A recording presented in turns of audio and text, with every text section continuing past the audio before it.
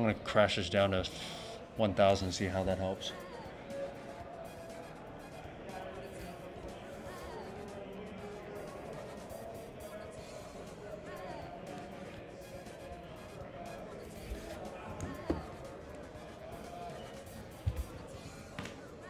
Okay, that's it right now. Okay. Is it back? Yep, we're back. Guys, can you hear me? Okay, cool. All right, I'm gonna go start the match again. All right. Sorry about that, chat. The internet here this weekend has not been great. And we got through day one with pretty much no major hiccups, but today is just like being insufferable, so.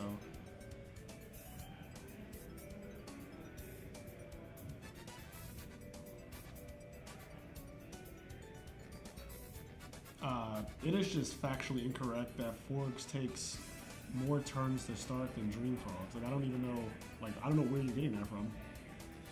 That is, like, such a crazy thing to say. Like, Frog OTK is faster than all the other Frog decks. Like, by a lot. Like okay, how could you say another deck is faster to start than a deck that plays triple Moray of Greed, triple Pot Average, triple Salvage, triple Swap, triple Sub, like, Reckless Greeds? Like, there's no shot.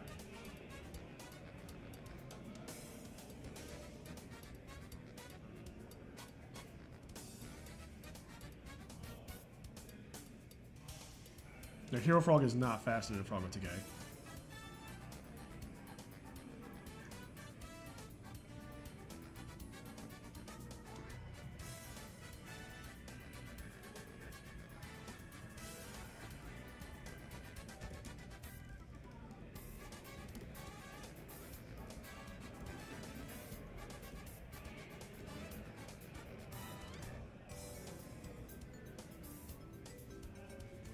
So GB's is playing Frog OTK right now.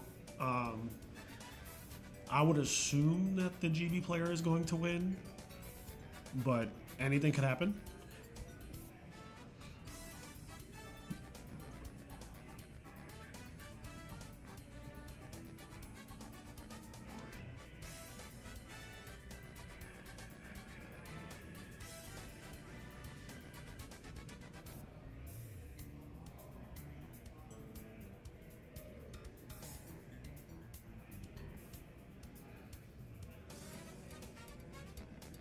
I mean, like, objectively, like, Frog OTK is just the fastest Frog deck, and there's no, like, this is not it's not up for debate.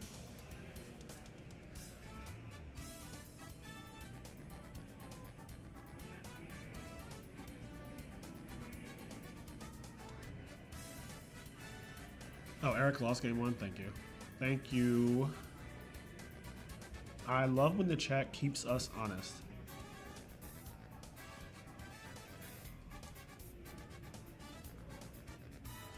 Thank you, thank you, thank you. All right.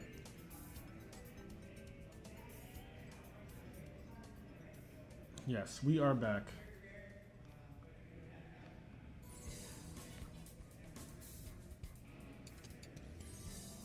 I feel like when the stream crashes, it's like a repair in the tournament. It's like a fucking repair, bro. We have to restart the stream.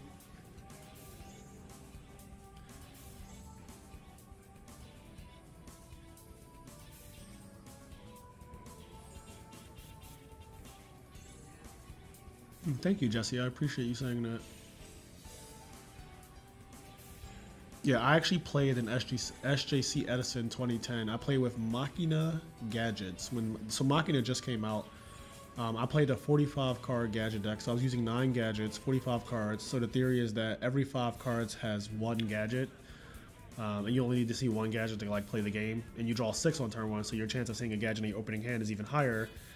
And then, like, you know, it was a very simple deck. I got my first ever feature match at SJC Edison, actually. Like, and you know what's funny? My first ever feature match in my life is me playing Machina Gadgets at Edison against Frogs. That is my first ever feature match. It's me playing Gadgets against Frogs. And I lost to Frogs. I think I won game 1. And then I lost the next 2 or something like that.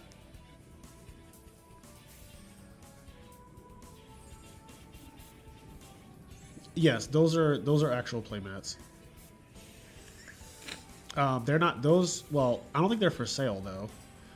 I think those are playmats that you get. Like the bottom one says champion on it, so that one is for the winner. And then the redemption mat is for people who play in the side events. I'm pretty sure. No, James left when the stream crashed, so I am alone. That was pretty good. That was treacherous. Yeah, if I knew about Horn of Heaven back then, but I mean, if I knew about Frogs back then, I would have just won SJC Edison, right? And I would have rewrote history. I actually wish I could do a hypothetical like time machine, go back, play Edison with like Hero Frogs, win the tournament, 0 difficulty, and like Yu-Gi-Oh was changed forever. Like everything, like that just creates a ripple effect, because then it puts eyes on frogs that weren't there. And so when we go into Frog OTK format with Ronin Tonin, which is the very next set after Edison, more people would be already aware of the Frog deck, and Frog OTK would be more apparent faster. Like it would be like everyone would realize that Ronin Tonin is super problematic. Frame 0.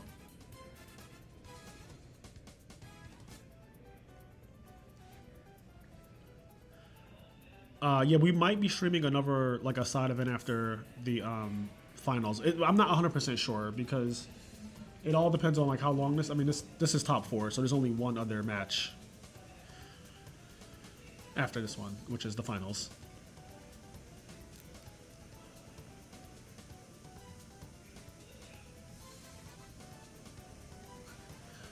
You made bank on Drill Warriors?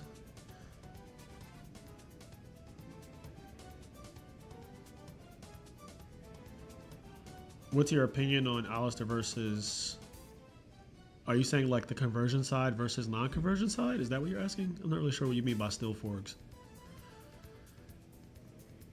Alright, Muntashir wins 2-0 very quickly. Alright, so that was... Oh wait, this did not... Wait, I think we have this wrong, right? It's this way, there we go. Oh, you can hear my opinion if you watch the Understanding Frogs at a high level, like the Understanding Frogs at a high level. I did like, I don't know, 5 episodes of that or something, maybe 4 or 5 episodes of that exact conversation. So you can just watch that.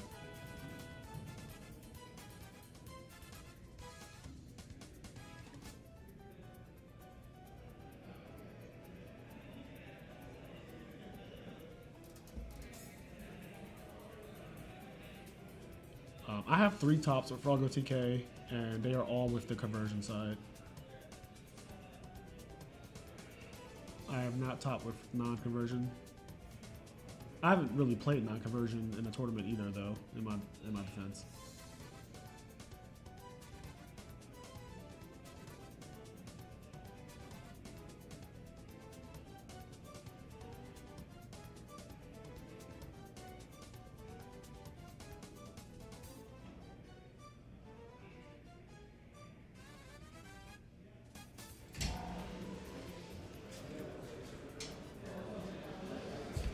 Oh, we're doing good. Yeah. Thank God. Yep.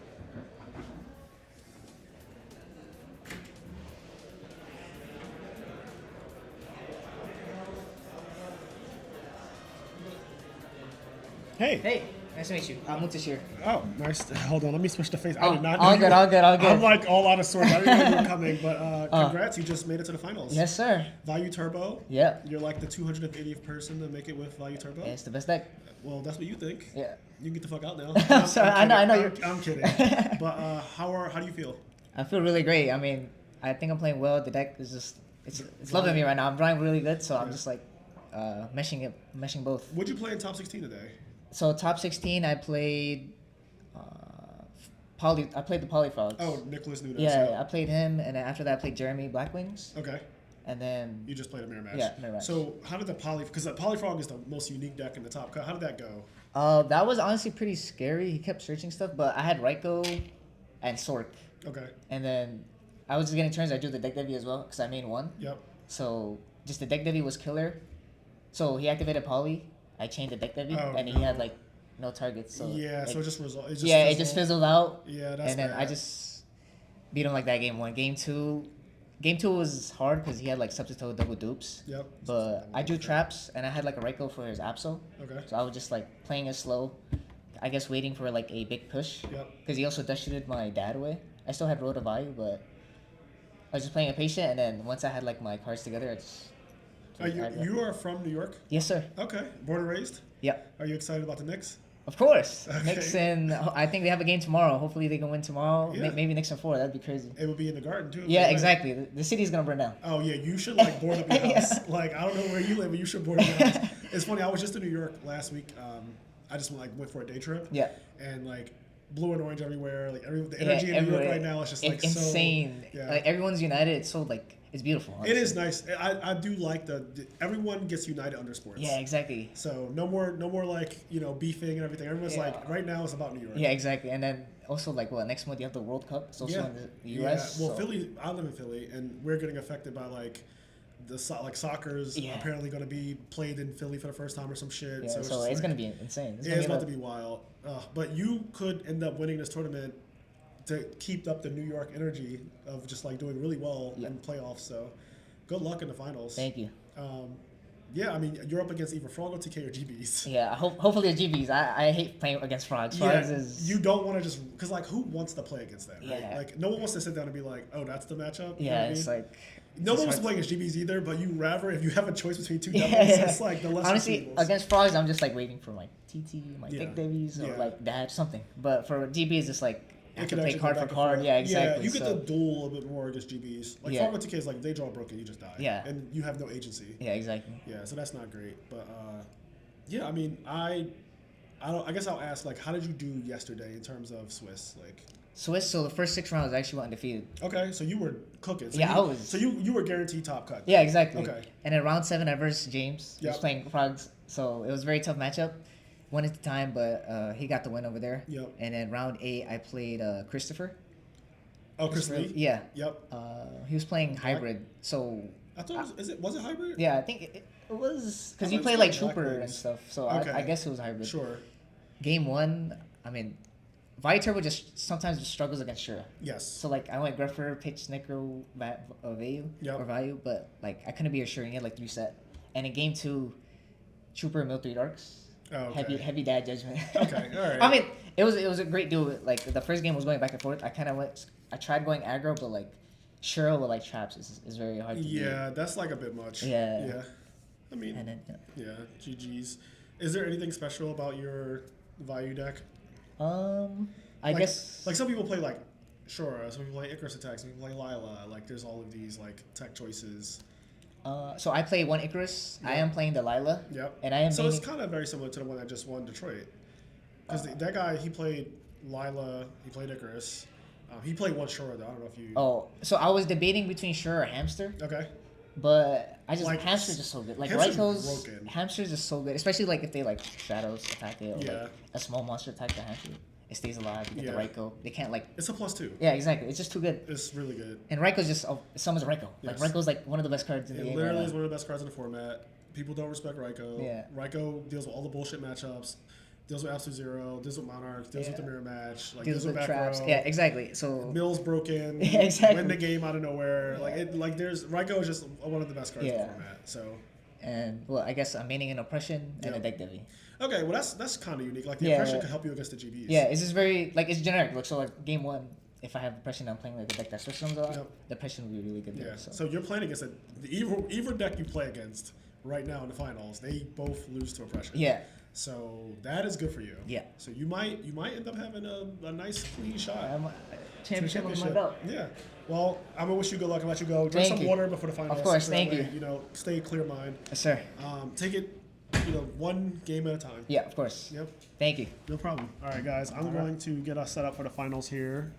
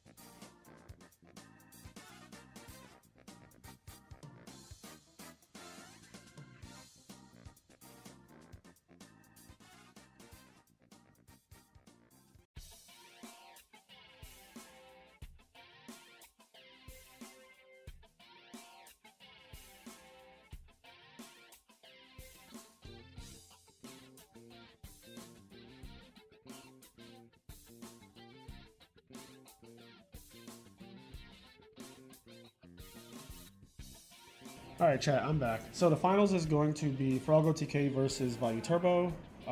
So Froggo TK apparently 2 OGBs, and apparently it was not close. It was like very, very, very oppressively one-sided. Like Froggo TK just absolutely shit on the GB deck. So that's what I just got word of. It was like 1-for-1 Dandelion, all the bells and whistles. Like neither game was close apparently. So that's the end of GBs. So yeah, it's going to be Froggo TK versus Value Turbo. Any questions?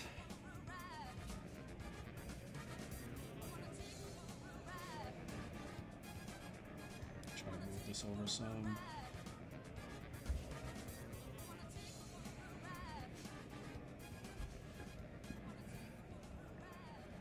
Maybe I'll do this for the header.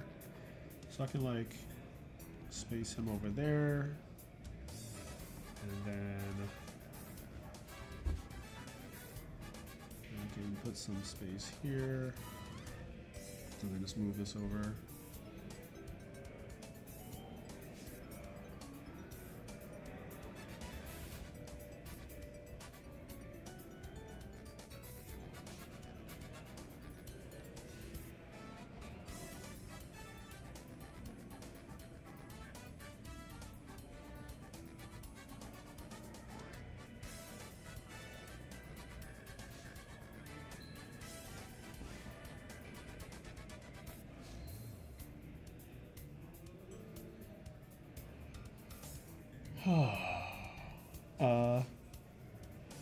There's no hat today. Do you ever bring a second deck just for side events? I do not, but I have like... So I bring my main deck, which right now is Froggo TK, and I have a deck box of just every possible frog engine in the format that I've ever like thought was real. So like I have Hero Frogs, I have Dream Frogs technically, because like Froggo TK is already kind of that. Like I just have a bunch of cards that can turn my deck into like any other frog deck, and I just always have that with me, but I rarely ever convert it to something that I'm not playing already on Saturday.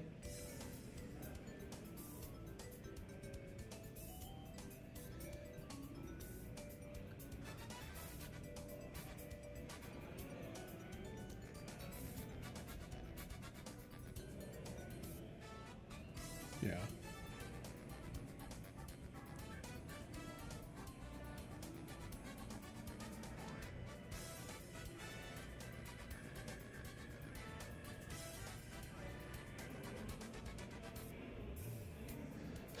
Value winning, people snore, Nixon 4. Do we know if Froggo TK is playing Beals Frog? He is playing Beals, yeah. The Froggo TK is playing Beals. We saw it on stream. We saw it on stream.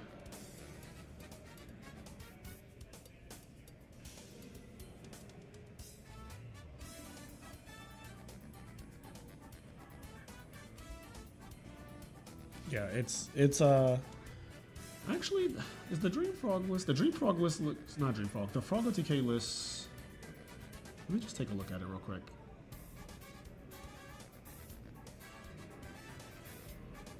Let me take a peek of the beak.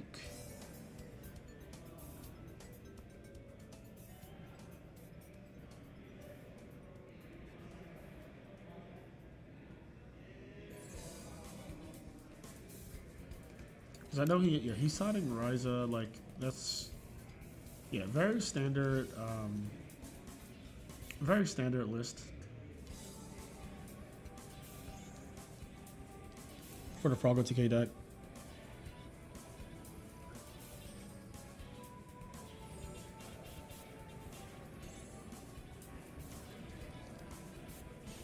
The value deck is like also tactile. It plays like Icarus Attack and Lila, and like the guy just said it on the interview. Like he literally just said what he plays. Like,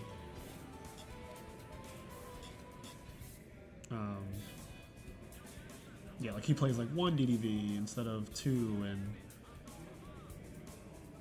yeah.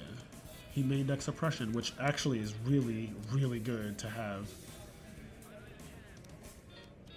He actually has a really fucking good side deck for Froggo TK, I would say. So we'll see how that pans out. But the value deck does have a pretty good side deck, I would say, for Froggo TK. So.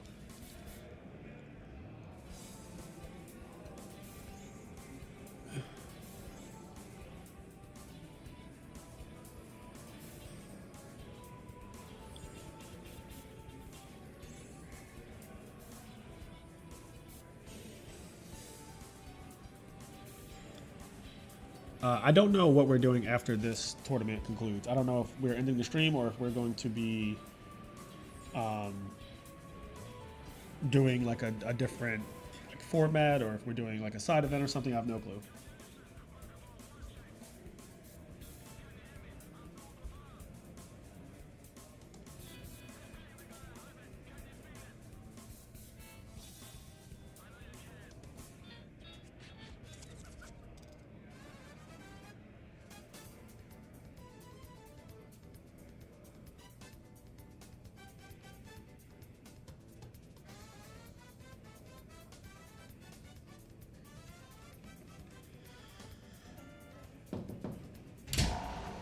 Hey. Can I lose it back? Yeah, right there. Right. Thank you. You're welcome.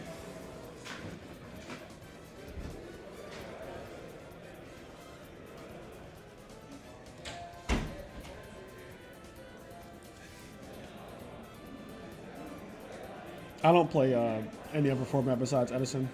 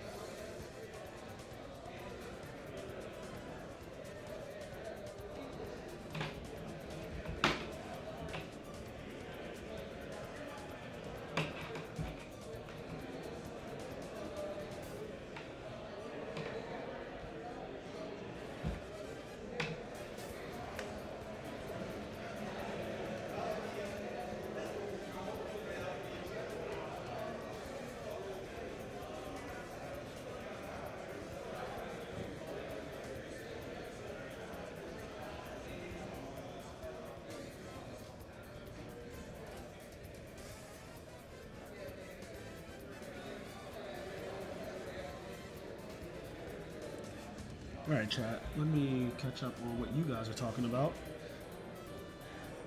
What about Edison 2? Edison 2. I think formats older than Edison are just chaos, good stuff with sprinkles of atrocities. Yeah, I mean, there's like Perfect Circle in there, which I think is like an interesting format. Not one that I would necessarily want to play long term, because it definitely has some atrocities in that format, like Crush Guard Virus and Disc Commander and stuff like that.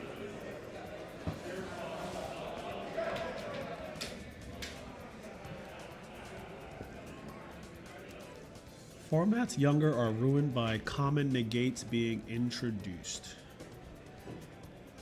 Huh. Nitro Value is a value deck that does not play hamsters and Raikos. It usually plays like Icarus attacks and draw traps and stuff like that.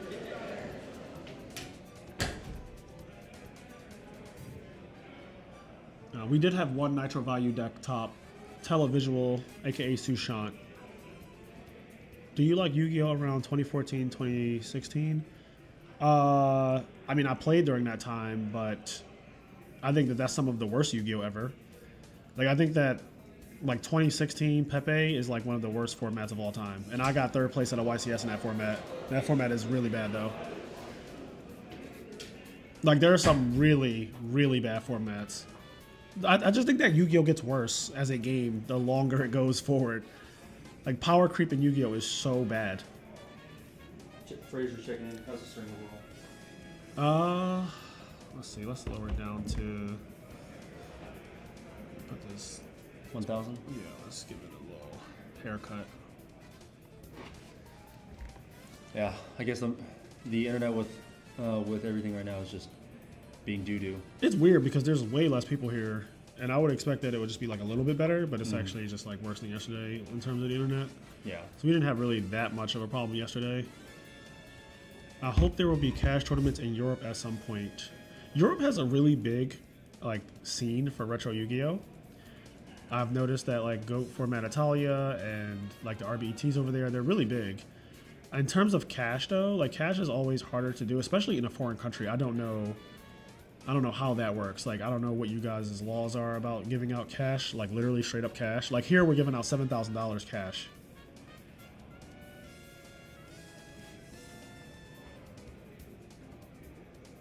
I'm gonna cut to 15 and see how that goes. Yep. Looks like it's stabilizing. Yeah. Fraser, it's time we see you at a big tourney with something other than frogs. Why? I've also topped with Black Wings and Titanial like dot deck, like the Titanium dot deck. Yeah, Amaryllis.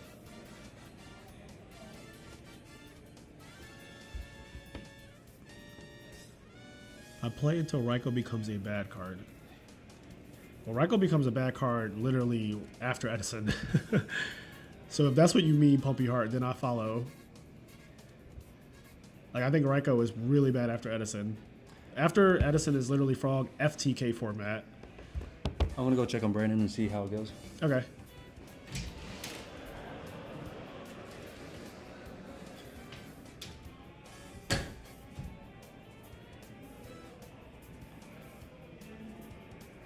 Back in my day, you got 3 tournament packs for winning and pulled 9 bulk commons. That's facts. That is like so facts.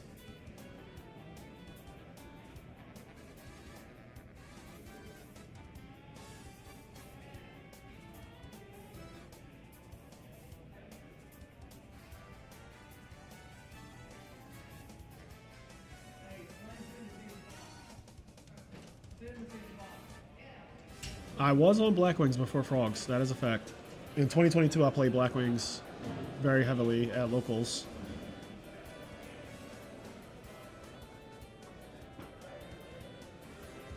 I didn't find Frogs until like I don't even like the end of 2022 and the beginning of 2023. My first top with Frogs was the very beginning of 2023, and then I just topped a bunch in 2023 with Frogs, and then I topped a bunch in 2024 with Frogs, and I won with Frogs, and still top with Frogs. But like, I've topped with like so many different versions of Frogs. I've topped with Hero Frogs, Stream Frogs, Frog OTK, Frog Monarchs. I might be missing something, but I know I've topped with at least 4 different versions of Frogs.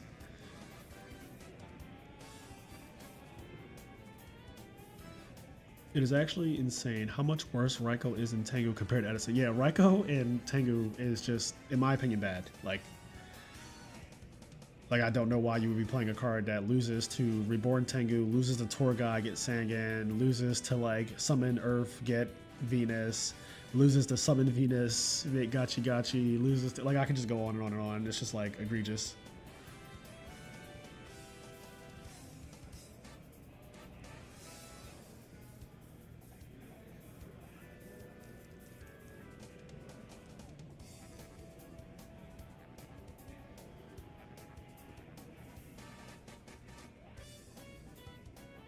Are you only playing Frogs going forward, or gonna go back to Hero Frogs? I mean, I don't know the future. Like, I have no way of knowing like what the future is. So there's that.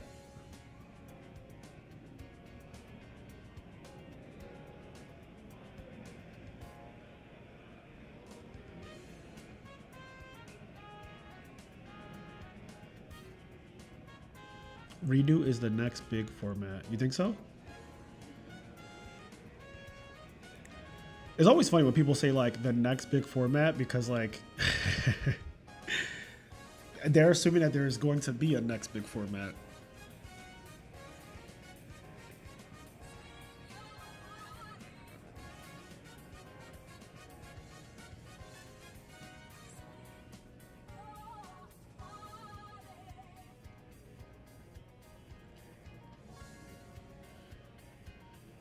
All right. Looks like players are finally seated. Marcial, thank you for the $2.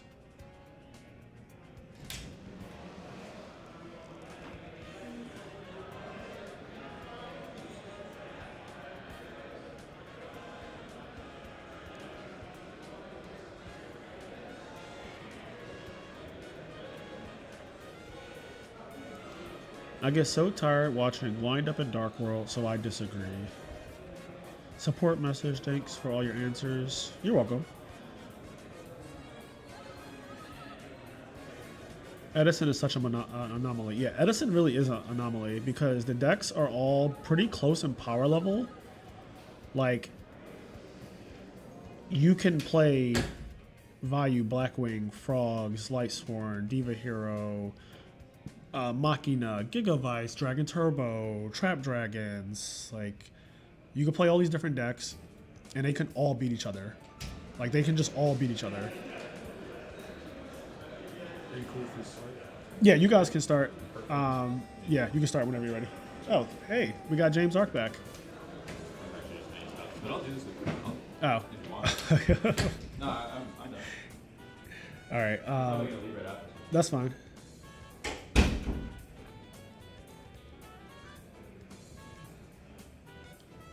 Over enough time, there probably will be. It's why Edison became a thing. People got bored with Modern and Goat.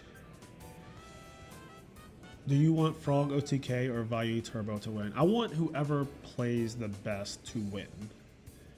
That is what I would like.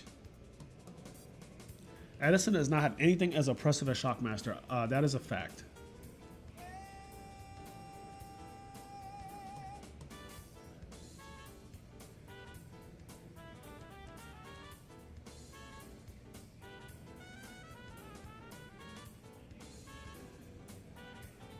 Amarillo is still viable in the big 2026. I think every deck is viable. Like, you just play whatever you want. You just play whatever deck you want. I've seen people top with anything, bro. The last event, somebody top with Machina Dragons. Like, you can fucking do whatever you want. Like, what does viable even mean? Like, what does the word viable mean in this context?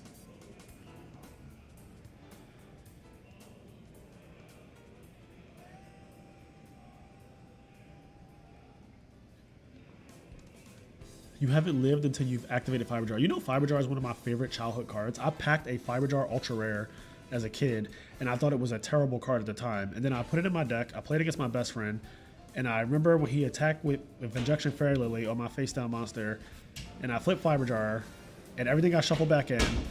And then, like, I drew my Injection Fairy Lily, so on the following turn, because he used his normal summon, so I summoned Injection Fairy Lily and, like, attacked him directly, and he couldn't really do anything about it. And then I drew the Fiber Jar again, and I Fiber Jarred him again, and he was like, this is stupid. And I was like, this is so fun. He hated Fiber Jar. He wanted to, like, rip up my Fiber Jar as a kid. It was great. Fiber Jar is one of my most fond memories of Yu-Gi-Oh! Ever. Hello. James Ark is back. I think I'll sit for the finals. Yep. So,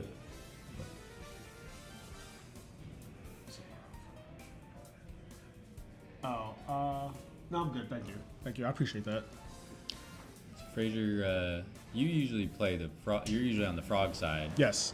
I know a bit about this matchup from the Vayu perspective. Yes. Perhaps with our combined knowledge. We can come up with something nice. Yeah. Well, Montessori is manning oppression. So Nice. that's already like a big deal. I said no matter if you play against GBs or Frog TK, like your main deck is kind of teched out a little bit for this matchup. So he got to go first, which is huge.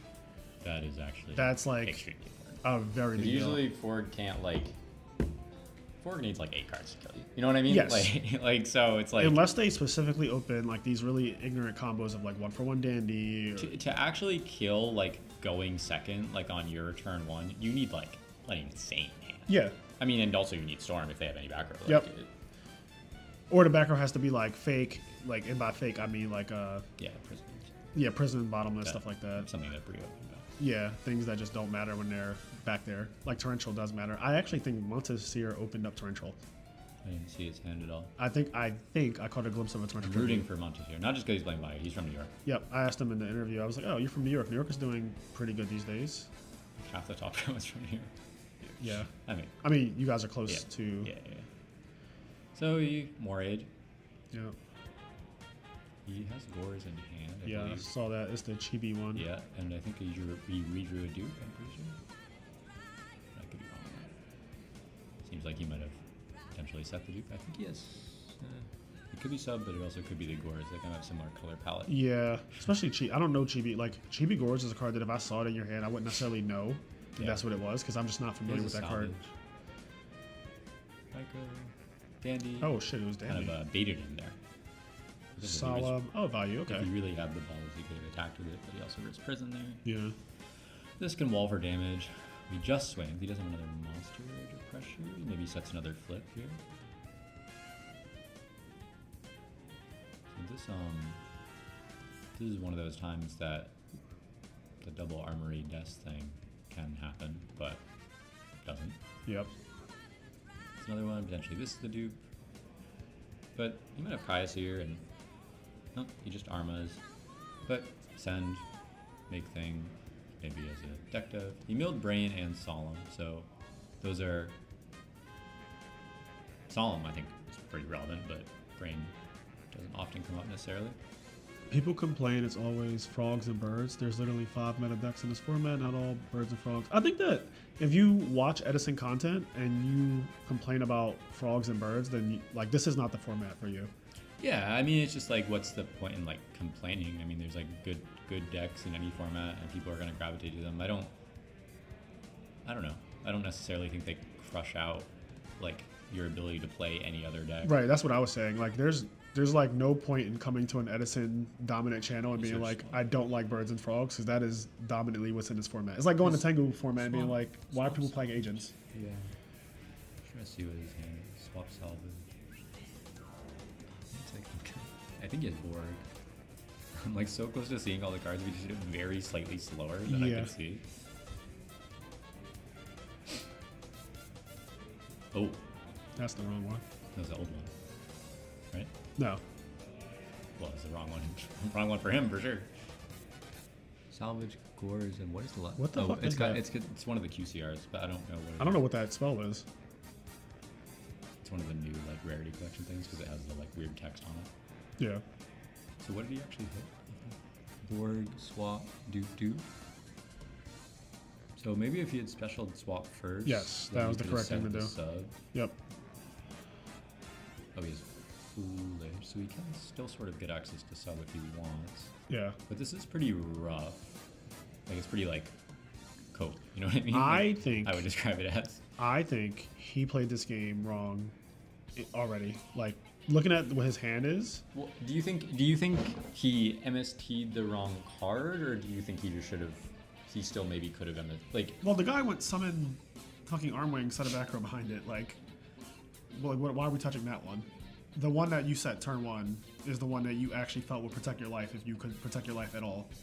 If you're playing against Frogger TK, you know that. Well, I think the one that he set turn 1 behind the Raiko was the deck flip. Really? Yeah, I think he hit the old one. Well, that's bad on Montesir's part. Because, like, why are you exposing your only chance to, like, win the game if you ever get to make an Armwing? Like, you shouldn't put it out there because you could just lose it to a Unifrog. Like, if he set that turn 1, that's so bad. Like, Raiko said DDV is just not good. Unless he moved his cards around in a weird way, but I'm 99% sure. It's just because the card he originally had set was so far over into the graveyard, so I assume that the DDV... No, I think it was... I don't know. I could be wrong. I want to pull it up on screen. Where is... Because I'm curious which one. I mean, now he it's had. super favored for him. So he has this card over here. Oh, no. The card's still over there. That Yeah. card's still over there. Oh, no. So it was the new one. Yeah, That was no, the like, no okay, shit, it wasn't okay. the new one. I don't. That's like you're Oh, gaslighting. okay, You're just alright, like my fucking bad, ridiculous my as a bad. person. No. I actually thought it was. Yeah, I was like, James is being ridiculous. No, I He summoned Armwing and set a card behind the Armwing, and you're like surprised as DDV. It's like, what are we talking about? sure. Like, have you played Edison? Like, And that was the one he MST'd. yeah, which is like, Probably was, which is crazy to do. Like, Probably made no sense. Yeah. yeah, I could see that. would be really cool to finally see Value Turbo win something. I agree with that. 100% agree with that. When Value Turbo wins, I'm always just like, the deck is broken. Definitely like an absurd deck. That shit is But nice. then people do the most egregious things, and I'm like, well, yeah, like no shit, you're gonna win So when that he happens. gores, which he knew he had, so he's, I guess, does he maybe his 2 Kais or something? Or maybe he just has like a Mirror Force. I can Yeah. see that being the case. I know that one behind Armageddon I still think is fucking Torrential Tribute. Avarice. Like, So I'm- I think that might be the other card in his hand. I think it might be another Av. Or no, it was the Foolish. It was the Foolish. Yeah. So he just has Avarice, swap, sub. He Foolish for the sub. Yep. Remember what we said before. Yeah. Oh, it was Mirror Force. Yeah. There's no way. You know, there's no way you attack into the known gores. Yeah. Yeah. But I mean, still not like absurd. Did he? Yeah, he showed the Avarice, right? Because this is. Yep. It's the last turn or second? I think it's the last turn. I think it has to be the last turn, right? What's Chibi that? Gore should be a DQ. Jesus. Tell us how you really feel.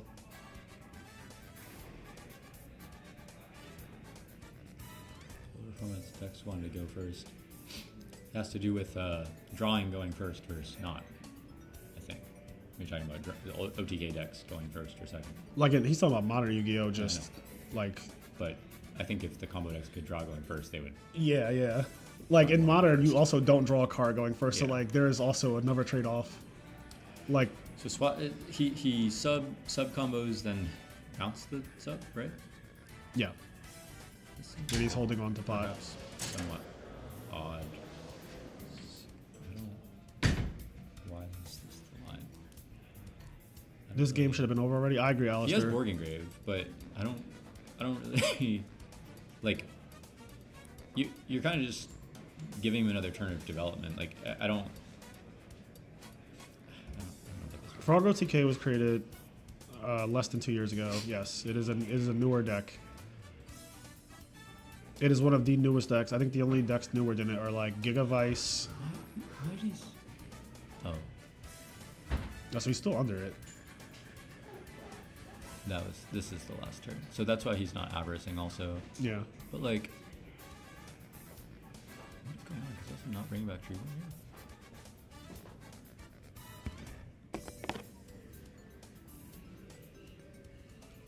Yeah, I mean, sure, Echo. There's that oppression. Yep. Not great mills there, but Yeah, I think Homeboy needs to end the game right now. Homeboy being Montishir. Yes. Well, next turn, yeah, he has sub avarice with Thing Engrave. Double Fishborg. It just gets so bad, obviously. Like, Yeah, I mean, there's a combination of draws off of pot average that just, like, the game just. don't I know it? James played Dream Frogs. Yeah, but like Montishir only has like 3-4 in hand, 4 I think. I mean, He has, if he has he has a return, good amount. That's what I was thinking. Like, he has cards in hand. He I has, mean, yeah, like there's certainly paths to kill here. Now that he got the Gores out of the way, also, and I think he knows what you're like. yeah, like, He knows he has to. yeah, like if apply I a lot of pressure have this game, turn, then I yeah, do it. I Yeah. mean, there's no interrupt. So Yep. if he has a game, he's definitely just going for it. It's also Why does but the it's forward player have 2 cards in hand? he got Because decked out and he did get DDV'd, but he's just attacking for 14. Now that is not that's exactly not. the sign. No, of- that's not great. But he already. He has 3 back row though. That part's good. I mean, Solemn's gone. If he, I mean, the cards that the sequence that he has to hit off the avarice is pretty crazy. But like, I don't think so. I do. I mean, what? What do you mean? You don't think so? He thinned his deck out of. What's happening? Oh, he's. I don't know. They're arguing. It's me after I lost a GB. Yeah, I mean, literally. I've been in your exact position. You and I are very similar in that regard. I got 2-0 and it wasn't close. Yeah. The only difference is there was 2 in your top cut, there was 1 in mine. I got paired up against in the top 16. Got bopped. I was like, all right. So you're trying to go. You're trying to go sack for sack. That sounds crazy. I know what I said. Oh, okay, yeah. So Dandelion is obviously one of the cards that's just like. That would be good if he draws it. So that's yes. what I'm like. There are some disastrous like. He has Storm, Double Dandy, but also like some of that Also, like, some of and- that gets interrupted by Bottomless. Like, But like a combination of just like Murray, and then like Well, that's just the same. like a I mean, salvage. Like it just looks like a combination of cards. I don't like this kid's shuffle, by the way. Which he's a good kid. Uh huh. He's 22. Oh, 22. Oh, he drew Murray. Okay, so he has another chance to drop. That's what I'm saying. Like, there's you were like, oh, I don't think there's a combination. Like, there's a high combination of fucking nonsense that can happen. Just because, like, I played this deck for the last year. No, it's. Oh. I didn't say there's no combination. No. He has a second average. He has a second average Moray. I think maybe that's what. Oh, what the fuck? Sack for sack. Oh, Marcus LOL's in the. He's here. I don't know. I'm just. He's just in time I'm to hate on baiting, bro. James. I'm just Marcus baiting. just in time. Marcus, He's gonna watch regardless. That's the thing. Marcus, did you see the fucking top 8 match of? Wait, what? Why are we not bouncing Swap Frog and playing Murray Agree right now? I see why you say that because he has Borg. I mean, the thing is also isn't like, not that this is necessarily a great play to do, but like, isn't Black Rose just free? Like, it's Yes, almost that's done, like- 100% what I was thinking. Yeah, I mean, it's just like, And you're at 52, so like you're not even scared to pass after that. yeah. You also should have probably shuffled back Gores, but that's another topic for another day. I don't know about that. He can go pretty deep here. Like, but the sequence at which he's doing, like, I understand like thinning a bit before Avarice. Remember when for you sure. said like combination of draws? No. I mean, yeah, he Avarice and Avarice. I get it. Oh, he Oh, shuffled Gores back. is getting shuffled back now. Like he could very But well. he's keeping all his des. I mean, which is fine. But like, but also like, okay, shuffling back a sub, like, can't like. Yeah, the sequencing is wrong. Yeah. Like factually, the sequencing of this duel so far has been incorrect. I mean, you're supposed to thin it the most amount. Like in this spot, like sometimes you actually want to thin it the least amount you can because you don't want to draw. Like, you know what I mean? You don't Right. want to draw any of the des. But in this spot, you want to thin it the most, which means like you don't necessarily want to shuffle back the sub. The only time you really care about shuffling back the sub is so you have follow up. But he drew a des and he maybe redrew the Gores. yeah, I definitely saw Death wrong though. No, it's Beal. It was Beal. It's not Gores. Okay. Okay. Nice so 2 cards off of Pot Avarice. cards that you would prefer to be back in deck. Yeah. Yep. And now is the last card known? I don't know. They can't hear me now. We are like so Yeah, far. we're pretty far away. Yeah. But we're also in a separate room. I am so glad we're in this room. 3. Murray, Dandy. Dandy. Oh God. But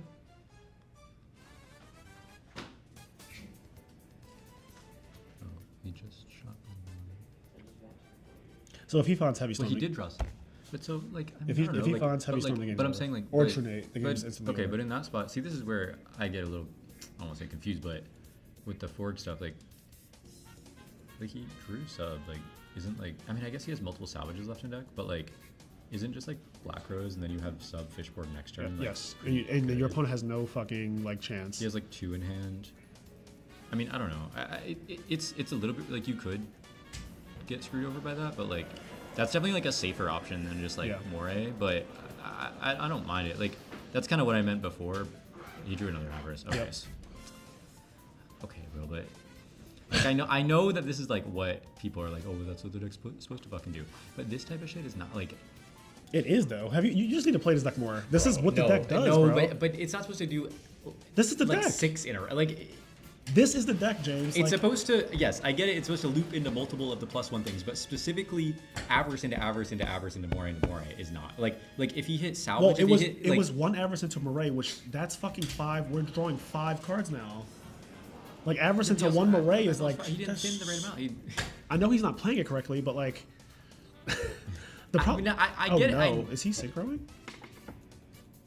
Real quick, What's up? would you like redo or goat after this? Please redo. Okay. Like, please. It's a Stardust. I don't know what's happening. Also, your boy, Mujashir. him letting it get to. Like him letting it get to a Stardust means they could have got to a Black Rose.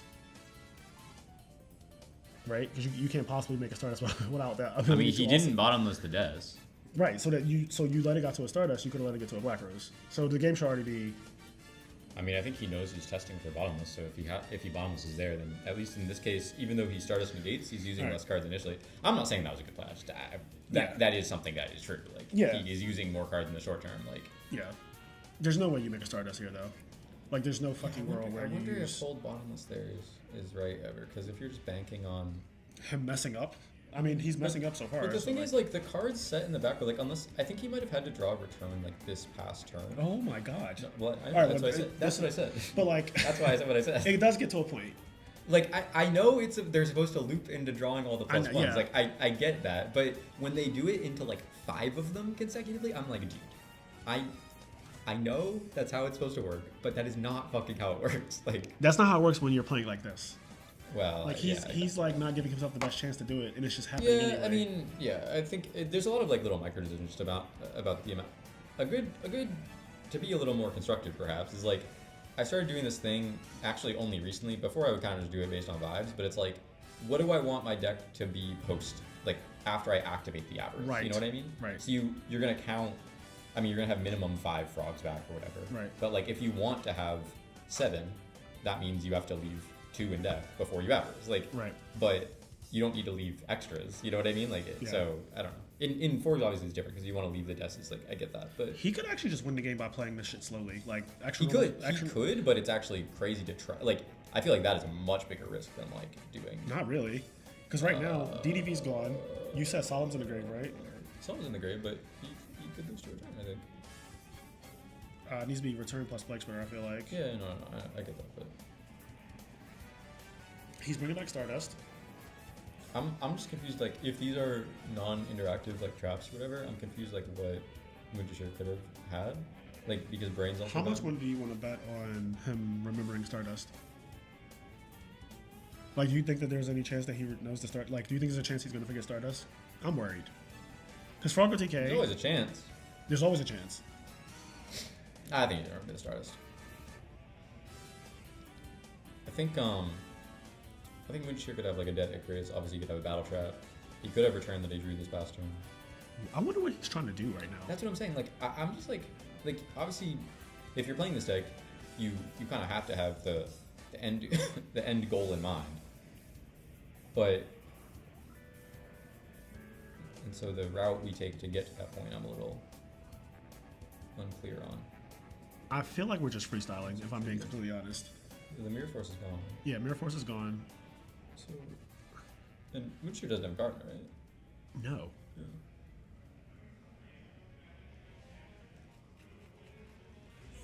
Prison's Thieves.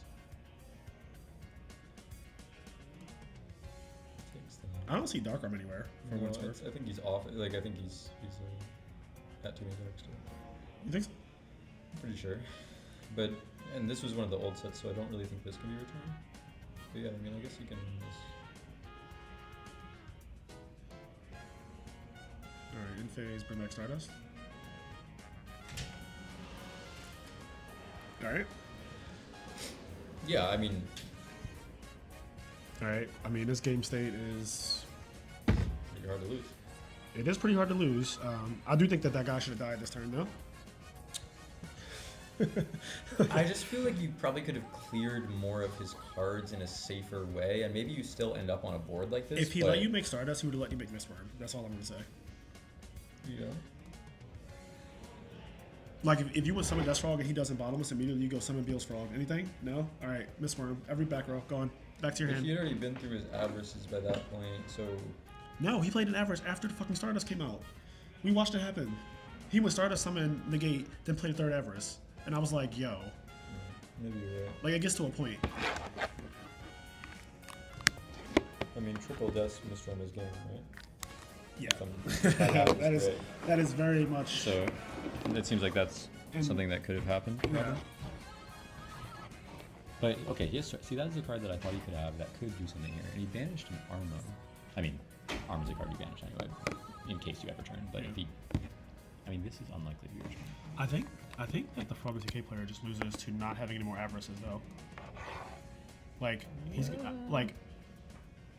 I don't know. I mean, he's still in a pretty... Like, he has flip-flop set. I don't know how many more lights Mujishir has. Yeah. What are we making? Attack. What are we... What's he trying to? Oh yeah, I guess he's going for Goyo. But we got Brio the back row and do something after. I don't know. I mean, if he doesn't have any lights, then he could just like. I mean, he doesn't have to do anything. He can just flip flop and That's what I was thinking. Brio's on top, but is that what he's making? No. It's like honestly, I mean, I feel like you're saying he's playing badly. I'm like, I think he's not doing certain things correctly. You know okay, he's- this can't be life. You know what I he's mean? playing badly though. Well, I'm Like- more just like confused. Like, you know what I mean? Like yeah, there's no. Oh, Like he's you- like, like you- about to fucking lose now. Yeah, like Wait, you know there's just like no way that was. threw the There's no way entire that was game. what Like it what are you was supposed to talking? be. Like what are we on about? Wait, Like he hard through. who's- he wrote his. Oh no, he wrote it now. He's checking his grade because I think he already went through both armors. But What game is this? Game did he one. add something? Off the, did he add aggression? He did. No, he did. Oh, okay, he just did it really fast. The game's over. He like the frog that cannot.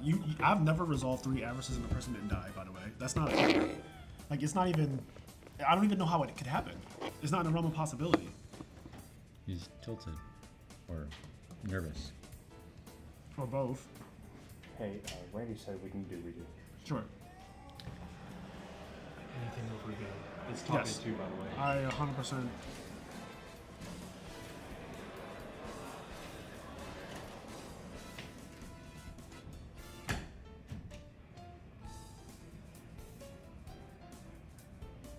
This is untimed also, right? Yeah. Missed arm double. Like Well, they're double arm crash. the deck cannot. He will not recover. There's no way to recover from this. He used all 3 averages and didn't do anything with it. Well, So he just like wasted double all that arma, damage. double arma, mistworm, and 1 death this game. Sorry, double mistworm, double armory into the arma, and 1 death this game. Oh sure. Yeah, So I mean, he had infinite lines. Like because you could do that. I think even if you. yeah. even I mean, just the one value deals. wins the tournament, and Well, we it's move on game with our one. lives. It's game one. I just don't think he's playing well enough to win the tournament. Like, cause the other guy is not playing bad. Sure, baby. You thought he was by saying he fucking set Raiko and DDV turn 1, which is like fucking crazy. I just couldn't see the card correctly. He has scores in ammo. That doesn't do anything. Are you just calling out things that you're seeing? Yeah, because I can't see that well. I'm What like, is- I can't like, see the cards like, that what well. is- like, what does no, Gores do? no, I'm not saying the Gores changes the Attack, result of the alright, game, banish, but I'm like, saying, like, no, he banished me 1. He banished the dude. All right, That's don't what I'm saying. attack. Like all he has to do is not attack. Oh no, He he already fucking attacked. attack. Why'd you attack? But he's also at 75, so even if like, it's pretty difficult for like this Gores to connect all the way. All right, we're banishing. Are we going to like plague spreader zombies? Like what's happening? Sure. Why is this happening in main 2? Even Yeah, though like why wouldn't this be a main phase even though 1 they're action? Icarus or plague? Yeah, I think he does have plague. Yeah, this turn, Alistair's right. He pitched Dandy for Borg and played 3 Averaces and multiple Maria Greeds in the same turn, and nothing happened. His opponent took no damage. Maybe his field got clogged.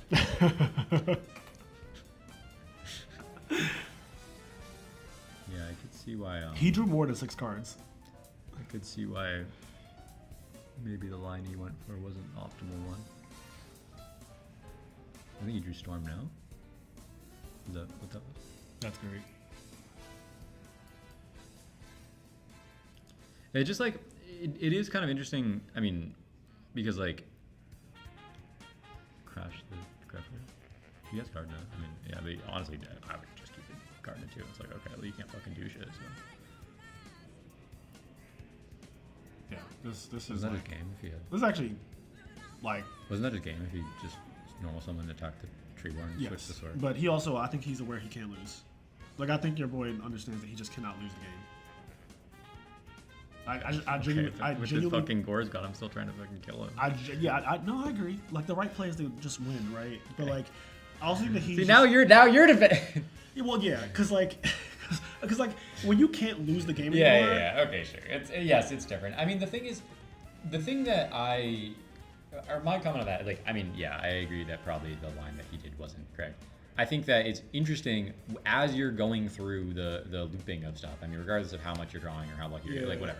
Like, there are points that you're like, because you constantly have to be reassessing, right? Like, like, how much am I going for? Right. You know, like, and what way am I doing it? Like, am I mistworming them, which is like, I mean, mistworm's fairly like low commitment in the sense that like it's on summon and like you use 3 cards, whatever.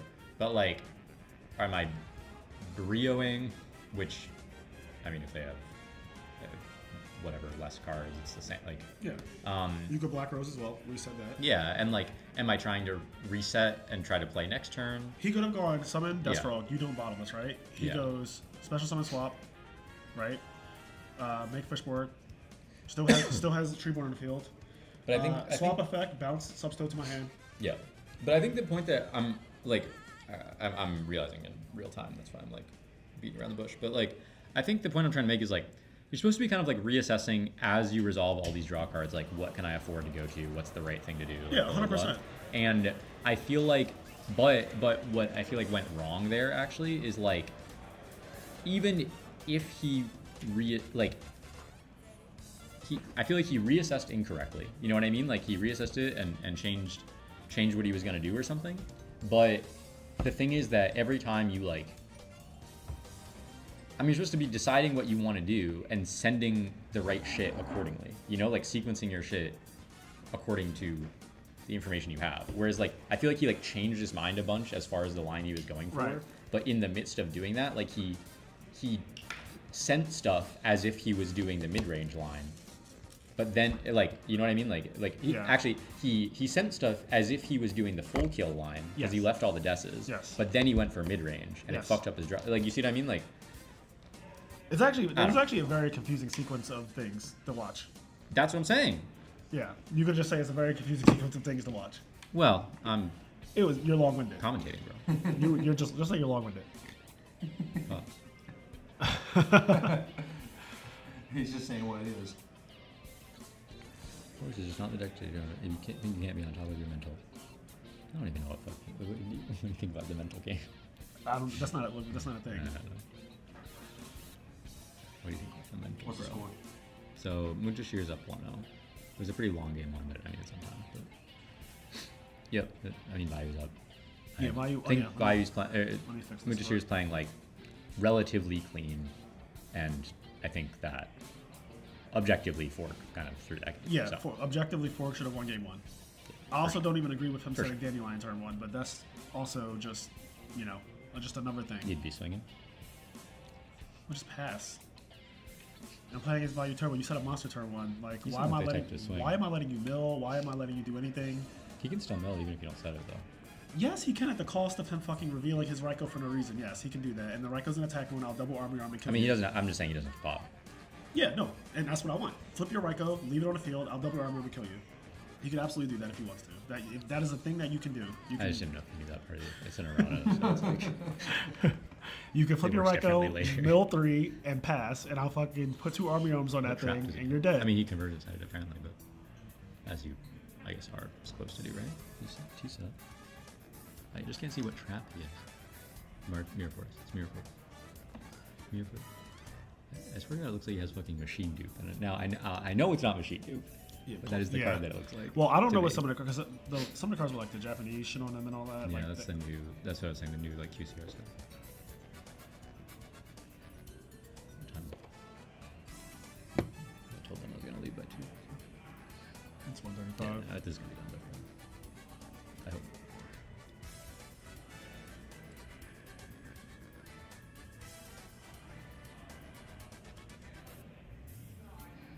This shit ain't rocket science. Well, actually, you fucking navigate the turn correctly. The right amount of Yeah, sends exactly, and- right? Like, give him the deck and be like, you do it. I mean, I'm not actually. There's like, at the end of the day, with frogs, there's so much little micro decisions that, and there is like a element of, I know everybody likes to be like, oh, this is a fucking right play, this is a wrong play, Yeah. But there is an element of like, people have different levels of like risk analysis. That again, not saying that applied to that exact situation, but there's very few people that I watch play frogs and do it like 100% correctly because like, in my mind, so you've seen I me think play. you will. I think you. Yeah. Well, So I'm- you've seen me play. well, that's kind of what I mean. Like, it's just like a lot of people that people think are like some of the best frog players. Like sometimes I watch them. Oh, trust me, I know exactly who you're talking about.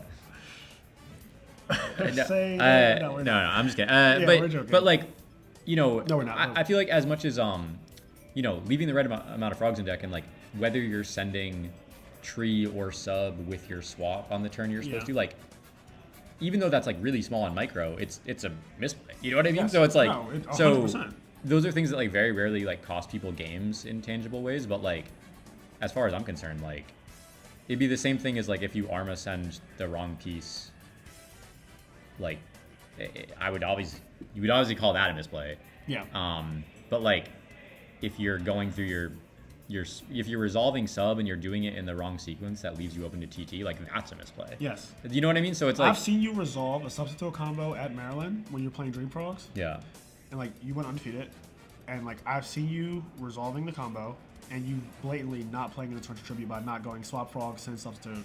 yeah. It's like full like end on dupe block, and your opponent's just kind of dumbfounded. Yeah, and you can hedge it too because you can swap priority bound. Like, Yeah. you know what I mean? Like, so and the sequence that you do it, like that, those can be misplays. And again, there's like sometimes there's room for interpretation with it, but not so often. But so frogs are, I don't know, frogs are a well, complicated deck sometimes. Well, Greg, we're not talking about -1%. If we were talking about game one, what we just saw, game one was like So he hits tree. He's at way tree turn more one. than -1% misplays. He said tree trap. So is it discard trap or MST maybe? Dust Reno? I don't know if they really side Dust Reno. I had like a that. phone They don't usually call. side Dust Reno. Oh. You're never gonna blow your load and not win, not do any damage. Like you're not gonna win later. I mean, it definitely did seem like he was in a winning spot, but he just had the sword. Like I mean, I don't know. Like yeah, we're all in agreement that I think that he fucked up. Yeah. It's also crazy because like I don't get lucky situations where I survive a DDV, and then I'm able to draw like Dandelion, Pot of Avarice, Moray, Pot. Yeah, he just like bounced. What just happened? I mean, he just took the wrong amount of life, but Okay. oh fuck. Yeah, it's definitely beyond percent. I agree, Greg. 100%. It's beyond percentages. That game one is a fundamental misunderstanding of the deck. I mean, he just fucked up. I don't know if you guys have No, fundamental. it He fucked is- up badly. It is but- though, like because you were talking about fundamentals essentially when you were talking about the substitute, like thinking your deck and reassessing. That's fundamental, right? You would consider that to be a fundamental thing when you're doing a sub combo. You don't just know say what I I have consider pot. it. I just want to play pot, right? You don't just fucking do that. You never did that. Sometimes I do. No, you don't. I do want to Don't play let pot, James sometimes lie I on do this use the on pot. this channel. But yeah, flip bounce Grefford. You don't have shit going on. He has Rising. Rising. I know. Flip bounce Grefford? Yeah. Flip Brown Scruffer, bro. Give him the Gruffer back. What could he possibly do with it? I feel like you two just need to go play a match. Get him out of there. Nah, it's not. I feel like that if people start commentating and they're doing that shit, they're like, actually, it was fucking, I should have been. No. Even though I should have been. But Like, so I would have been you. but okay, come on. Like, to me, that's way more egregious than like, oh, he fucked up his like Mistworm sequencing, whatever. Like, why the fuck did he flip bounce instead of distributing for the rise? I don't understand. Why does he have a back Does row? he have a Solex in it? Is that what it is? Like, Why is there a back row? yeah. Like, are you gonna wonder like fundamental misunderstanding of how to play this deck? Why is But there, the, why does but he the have a back row? Ryza thing seems pretty like super fundamental. Why There's is he- fundamentals and then there's super fundamentals. Why does he have a back row right now? It's a trap. But why though? Like, why is it set? So he can use it. It's probably a Dustinator MST, and he wants to snipe Muntashir's back row. All right, well, let's see if Montesier's at the back row. Muntashir might suspect that it's a Dustinator MST, and he might not set a back row because of it. And you just instantly lose if that happens. Or he might set like 3 back row here, and you have to fucking gamble on. Oh, okay, it's TT. Okay, that doesn't even fucking matter. This was main too. So If we it- go for TT Unifrog? No, it was TT. It was TT Treeborn I mean, turn 1. flip flop frog. TT. It was flip-flop? TT Treeborn turn 1, then he set flip flop. Yeah. So Next why are we going for TT flip flop frog? Well, it was TT Treeborn turn 1. Then he set a flip flop frog with a TT set. That factually happened, right? Like TT with flip flop frog. That happened. I'm not saying it didn't. Okay. All right. So Isn't does, that he, good? does he have Solex? Is that? Oh, well, at least not. I'm confused. Yeah. I know it's been a long day for you're me, but yeah, I'm a you're little confused. You know why you're confused? Because it doesn't make sense. Well, I like to try to, even when it You're seems trying like to make people it are make- just you're are, trying to are make do- it make that's sense. how that's why I'm so damn good at this game is when even people are doing things that appear on the surface to be just fucked up and weird and why the fuck would they do it? I'm like, okay, but why are they doing that?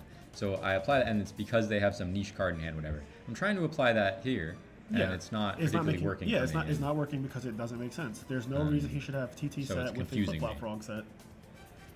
Salvage. That's a So he field. also, he That's also a didn't, field that didn't I swing with the Dyna, which I don't mean, have. I agree with, but it's fine. You don't have to swing with the Dyna there, but you might want to switch the Dyna to defense personally, but right just but- because you know but that's just a. junk synchron can beat over a Dyna in attack. I don't think he has chance. I don't think he has junk either, but just saying, You sound like me now. it does matter though. At 1%. 1% of time. It's good this guy sets whatever trap he draws and plays it. He's sort of a. So you're saying. It's a kind of a C card, play card pipeline. All right, well that Ryza that you were talking about, Ryza. Oh, he has two back row. I didn't even notice that there's one. Muchus here? Yeah, it's like one. Bro, he far- sets them in weird locations. Yeah, so I didn't see it. I mean, he plays Karin, but I didn't see that. it happened to be too. Yeah, normal flip. Oh, that's cute. He's gonna try to use the Uni effect. Shut up. That's what he's gonna try to do. What am I supposed to say? Wait.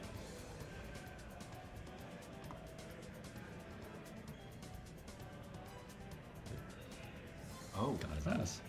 Wait. you got debated. Why are we doing that? From who? Why are we sending Charge Light Brigade?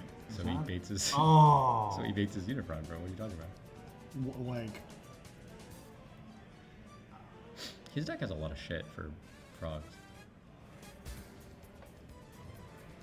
yeah, no. I said his side deck is like actually good for. But so Frog. this TT was already. So I mean, this could, in theory, be a Prison Mirror Force or something, right? Oh, the Gruffer that he returned to hand. Gets another sort of use case. Yes. Oh, I said use case. That's not really what I meant.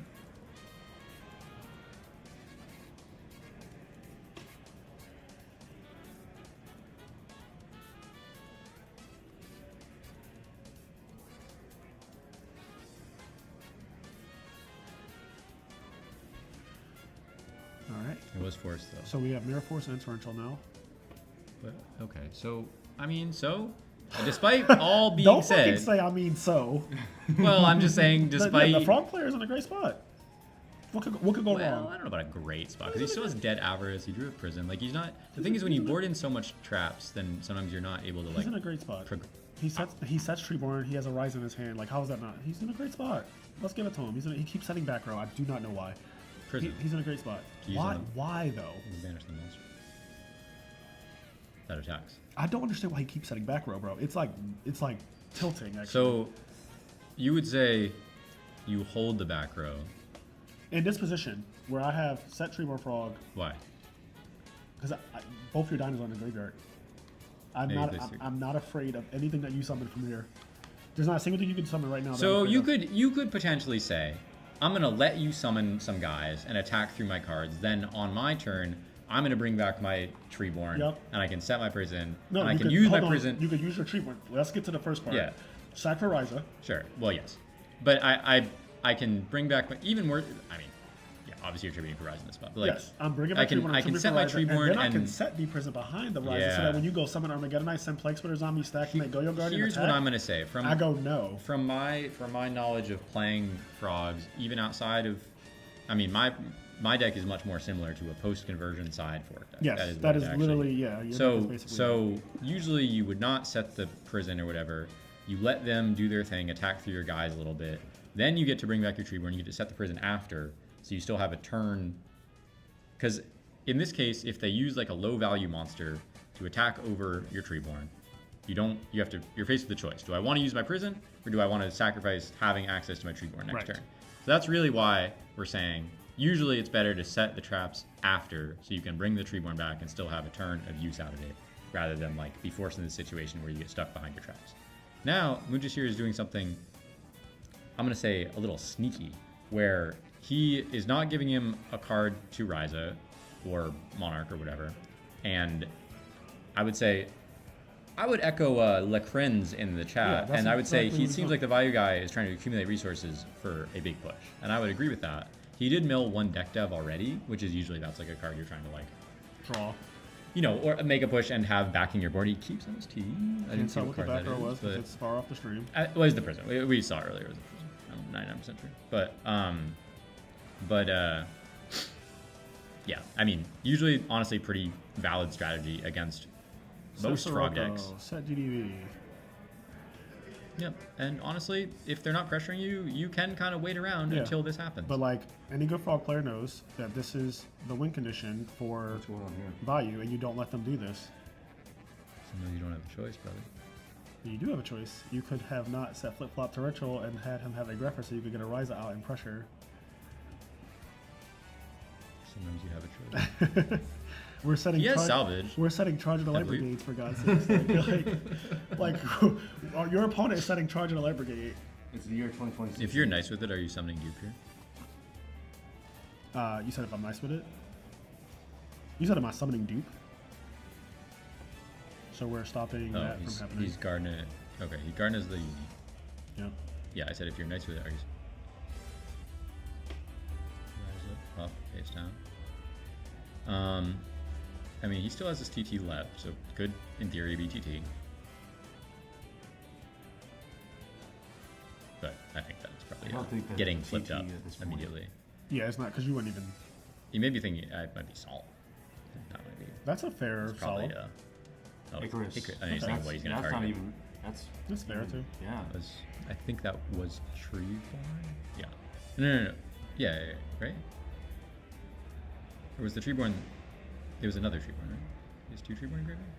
He tributed Treeborn for Ryza. I don't know if the other set monster was also I Treeborn Frog. think it may have been. Okay, but now, see, this is kind of where, I'm not gonna say it's really where Mujashir wants to be necessarily, but like, if you can stick a, you know what Mujashir's sides that we saw in the other match, fucking Kaiku. Yes. So, a Kaiku That would here, be that GG. could definitely be a card that he's been sort of sitting on. Yeah, that would be GG. And like, this is sort of what you want to do. You set up for one turn where you just go like, Guy, Kaiku, set a rug, go. Why are you whispering? I'm deep in thought. Doesn't seem like he has Kaiku because he's not summoning it here. No.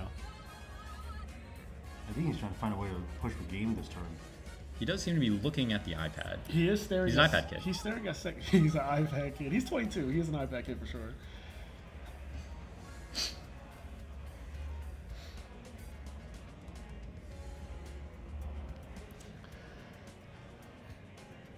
I mean, you sort of check Crow, right? By doing this. Not that they all side Crow or whatever, but just Yeah. like that is sort of like first action. You try this, you see if they Crow, and then you have a little bit more info to do your thing. Oh no. All right. This might be over. This might be the He has last turn of the Taurus. game. No, he has Taurus. There is he a place does? for Yeah, him to break factually. too. Yep. He has Taurus. Okay.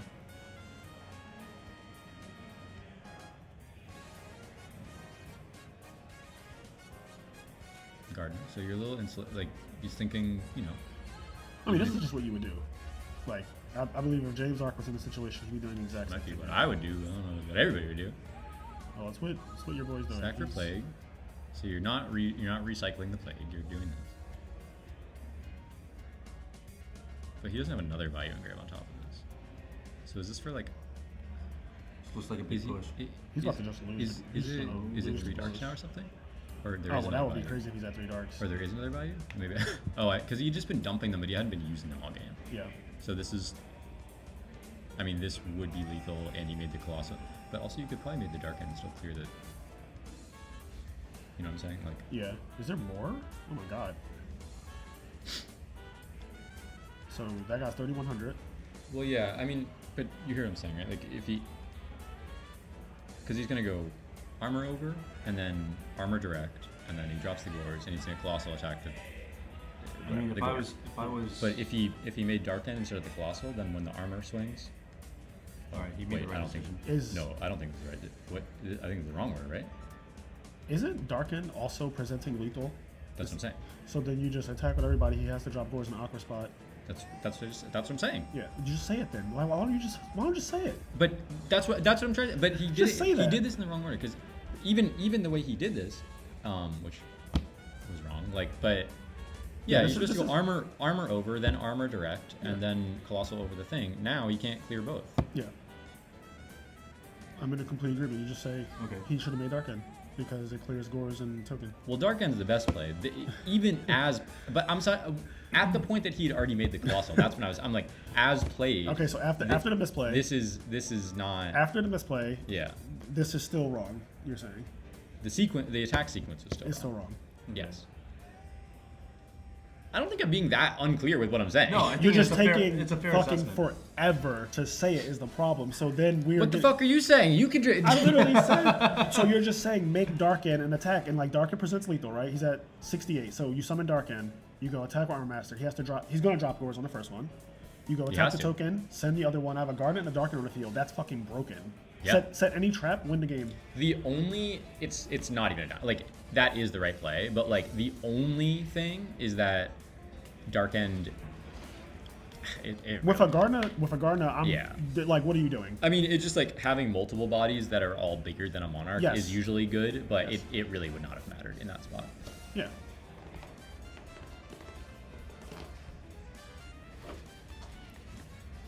KVZTCG says I would have made Dark End. That's why you're the GOAT, bro. Oh, but this is main 2. Yeah.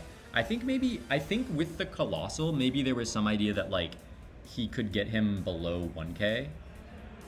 This is fucked. Actually. So this is the card I was saying that like he has a lot of cards. he sides, yeah, he has 2 of those in his side deck. Yeah, I know. Actually, I water arted him, and he had one in hand, and he milled one after, and I was like, oh. Yeah. All right. Now he wins. Yep. Very. Wow. Very simple, straightforward. Any closing thoughts on this tournament? I mean, we could be congrats here for- to everybody. You're gonna be here for playing the reading or whatever. Yeah. Congrats to everyone who topped, including you, James. Congrats to Monteseer for winning with Value Turbo. That's the GOAT. Congrats to Baku Brody for winning with Frogger TK. Getting second, yeah. Getting second with Frogger TK. There is perhaps some improvements to be made on the finals, but I hope we weren't too heavy-handed in that.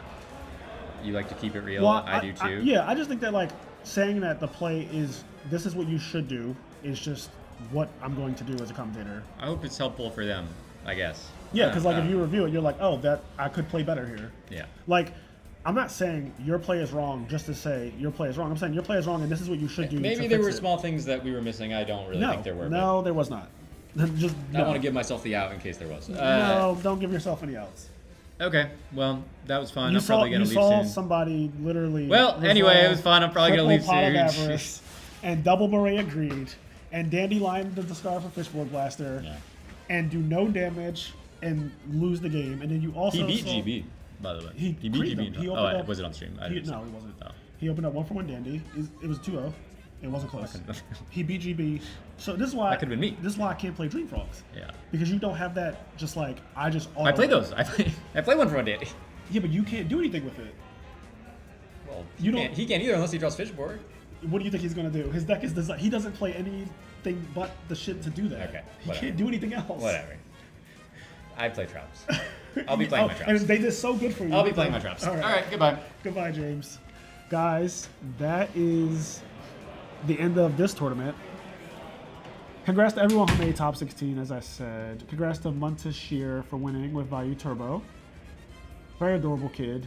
I think he played the finals pretty well overall. Like, I genuinely think he put himself in a position to win, and he did not make any egregious misplays. And I think that, like I said, I want the best player to win. I think he was the best player.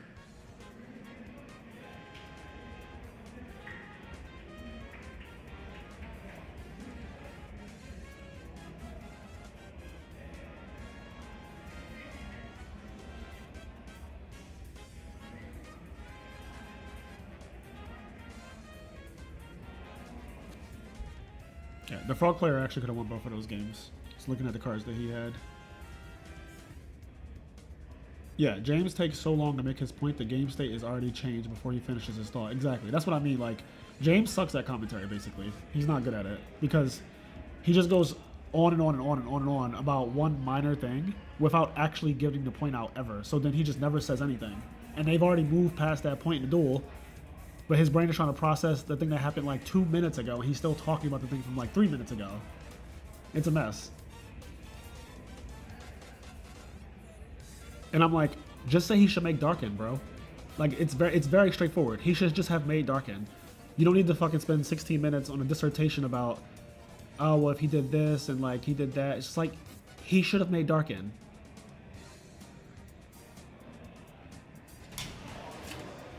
We're getting the top 16 guy to come up. Okay.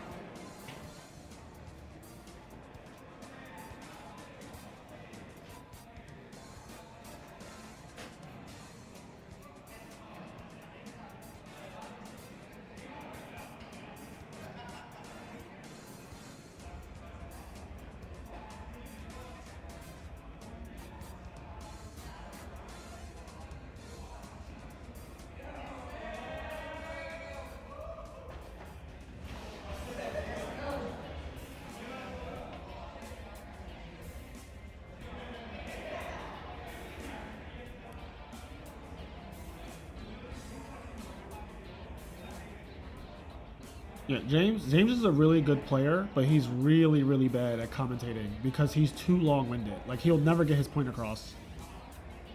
And, like, when you're doing commentary, nobody wants to hear you yap about, like, the same play that happened 3 minutes ago when they've done, like, 5 things since then, and you're still on, like, that same thing. Like, what are we talking about? All right, soldier. What we got? I got the pairings. I wanted you to look at the matchups to see what you wanted to throw out. Are there any... Oh, I don't have decks, though? Okay. Yeah, I have the. That's what I'm trying to figure out. Oh, thank you. So table 1, Adam is it's Dark World Yep. against Pyrgia. Okay. Table 2 is Wind Up against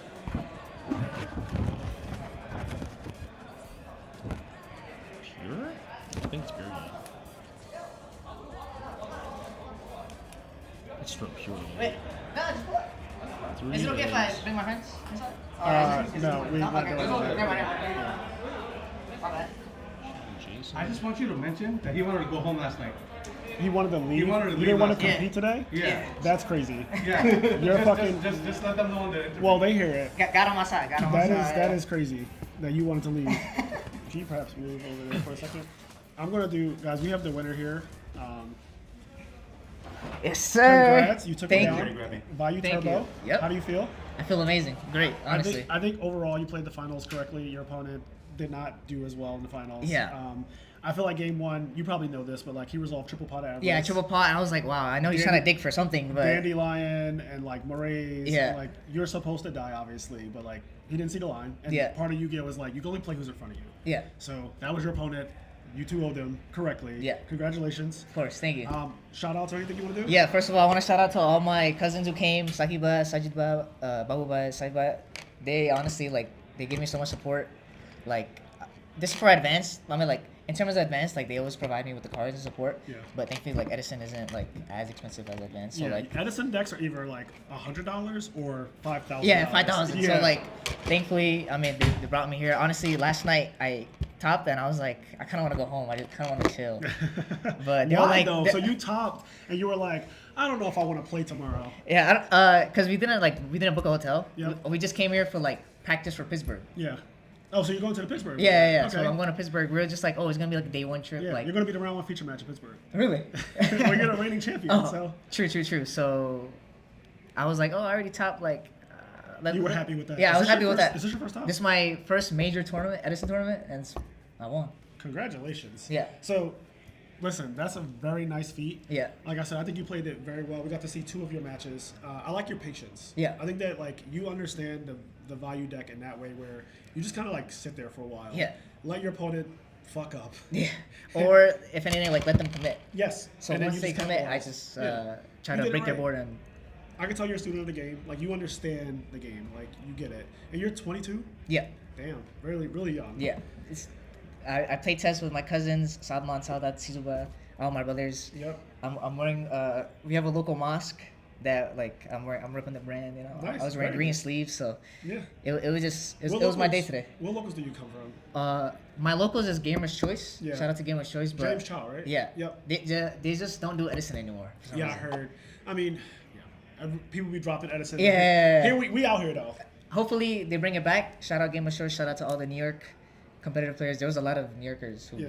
like topped this event. So Yeah, no, shout New out to York all was of them. like half the top cut. Yeah. Which makes sense. New York is also close to like this event was New York, Philly, and probably like Jersey. You know. Yeah, it's that all East Coast. Yeah, Yeah, very yeah. local. But yeah, good showing. I mean, Value. There was like 7 Value decks in the top cut. Yeah. So if Value didn't win, it would be kind of egregious. Yeah. But yeah, I mean, Froggo TK, the deck that you didn't want to play in the finals, but you ended up playing against it. You ended up 2-0ing it. Yep. Honestly, it didn't look like it was that difficult either. It just like when both the games when they were wrapping up, you were just in such a good position. Yeah. Like game 1, the Chaos Sorcerer.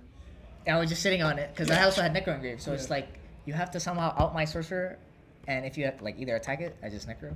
Not only Or- that, when he went through triple pot and he had a dupe block Stardust and you went summon Chaos Sorcerer, I was like, best game. Because he cannot, like I know as a Froggo TK player myself, he can't out that fucking Chaos Sorcerer. Yeah, Like, he it's- will never get, like it, and you notice it stayed on the field the entire game. Yeah, exactly. And I was just like, fight. Yeah. So it's just like that card is really strong. Yeah, so. no, it's broken. Yeah. I mean, some people don't play it, which I think is crazy. Crazy. It's The card is broken. Yeah. Like, what are we talking about? The best Edison player he believes in Chaos Sorcerer. I would absolutely, if I was a value player, I'd be You playing would play Chaos Sorcerer. Sorcerer, The card yeah. just does the most. Like, Yeah. Yeah, you could brick on it, but who cares, right? Yeah, I mean, you could banish one. It's a 6-star, so you can Yeah. sync her with a plague. Like, it's It's really fix your good. graveyard. Yeah, exactly. So like, it's pretty common. It's crazy how common that like you have 4 darks Yep. and you like sorcerer and then like dad. Yep. And And your they might dad's even live. they might even do something like bottomless. Yeah, sorcerer. It's like, oh, and I yeah, have 3 you're like, darks. oh, okay. Like, here we go. Yeah. Summon Dark Iron. Like, I got a worse. Yeah, exactly. Yeah, it just layers of extenders are just good in Edison format. The best decks have a lot of extenders like Miracle Fusion, Dark Arm Dragon, Chaos Sorcerer, JD. Yeah. Like, it's no surprise. The best decks just have extenders. And Yeah, that's what that's sorcerer just, is. just Yu-Gi-Oh. Yeah. So, all right, well, I'm going to let you celebrate. Yeah. You're legal, to drink and everything. Yeah. So, definitely, I don't know if you do, but if you do, have a drink for me. Shout out to Retro Reborn. Yeah. Enjoy the win, and hopefully the Knicks also will bring Of it course. home. And it could be this week. Yeah, if it's this week, I mean, the city's gonna go crazy. So I'll try to hit up the city and go Yeah. crazy. Celebrate. Have a good one. Yeah, thank you. Shout Good out, job, Richard, safe. shout out Richard Reborn. Shout out James Fraser. Yep. Honestly, this was a great event. The only bad thing is like the service. Yes. Oh my God. Service is just bad, Even but like, for us streaming, we had to stop the stream at one point because it literally cut off. Yeah. Like, it was that bad. but great event. Yeah. The rounds were quick. Everyone was very nice. Like, Yeah. it's You great. did your thing. Yeah. Yeah. Congrats, man. Thank First you. top, first win. Yeah. Instantly. Yeah. You know who else did that? You. Come on, my twin. Yeah. First top, twin. I'll see you in Pittsburgh. Yes, sir. Congrats again. Thank you. All right, Have a guys. nice day. Thank you. All right, guys. We are switching over to redo format. So I think I have to decide the feature matches. What they were asking me. I kind of want to see. They said it was Dark World versus Gear and I definitely want to see that. It looks like we have. I can't. This paper is kind of weird. All right. Well. Looks like they're choosing people. I don't even know who's. Oh, it's GYBU. What decks are being chosen here? Table 1. Okay, so you're doing table 1. Yes. GYB. Yeah, you already got it. Table 1 is GYBU versus Adam Whitman. Okay. Oh yeah, this is the. Oh, this is Dark World versus Giga. This is what I requested. Okay. So, this is redo top 8.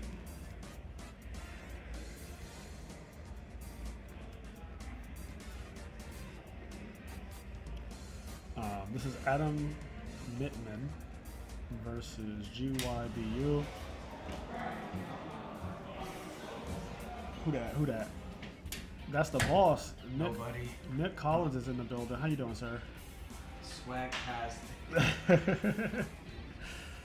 Alright, we're in the redo top 8. We got Adam Mittman versus GYBU. And the matchup is going to be Dark World versus Pure Girgia, I believe. Chat, it is just us, just you and I.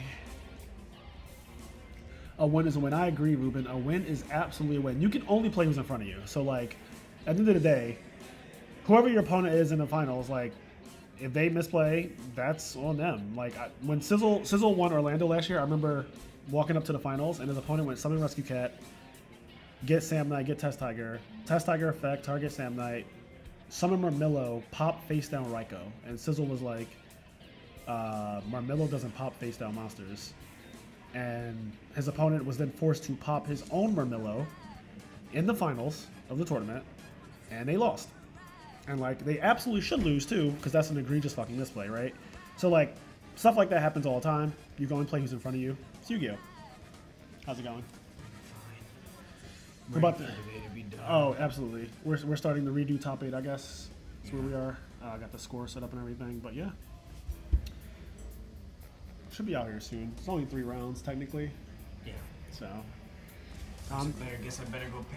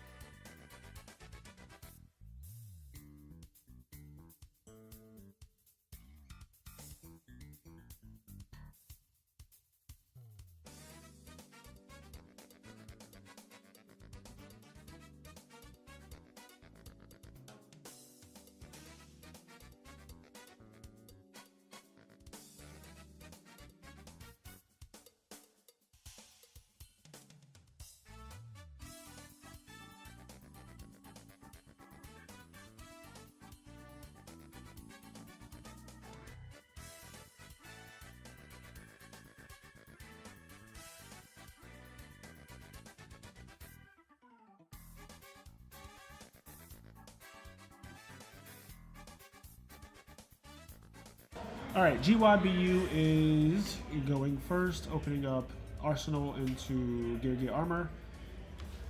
So obviously I played in this format. I think I was a wind-up player at this time, most likely. So I believe that wind-up was the best deck. This format is actually called wind-up format before it got renamed to Redo. I do think that naming a format after a deck is bad. Like, this format being called Redo does more help for it than having it be called wind-up format, because if you call a format a deck, typically people will expect that is like the whole format, unfortunately, because people just don't think past that. Like, calling it Tengu format, even though Tengu, isn't the only deck in the format, people hear that and they're like, oh, I don't want to play Tengu though. And it's like, well, you don't have to. You can play a lot of different decks. But they're like, yeah, but why is it called Tengu format then if there's like other playable decks? So it just hurts the format to just call it like one deck. How many players are there for Redo? I do not know how many there were. We're in top 8 now, but yeah, I don't know how many there were. I think it might have been 32. I think this might have been a 32 man or something like that. I'm not sure. Did you want to say something? Yeah, no, it was a 32 man. I just didn't want to intrude. Okay. Most people were on windups even after the Zen Mighty limit. Yeah, I definitely feel like I played windups at this time. I feel like it's worth mentioning too, this Dark World player was undefeated. Okay. He drew the stones, but I think that's the Dark World Classic. There's always one. Exactly. That's how I feel about that has deck. it. It's always one player who's just running fucking hot. And this deck is scary when it runs hot. Something you just mentioned that reminded me, naming the deck after the format. It's like back in I think 2016 or 17, Robbie Cole made a video that was titled Mermail is the new gladiator beast, and people never read past the surface of the title of the video. They're just like, those decks are nothing alike. The point of the video was, this deck just sticks around. It's like the pest of repeated formats. You could hit it 9 times. They don't people still care. gravitate towards it. Every ban list, they're like, oh, it's back. Like Sky Striker's also that type of deck. People every year for the last 7 years since it came out, people talk about Sky Striker no matter what. Like, they put Engage to 1s, people say like Sky Striker. Like, they put Engage to 2, oh, Sky Striker's back. Kagari, like, whatever. Like, they can do whatever they want to that deck. People will always be like, oh, Shizuku's at 2 again, Shizuku's at 3, like, it's back.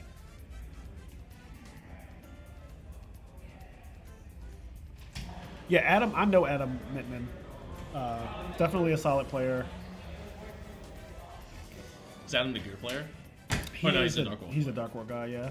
We have it set up where, like, the name's like, what? Yeah. It's funny because when I first said that, I was like, oh, who's who? And then I realized, I was like, I know GYBU. Like, I know what he looks like. Oh, did he try to draw on the Reckless? That's a no-no. That card needs to be revealed.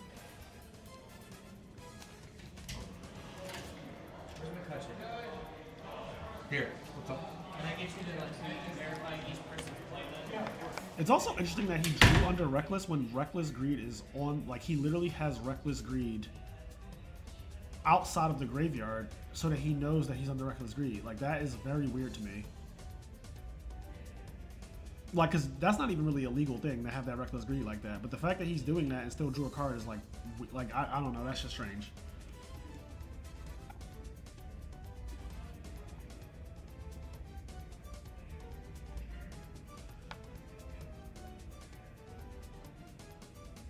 So when I'm playing Froggo 2K and I use Reckless Greed, I put a die on top of my deck. Like, I'll put the number 2 on my die on top of my deck. That way, I can't possibly draw a card for my draw phase anyway under Reckless Greed. It just makes everybody feel better about, like, that not happening. I think that's just, like, the best way to go about it.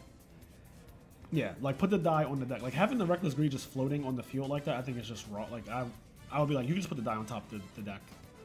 Like, don't misrepresent your graveyard like this.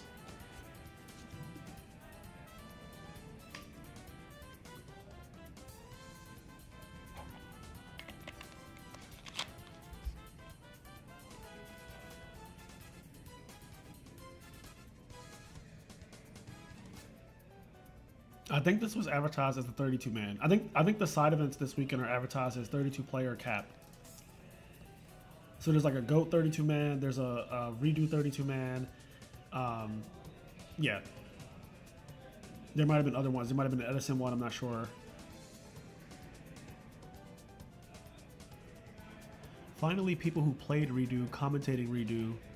Not like the last time at the other event. Yeah, I wasn't at the other redo event, so I'm not sure who the commentators were, but I did play redo format like when it happened. I played in 2012. Like I was a part of ARG, and I played in 2012. So I know like the format. I know the cards, as you can tell. Like I just know like every card. Like there's nothing on the field that I don't know like what it is. Like I know what Tour Guide is. I know what Brow is in the Banish Pile. I know what Dark World Dealings is. I know what the Field Spell does. Like Gates of Dark World is absolutely an insane card. It should never been printed. Also, Gear Gigant X is ridiculous as a card. Like that card is nonsense. It just stays on the field and generates advantage every turn.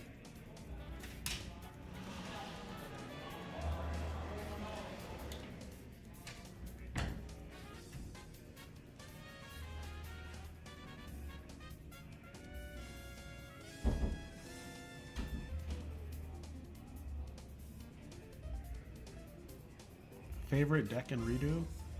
I'm gonna be honest, I really don't have a favorite deck in redo. I hated this format when it actually was the format. Like, I think 2012 is one of the worst years of Yu-Gi-Oh! Ever. So, when Simo, if you remember, there's a video where I had Simo on. Rest in peace to Alex Simo. I had him on the channel, and he said, "Where do you think Yu-Gi-Oh! Like really started to go wrong?" And if you remember, I snap said 2012. 2012 is in my opinion, one of the absolute worst years of Yu-Gi-Oh! Like from an early date. So like starting at 2012, just the wind-up loop, the hand loop, and then you have Rabbit, Macro Rabbit, and you have Chaos Dragons, you have Insectors. All four of those decks are toxic. Like just absolutely toxic fucking decks. Nationals that year was egregious. I went undefeated at Nationals because I was playing hand loop wind-up.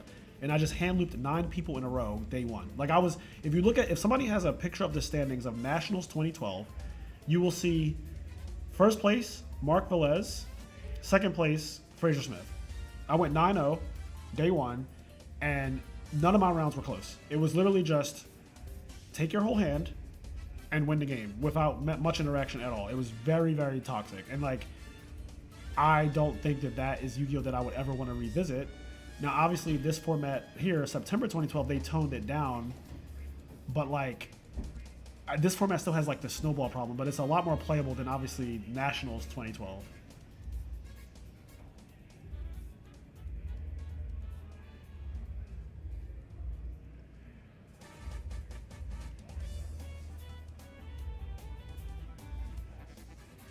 Yeah, well, at the time, Macro Rabbit was the most popular deck, Sasha, so people didn't play hand traps at Nationals unless they were playing Chaos Dragons. So like you ran into like a lot of Macro Rabbit. That deck, because it played Macro Cosmos, it didn't play hand traps. I chose hand loop windups as a meta call because I knew Macro Rabbit was the deck that I would expect to face against the most, and Chaos Dragons is the deck I expect to face against the least. And I played against one Chaos Dragon guy, and I remember Maxi was his 6th card. So I took his whole hand turn 1. I opened up like Magician, Shark, Monster Reborn. Or Magician, Shark, Pot of Avarice. I took his whole hand, and then he draws for turn. He's like, fucking great. And he shows the card, and it was Maxi. And I was like, oh, wow. That's why I never understood people who do that on Dueling Book. It's like if you lose, you look at the top card or 3. Yeah. It's like you want to know how dirty you got did. Yeah. That's baffling to me. Or just like you're revealing to me like information as well. That's I mean, obviously I know as a Chaos Dragon player at the time, like I knew he was playing Maxi, of course. But the second I went summon Wind Up Hunter, take a card out of his hand, and he didn't do anything, no Veiler, no anything. I was just like, all right, like I know that your whole hand's gone, bro. The interesting duality about that, it's always the people with the like lack of emotional regulation. Like they'll look at the card and then they'll tilt and have to play a game after that. Yeah, that's a good point. If you know you're gonna be tilted after you see your top card potentially, you probably don't want to. Probably shouldn't. Yeah. If you're a guy that sees the top card and be like, there's my fucking heavy, and you get mad at that, and then you gotta go play another game, probably don't want to do that to yourself. 2012 also had Triple Gateway 6 Samurais, another terrible like micro format, like just not good at all. Like Shein just came out, the Synchro, and that format was really bad, like just really, really bad. Also, the deck that got second at that event was GK with Royal Tribute. So like, because that's the first event after I won with Gravekeepers, and GK was still alive apparently. So it got second place against 6 Samurais, Nazar won. That tournament, that format, like, just like really bad. Man, Necro Valley is one hell of a card. GK Yeah. sticks around sometimes for a while too, just like Glad's. Yeah, and you know what it is? Spy with Necro Valley has 2,500 defense, and back then, like, 6 Samurais could struggle to get through a 2,500 defense wall. And then you have, like, warnings and shit. So you can set, like, Spy, set warning, activate Necro Valley, go, and, like, they go summon shit and you, like, warning.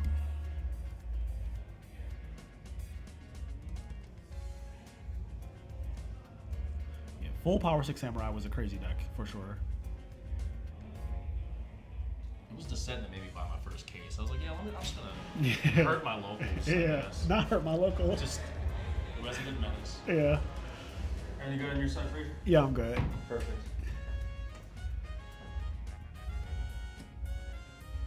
Macro Rabbit, I feel, was very overplayed. It's because Joji Orlando was a very popular figure, and he had topped like 6 events in a row or some shit with Macro Rabbit. So a lot of people just bought into the hype of that deck, even though, yeah, they just bought into the hype of that deck. Yeah.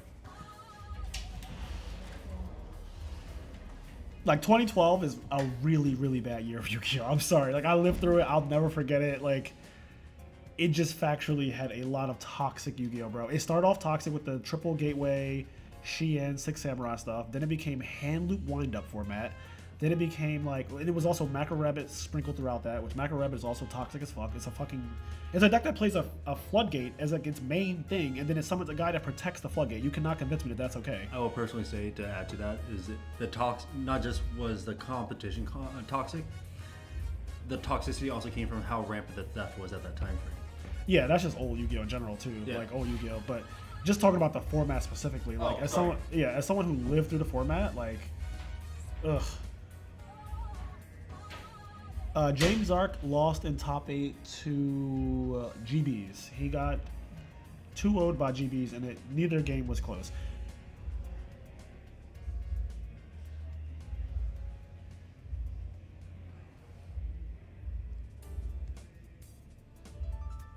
Oh, 6 times 2011, sorry.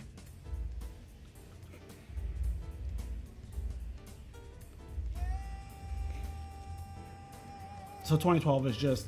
Oh, 2012 is Rabbit format. Even worse. Like, even worse. Even worse, bro. It's Rabbit format. 2012 is the dawn of Rescue Rabbit being the best deck. And that just... Again, you're summoning a guy turn 1 that says, I negate anything. Or, I negate 2 monster effects. And I'm going to set back rows before you can make a single play. Like, basically... Yu-Gi-Oh gets bad once you start doing turn 1 negates. I just think turn 1 negates is bad. Like, turn 1 negates is not good Yu-Gi-Oh. Like, summoning a bunch of negates is just, like, factually not good.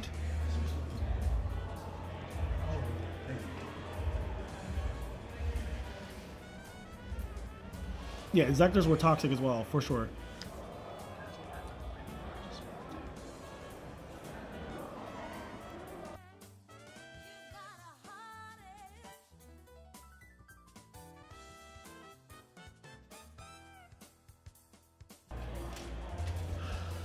Yeah, Exectors were toxic for the fact that they punish you for playing the game. So if you think GBs is like problematic and you don't like playing against GBs, Exectors are GBs on crack. Exectors are just a GB deck that can actually OTK you from 8,000. That's what Exectors are. If you just think about how Exectors play, if you understand like Yu-Gi-Oh, Exectors is a deck that goes, if you play the game, I pop all your cards and you lose. GBs does the exact same thing. If you don't play the game though, instead of like Secutor, Heraclinos, because like if you don't do anything against GBs, they'll just like Secutor you, right? If you don't do anything against Exectors, they can factually 8,000 OTK you.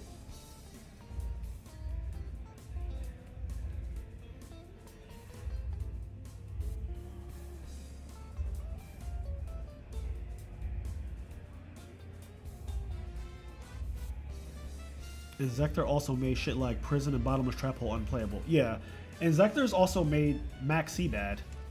Like you're at this weird spot where you want to play Maxi, but then if you play Maxi, you run into Exectors. They have such amazing stopping points. So they go like Dragonfly Effect, and it's like, okay, you Maxi them. They go, okay, get Centipede, activate Centipede, pop another card, search another card, and next turn I'm just going to threaten to do this again because I added a Dragonfly to my hand. Like, how is that good? Like, we're not interacting.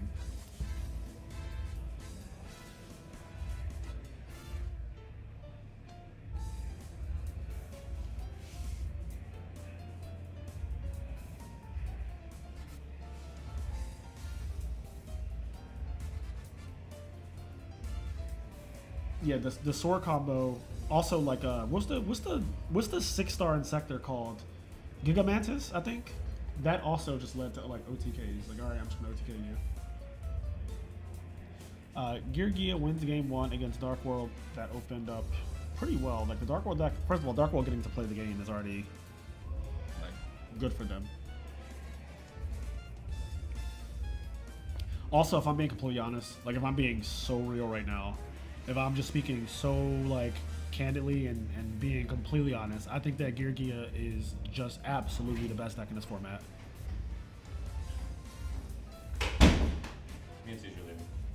Oh, you're out? See ya. Have a safe trip back. Yeah, I think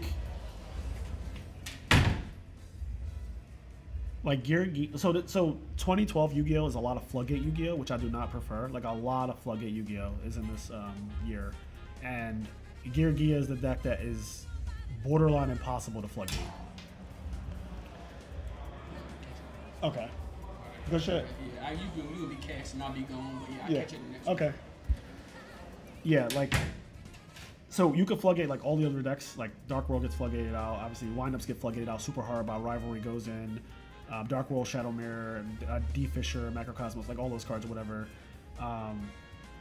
Like all the decks get flooded out. Like Chaos Dragon, same thing. Like I hosted a tournament in Redo, and like you watched like somebody activate Floodgate against Chaos Dragons, and they just lost the game without playing the game. Just a lot of Floodgate Yu-Gi-Oh, and then Gear Gia is a deck that's like, I can floodgate everybody, but I don't particularly get floodgated back. And we know from like Yu-Gi-Oh's future that floodgate Yu-Gi-Oh is absolutely ridiculous. Like, it's so broken.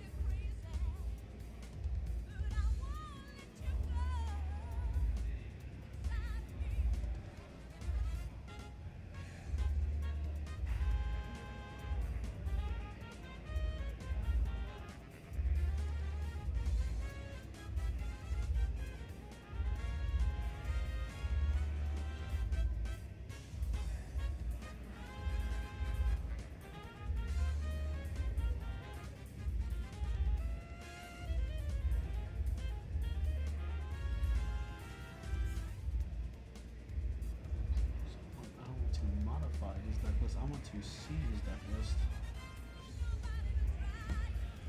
list. Alright, what's chat saying? Yeah, Gigamantis.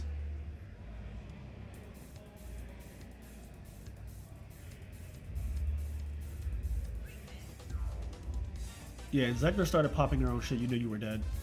Like, once a Zektor start popping their own card, it's kind of like, so I say this too, any deck that starts popping their own cards on purpose is probably not okay. The decks that do this are Infernity and Inzectors, and in like older Yu-Gi-Oh! And then current Yu-Gi-Oh! There's decks that do that shit too, and it's broken.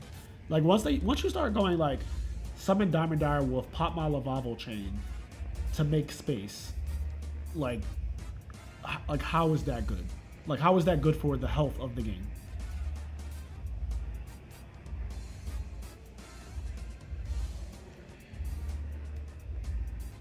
I remember competing in the 100th YCS, and I played with TGs with Skill Drain, and it destroyed every Insector player. Yeah, like Flip Floodgate, GG.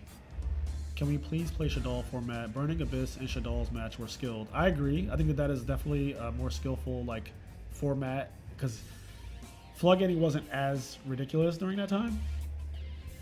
There is obviously still Floodgates happening, but not as egregious.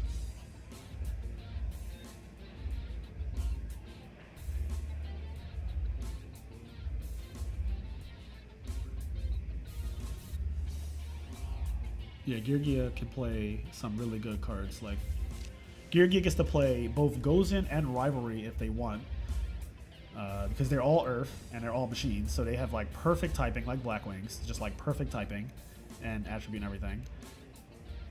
Oh, look at that, Macrocosmos.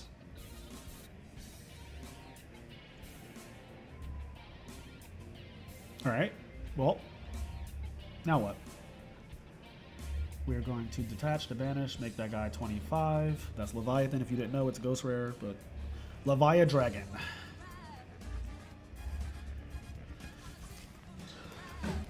I actually really like early Xyzs like Leviathan Dragon, Leviair, Tyrus, Steel Swarm Roach, like that.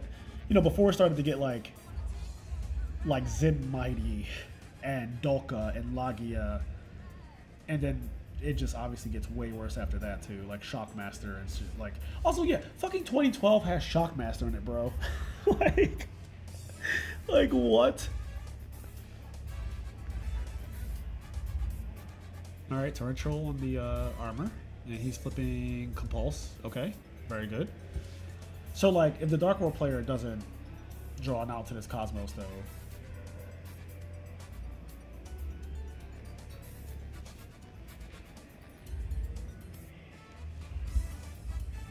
All right, Tour God's a very good card to have under this Floodgate. Tour God Leviair is crazy.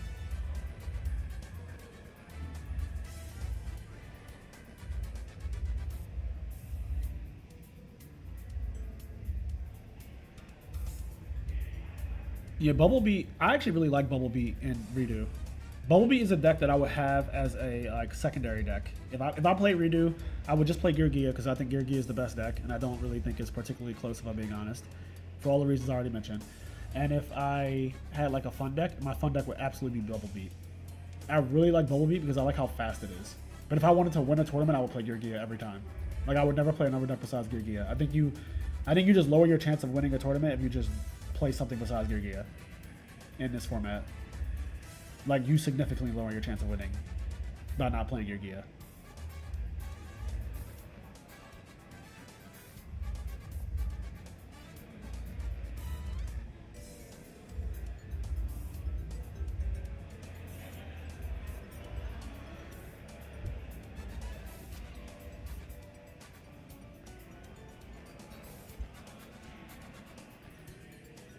And it's just like, you know, every format in Yu-Gi-Oh! Has like frustrating matchups. Like, I think Dark World is a very frustrating matchup because it's a deck that is very fragile, but when it does its thing, it's like so absurdly OP that you often feel like there's no chance you have any agency or you can't win or whatever.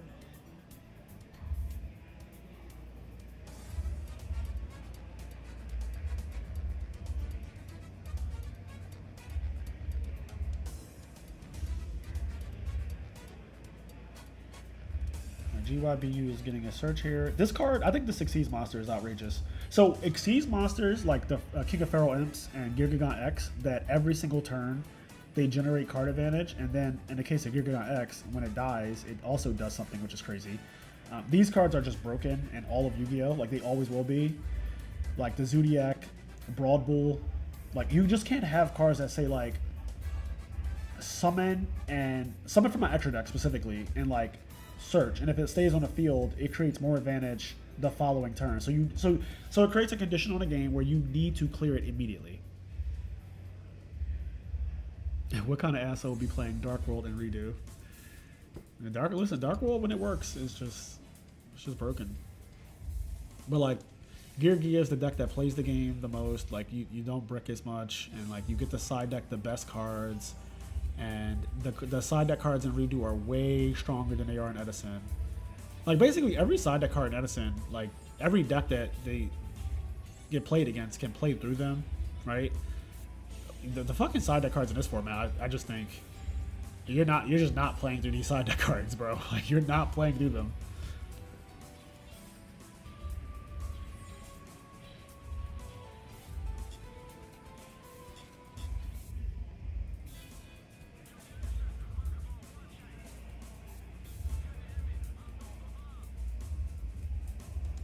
Brawl Bull is still banned? Yeah, exactly. That's my point. Like, I didn't even know that, by the way. I didn't know that Brawl Bull was banned. But, like, I didn't need to because I just understand that monsters that sit on the field and generate advantage, or monsters that just search anything, are problematic.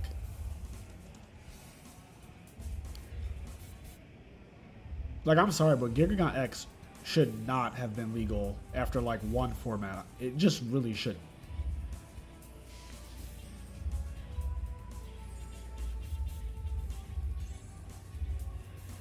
Not that it really matters, but it is annoying me that the Gear player is placing his spells and traps in the graveyard while under macro. Yeah, I mean, I understand, like, from an accuracy standpoint, it's 100% wrong that they're going to the graveyard, but we also all know that, like, he's not going to ever recur them or anything like that. It is one of those, like, harmless things, but it is still just inaccurate. So I understand you being annoyed. Like, I get it. I didn't notice it until you said it, but I get it.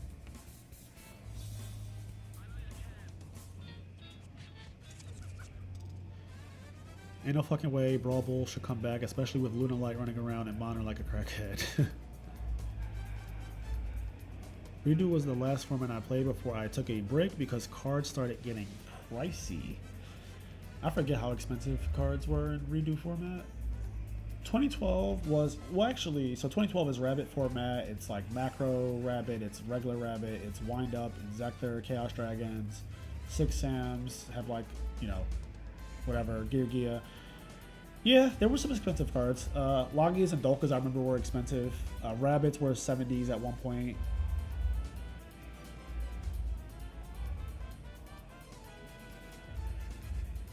Is there a 6 Samurai player in top 8? I believe there is.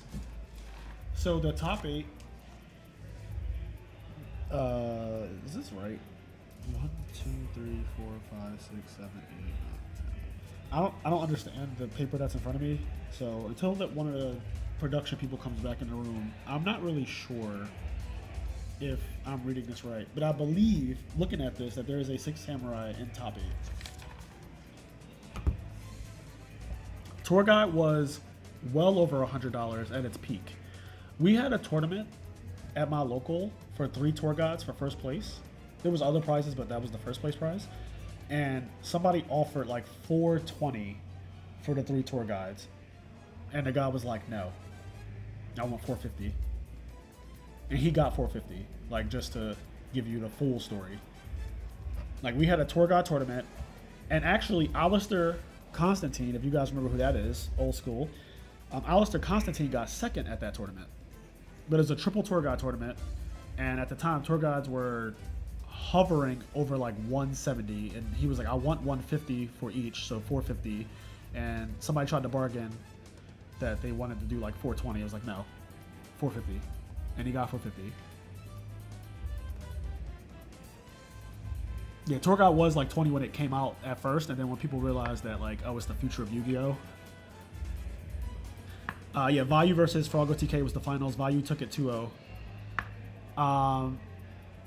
The battle pack reprint was $30. Yeah, but that didn't come. That didn't come for so long. That's what she said. Anyway, Tour Guide and Rabbits are the first cards I bought in these years just to make the little kid in me happy, since I could not afford them back in the day.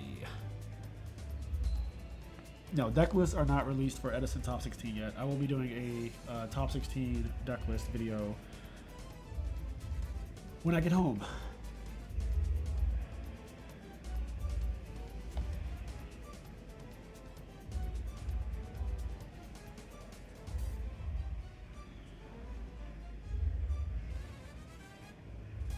All right, I am going to take a quick bathroom break, and we're going to get top 4.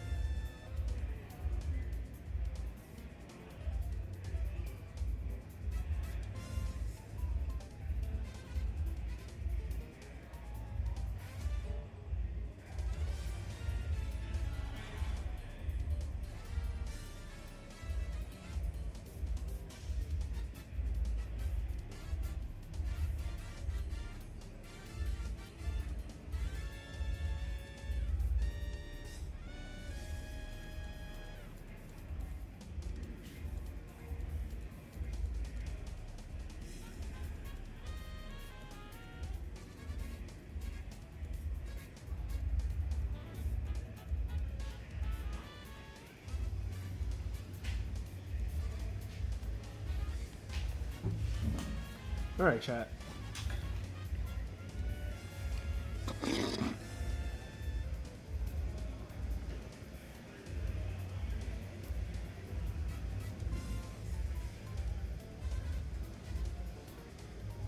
So I guess we just need to see who we're going to get for top 4. I'll be right back. I'm going to see who we have for top 4.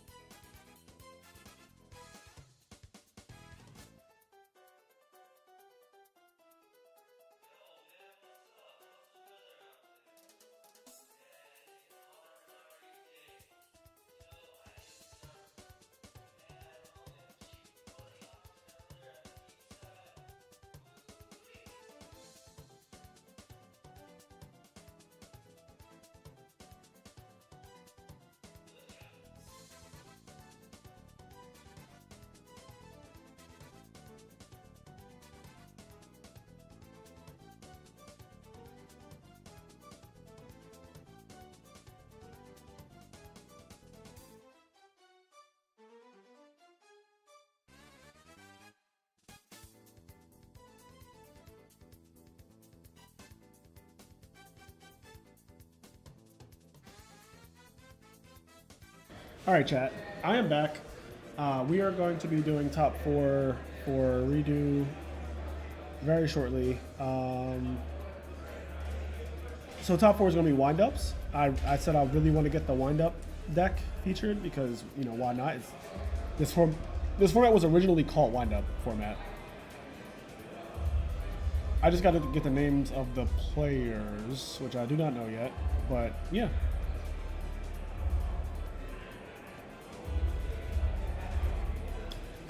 Sorry to leave you guys for so long, chat. I was out talking to some people. I've been basically like in a back room the whole event, so I haven't really interacted with the players out there like the whole weekend for the most part. Who the fuck is the wind-up guy? I have to find out. But he did cook his Gear Gia opponent. He was playing against MGK. You know that deck. It's Machina Gear Karakuri. Yeah, he like cooked it. With when I saw the game, it was like Popular Properative, multiple sharks, magicians, like factory, just like all the things, just like literally all the things. So wind up doing wind up things, right? Not really much to say there. Like when I saw the game, it was already kind of a foregone conclusion at that point.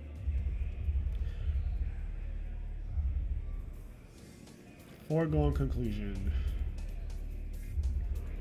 Yeah, I'll have the deck list for Edison. I might get to them tonight. I'm not going to make any promises, but I might get to the deck list tonight for Edison.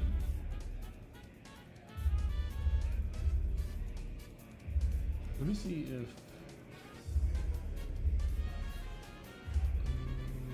let's go...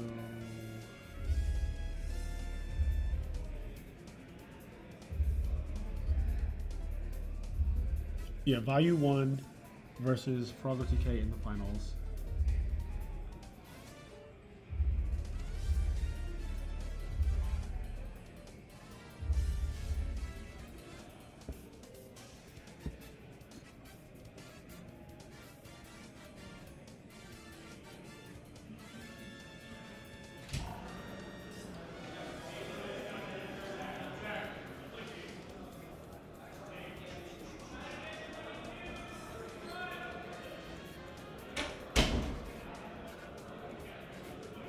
Where's the Edison? Here we go. I was gonna say, where's the Edison event?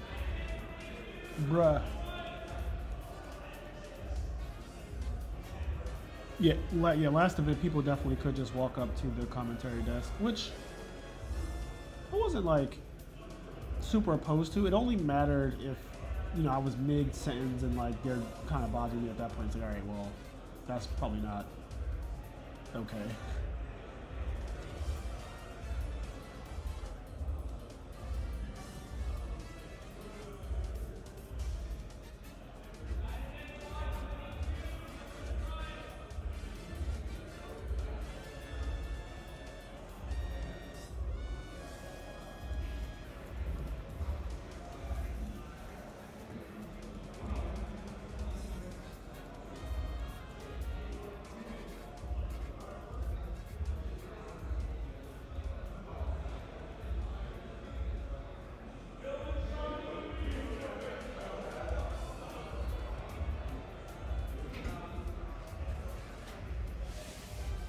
What's up?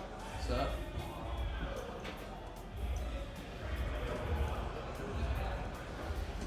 I actually don't know what is taking so long. Like, genuinely, I am a bit I'm about to go on Dueling Book, bro, and just start playing some matches. Like, I'm about to log on to like my Dueling Book and just like play a match on stream. Would that be crazy to do? That'd be crazy to do, right?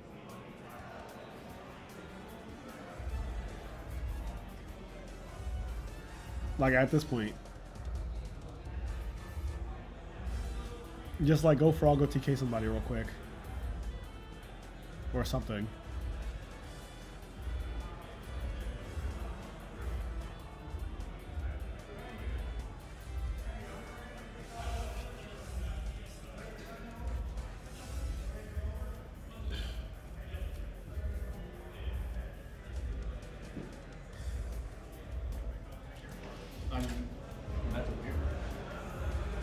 Oh shit, is that HT19? It was me. I don't know why David brought me back here. What's up, Are you H318? live? Yeah, I am live. Nice. They can't see me, but you know, we're live. When do you head back? In a bit. I actually Did you? drove out here. You drove? Yeah. Who, did you drive with anybody? Nah, no one wanted to come. Everyone was Wow. lame. Yeah. Why didn't you want to I was come? like, come on, let's go. I'm driving. Yeah. I'm driving the whole thing. Bro, if you're driving, how far is that drive?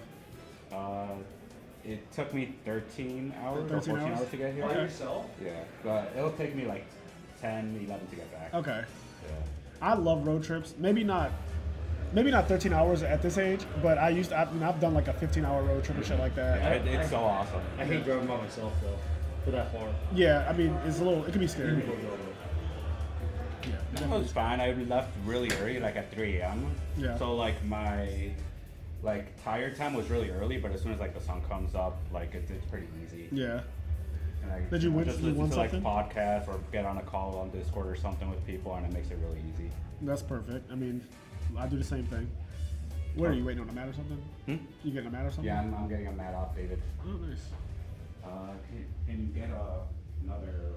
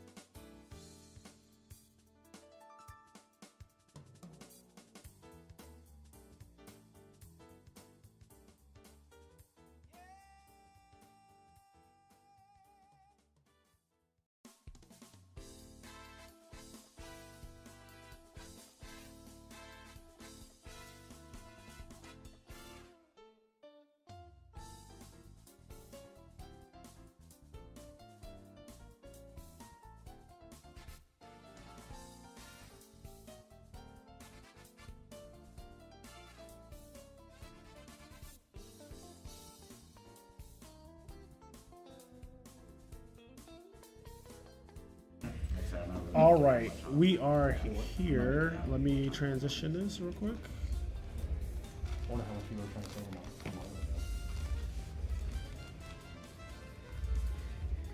All right, so it looks like a Six Samurai versus. I think it's Wind Up, right? Yeah, windups on the Okay. left, right. Oh wait, did I just put them in the wrong positions? Oh no. Yeah, the names are backwards. I forgot that it's mirrored. All right, let me But fix. Sean is playing Six Samurai.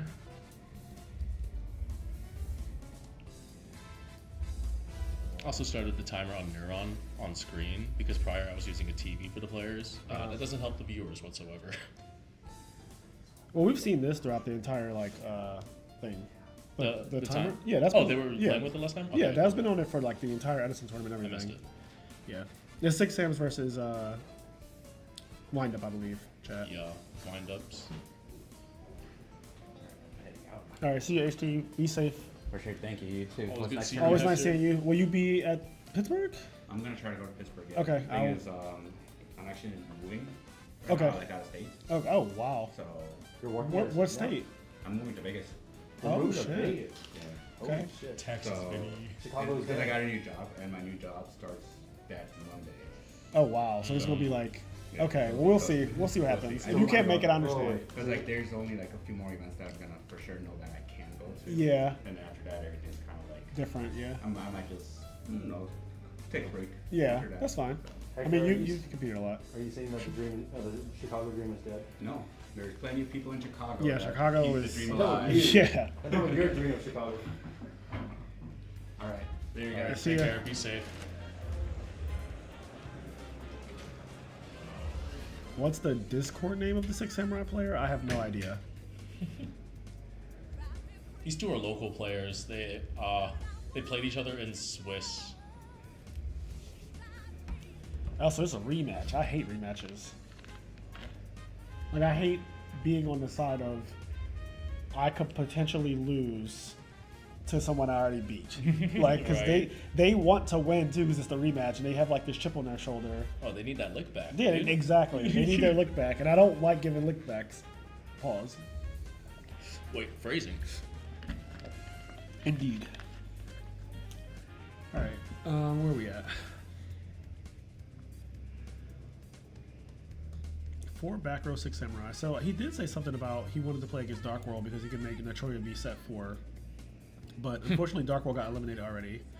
So he has to settle for Wind Ups, where he's going to summon Shien and Notoria Beast and set 3. So His last matchup in top 8 was against a hero player, so the Nat Beast was putting in work against that too. that deck is all spells. He lived his dream. All right, so the last card is not a back row, actually, it looks like. But he does have 2 back row, no spells, and no spells? Question mark? Like, his opponent can't play spells or traps, basically, at this point. 2 negates on the field. Yeah, this kind of Yu-Gi-Oh, like I said, I think that Yu-Gi-Oh, when it gets to a point where you're setting up negates and passing, like...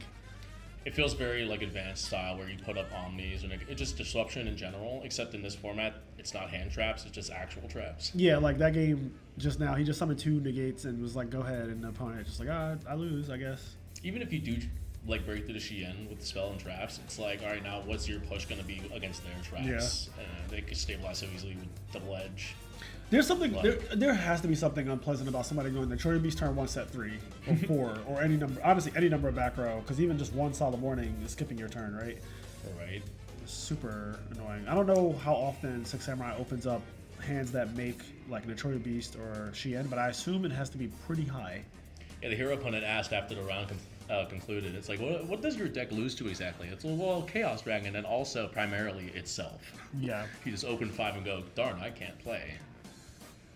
6 is always a scary deck. Yeah, it gives me that vibe of a deck that I don't want to play against. But that's how I feel against. That's how I feel about like 90% of the decks in this format. Like, I don't want to play against windups because if you lose the die roll and they just go Magician Shark, you actually just lose the game full stop, unless your opponent is just not competent.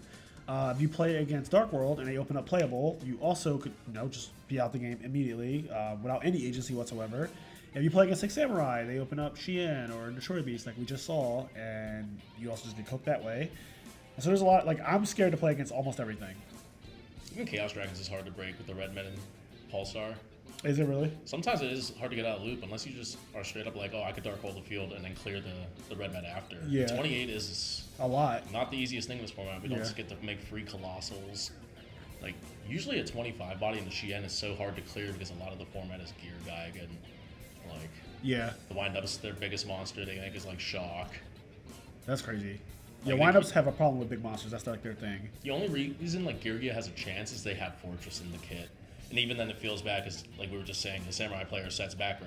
If your spell and traps aren't there and your one monster doesn't go through, lights out. Yeah. Warning is just so objectively broken in Yu-Gi-Oh! And I think that Warning is a really terribly designed card. In a game where normal summon, you can normal summon once, and extenders are scarce until a certain point. Like, Warning essentially reads, take another turn. Like, a lot of the time, if you look at a lot of game states, Warning just says, like, take another turn. Which is so, obviously that's ridiculous. Like, that, like, I don't think it needs to be said by me that, like, you go, like, Summon Tour Guide going second, and they go warning you, and you just go pass. Like, that it just feels so ignorant. yeah, like, for very little life point cost, too, it's just like, yeah, you don't get to take another turn. 2K is nothing. Yeah, it's people, really nothing. I've never seen people think about Solemn. No. Like, Warning, rather. Yeah, like, Warning when specifically. Judgment, constantly people were like heavily debating, is this going to win or lose me the game? Right, right. 90% of the time, that Warning is just pretty obvious. You know like, what you I- just gotta. You know what I think? I actually think that, like, if Warning was 4,000 life points, that would, like, obviously that would just be, like, way healthier, but I also think it would create a conundrum where you playing more than one of it is awkward. Right. Right? Because, like, if you play multiple Warnings, but it costs 4,000 to activate the card, then immediately, like, any extra warnings you draw are terrible. Or And just dead if you took any chip. yeah, like, you could very easily, like, have Warning be dead, and I think that would make the card way more balanced. Like, a 4,000 call, if Warning costs 4,000 as an errata, I think that's just an overall, like, way better card for deck building and for actual gameplay. The fact that a Shien can swing at you direct twice, and then you could top deck a Warning, and it's still live, Yeah. like turn 20 or whatever, that's baffling. Yeah. There shouldn't be cases where a card that, like, full stops you is so excessive. I mean, I think the other thing is, like, you can play double Warning, and that is also, like, it doesn't really cost anything either. Like, double Warning is like, first of all, you're gonna win. So that's just like, let's start there. You leaving? I lost time to go. Have a safe trip back. I'll see you the next one. Take it easy, buddy. Magician Shark, and that's immediately game. See, like, this is not like, I thought this was going to be spicy. I didn't think they would both open just cracked each. yeah, and people are like, oh, like, you're hating, but, like, bro, what do you want me to say when, like, this is actually the gameplay of the format? This is not an anomaly. Like, Magician Shark is what that deck does. That's like what it's designed to do. So, I don't know. I feel like it is a little sample size reliant. Because, like, of the 2 wind-up players, one of them got eliminated immediately. And there was, like, 4 wind-ups, 5 wind-ups in the top 12 tables in round 4. Uh-huh. Or not 12 tables, like the top 12 players.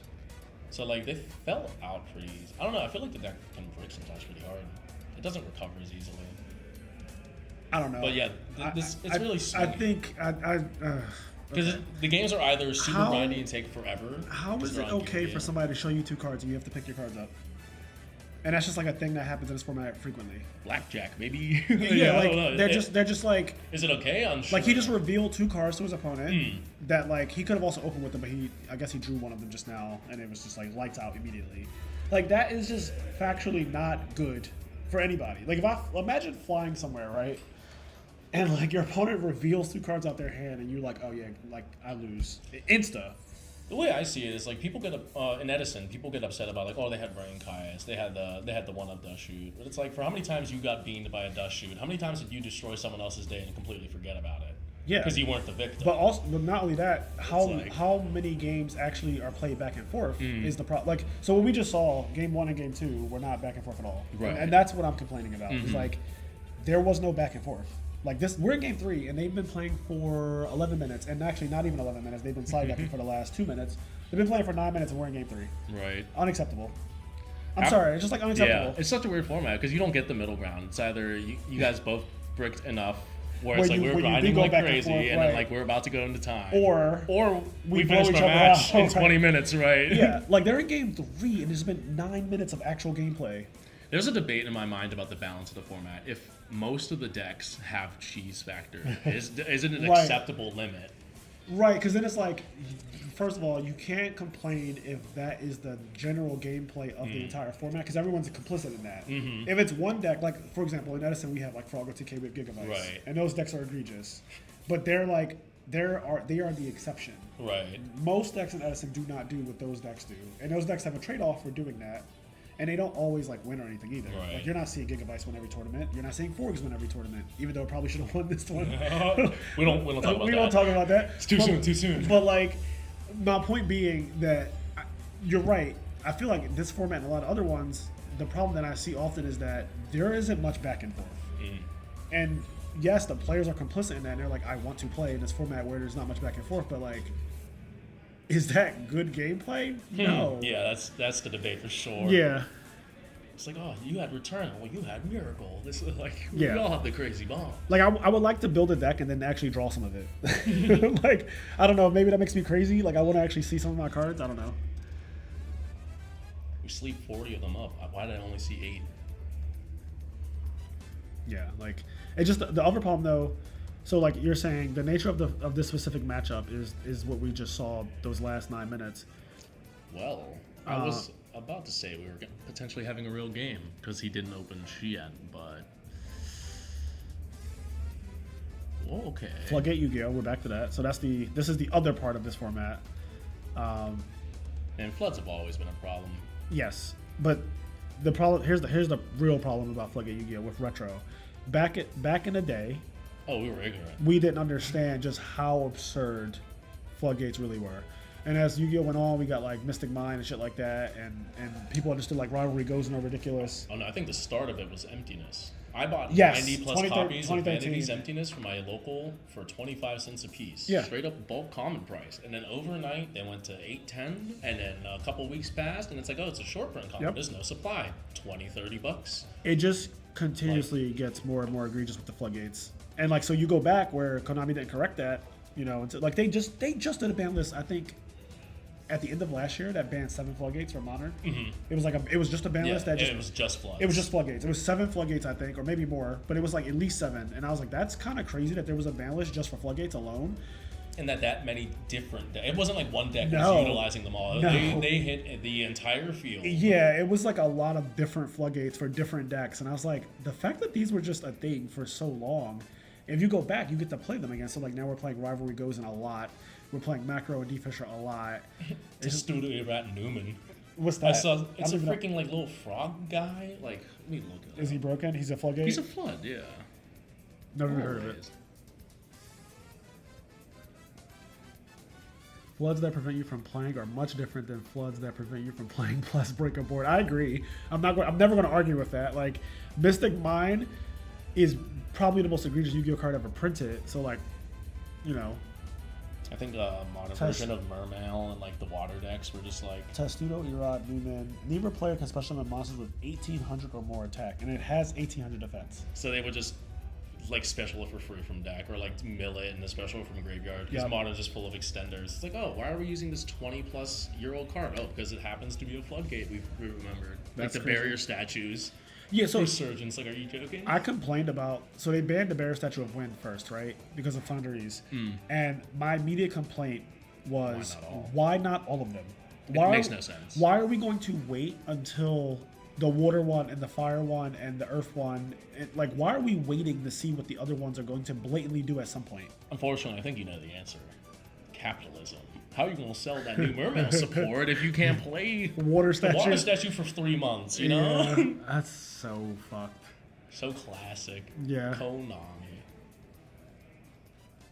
That's why one of the best floodgates is Jowgen. Factually, Jowgen is one of the best floodgates in history because it, in spellbooks, like full power spellbooks with, what's it called? Judgment? Yeah, Spellbook- Judgment and the Fate. Yeah, you could just like turn 1, burst out a Jowgen, they can't play, and if it's turn 2 and you went second, you could summon Jowgen and like discard a card out of your hand and they lose their field. So very powerful. All right, double shark. Honestly, he might just win with double shark beatdown. Fuck it. I am surprised after that duality he didn't find an MST or presumably a dust Yeah. that he'd put in. Like, there's no way you don't put a dust in if it's in your side against United Gateway deck. Yeah.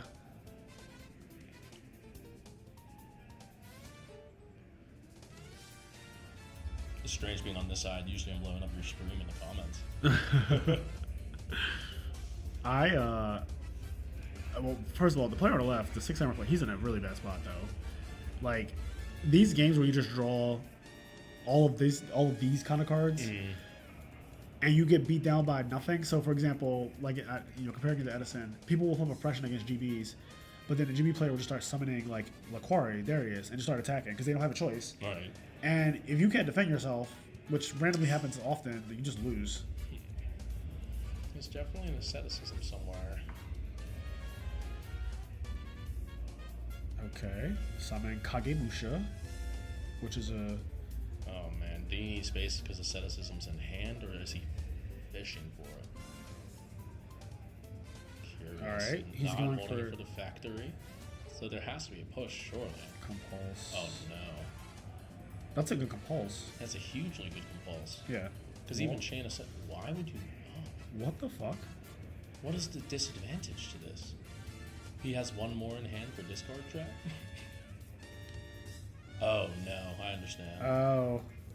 Oh, good heavens. He needed to clear it because well, shark compulse... is never Wait. clear. Would compulse have stopped this from happening? Absolutely. Kagemusha would be in hand. It would only be Kage grave. Like, I'm not saying that I'm the best redo player by any stretch of imagination. I haven't played this format in 14 years. However, my question to you guys who do play this format is why did he not use Compulse just now? Like, what possible reason would he not bounce that thing back to... Or can you not bounce it back to the hand? Like, does it say that? And I don't know. It says that? No, Kagemusha is a destruction protection, if I recall correctly. It's like, what, 418?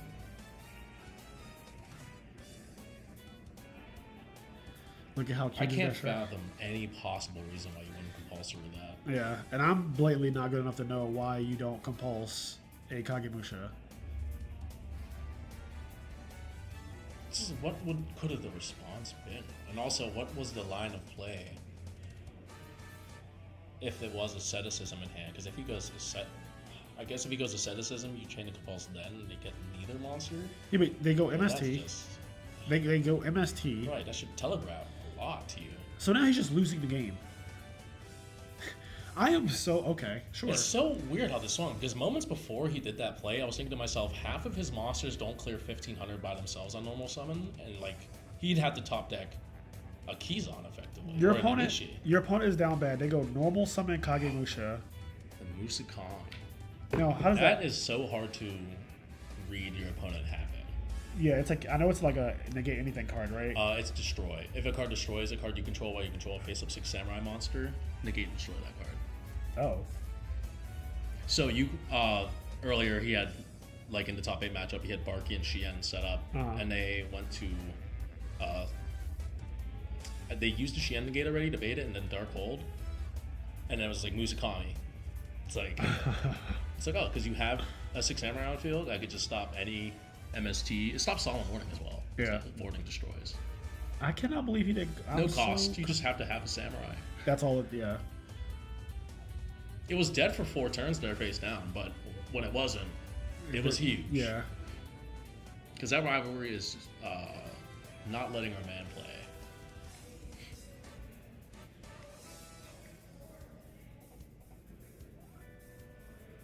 Maybe it wasn't Compulse. Not the fucking Gaslight. It blatantly was Compulse. Like it was blatantly Compulse.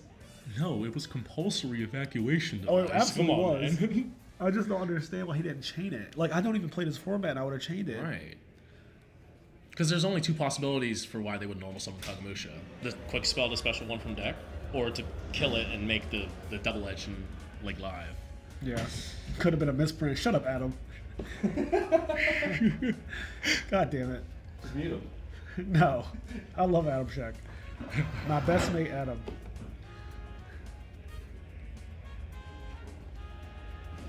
Oh God. What are they?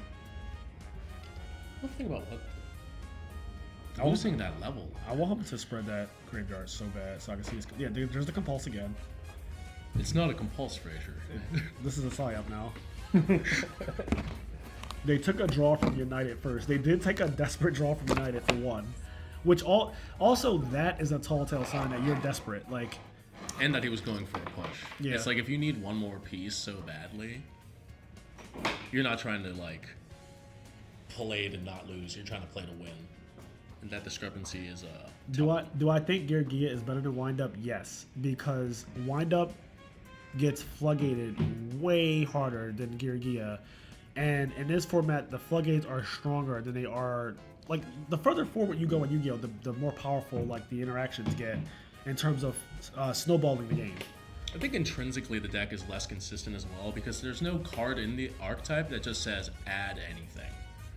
Like, isn't that what Factory by is? itself. Factory needs another piece. Okay. You can have 0 cards in hand on field, draw an armor, and piece your way back into the game. Okay, yeah, I mean I agree with that as well. That's what I didn't understand what you were saying, Yeah. but yeah, because I'm like Factory does search anything, but it's not It's a like one everything card. is like a 1.5 Yeah. 2 card combo, and it's Yes.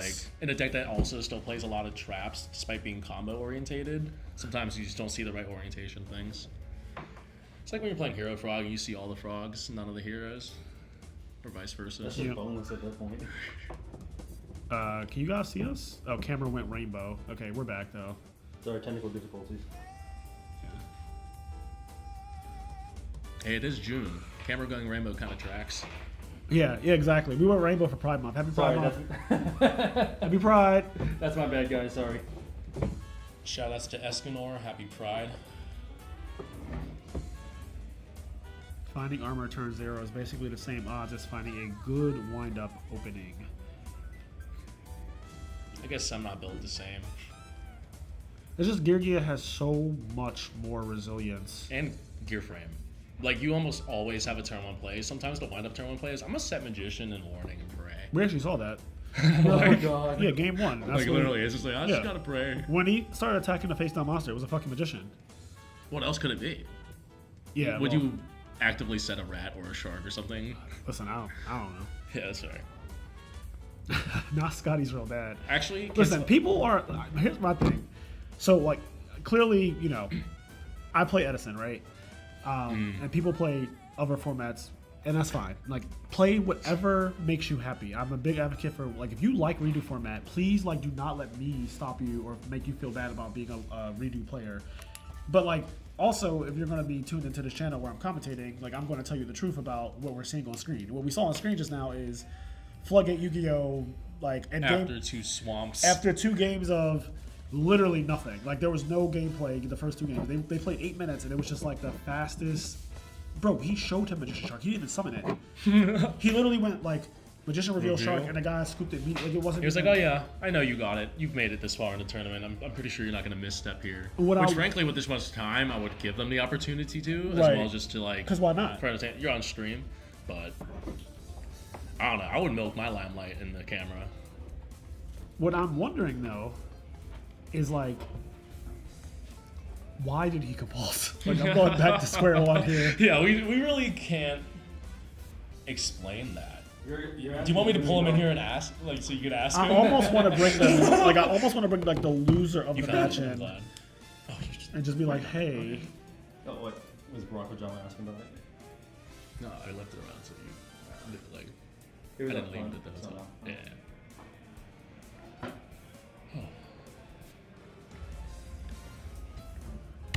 See the process of the other match real quick?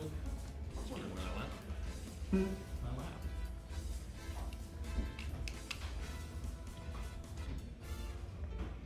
Bloody heck, we've got 6 samurais in the finals again. So it's 6 Samurai versus. What are the other 2 possibilities? The other possibilities are, Oh, GYBU's playing Geargia. yeah, Pure Gia versus Gabon. Gabon also Pure Gia. Okay, so no matter what, it's Geargia in the finals. Go figure, Geargia format. Better deck. Versus 6 Samurai. How do you feel about raising the ceiling of a deck by decreasing its consistency and such? Like, I play MGK Yeah. instead of Pure Gia because I think just the ability to kill people out of nowhere sometimes is worth the potential to brick here and there. So I I will raise the ceiling of my deck by lowering its consistency on the inverse, and I think that that is just better for top cut. So what I mean by that is, I would much rather have a Hero Frog deck that's playing Future Fusion and Dandelion than have and like get the top cut, because I'm probably gonna get the top cut anyway. So if I'm playing against the other people who have like they are doing well, they have their good deck or whatever, like Value, Blackwing, Frogs, whatever.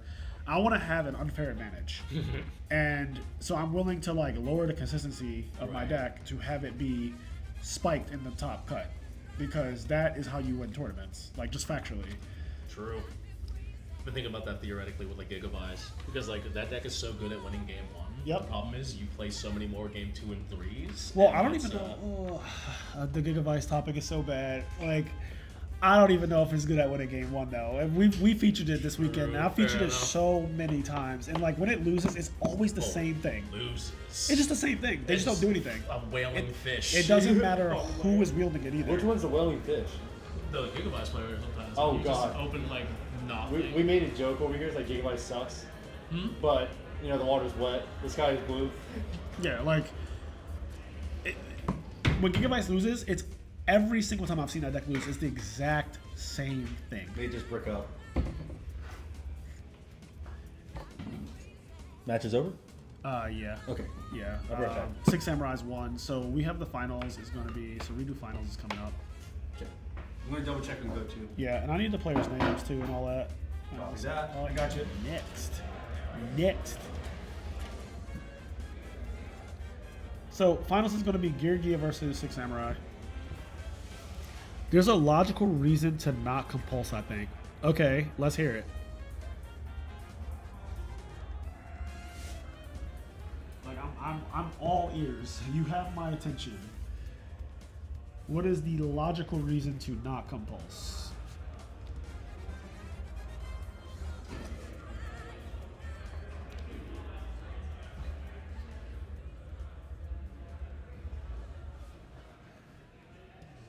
The motherfucker's cruising for a bruising. I think if you realize we do. They had a 30-minute game 1. I'm about to go move the camera over for game 2. Sure, that's perfect. So it's top 4 actually. Yeah, still top 4. Okay.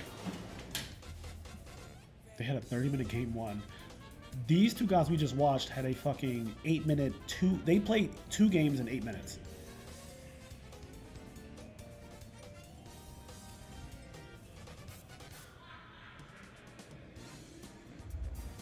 I think if you realize redo was a mistake and you want to go home, you don't chain to compulse.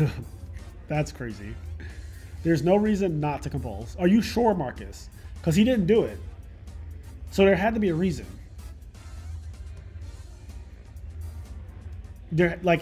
Certainly there had to be a reason because he didn't do it.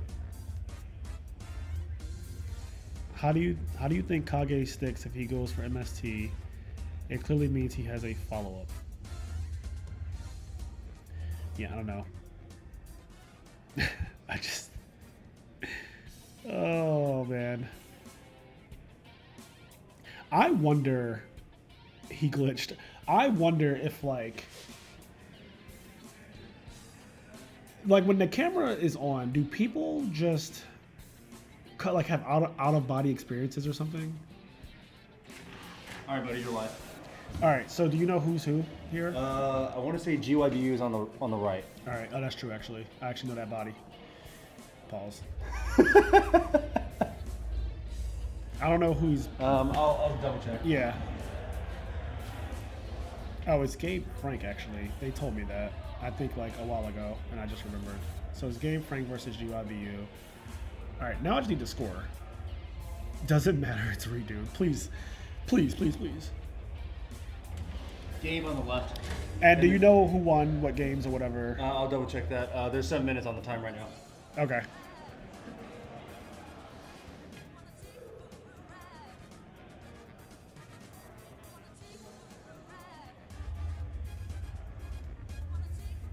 Big game fan, Fraser. There's no pause. It's Pride Month. That's actually correct, Dominic. Yeah. There's no pause. No more pausing. It's Pride Month.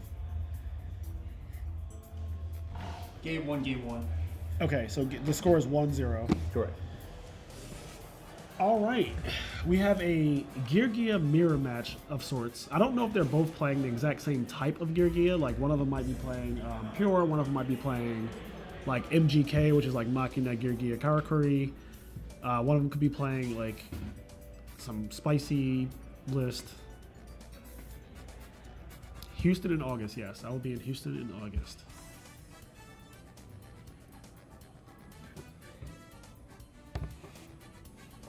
All right, we're going to warning armor.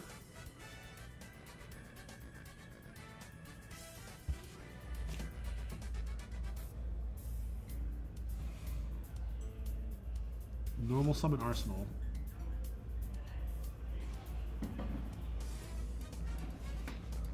He had to fly home, couldn't grind no more. I genuinely do wonder, like, what happened with that. Switch the hat format for a sec. We don't. I don't think there's not a hat event today, right? Not that I recall. I'll have to double check. But it might. If it did fire, it's already over. Okay. Machine Gun Kelly Gear Gear is crazy. I'll go double check, but I'm pretty sure Goat is still going on, and they're going faster than even Redo right now. That's okay.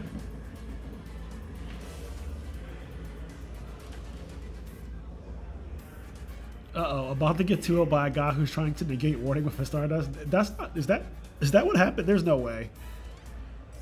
There's no way.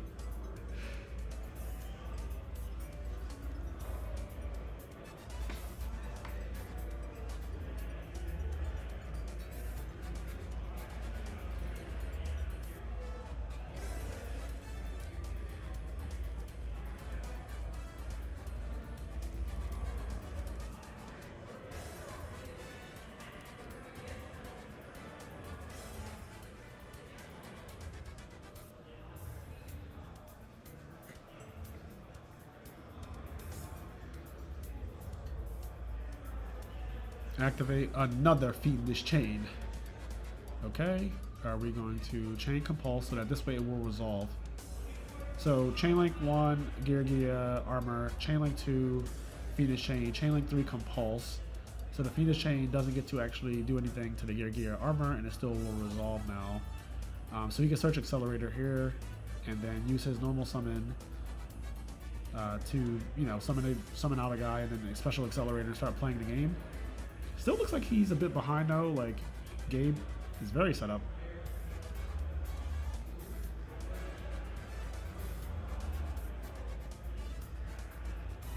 Perfect Circle. You guys like Perfect Circle? Dominic and Robert. Perfect Circle.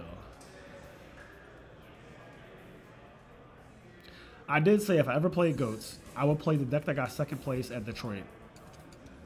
That deck, the guy who I think they call him the Hat.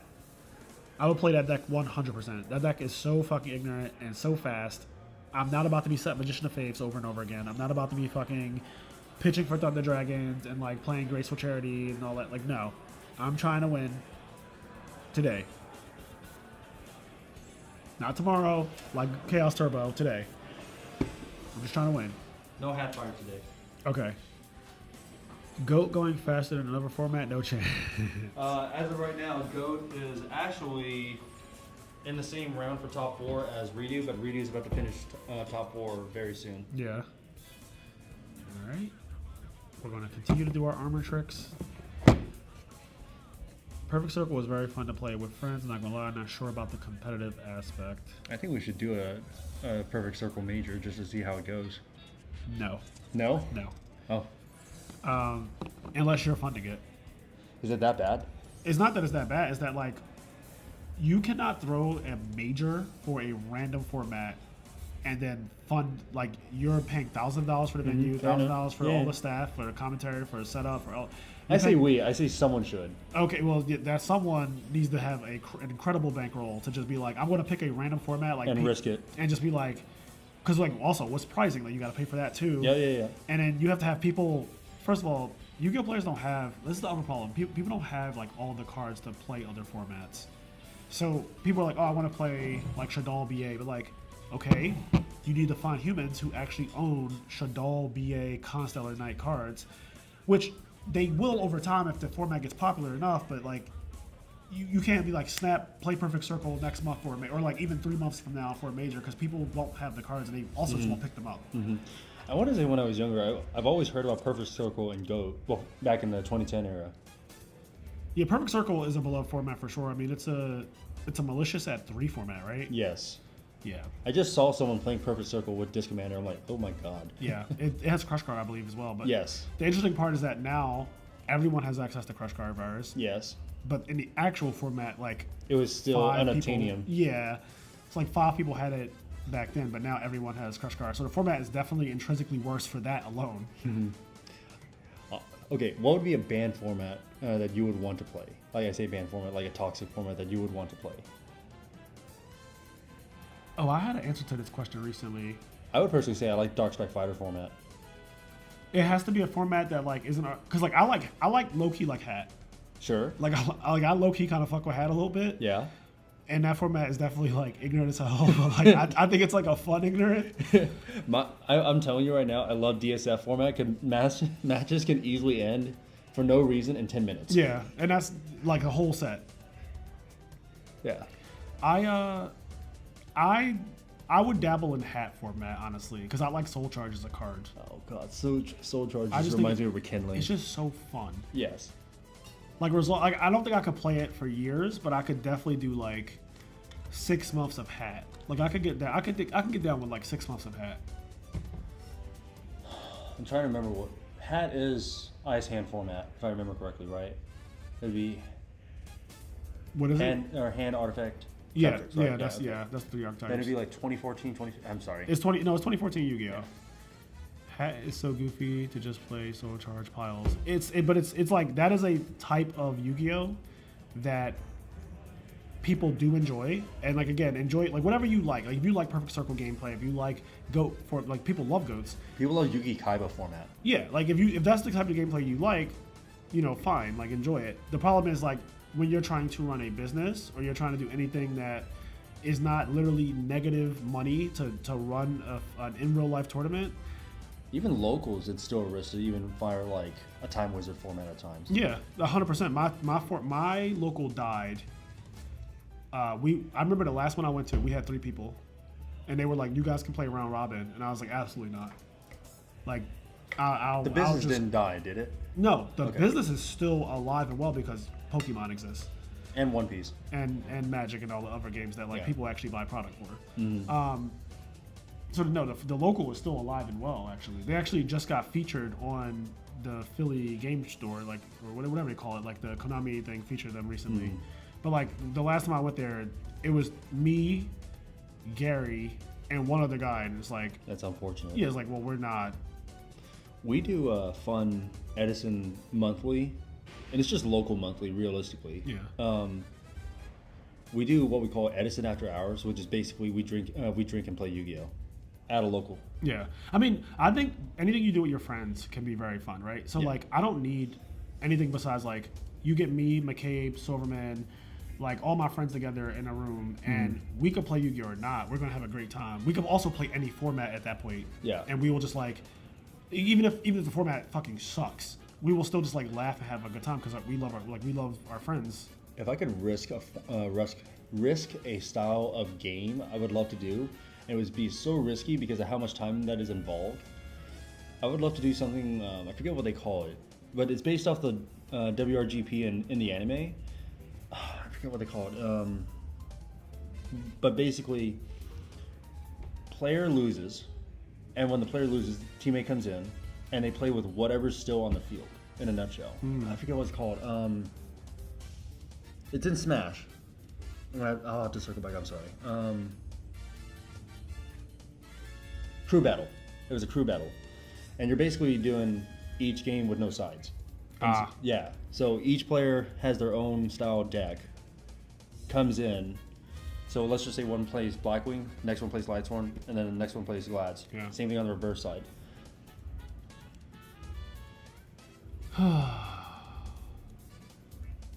What do you mean? So breaking OTS? What are they talking about? I don't know. That's why I'm asking.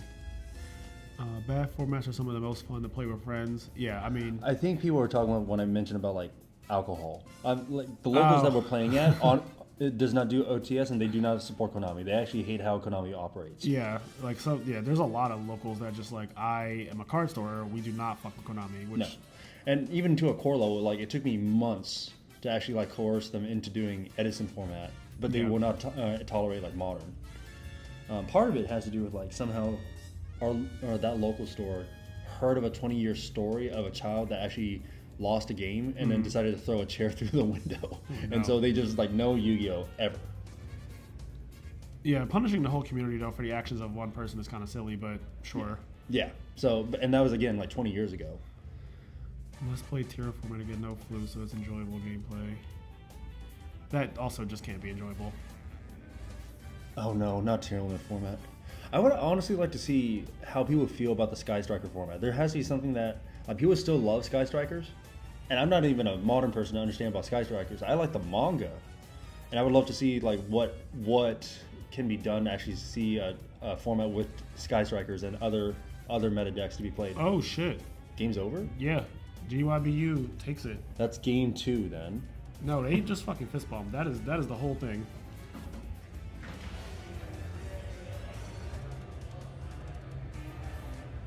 I'm gonna go double check. Sorry.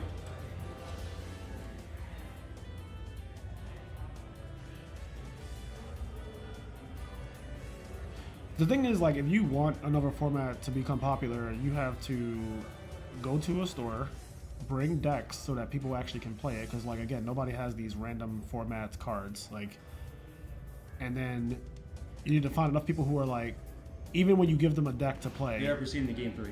Oh, well then why did he fist bump him then? Who the fuck fist bumps after a game? That's like the equivalent of going GG1.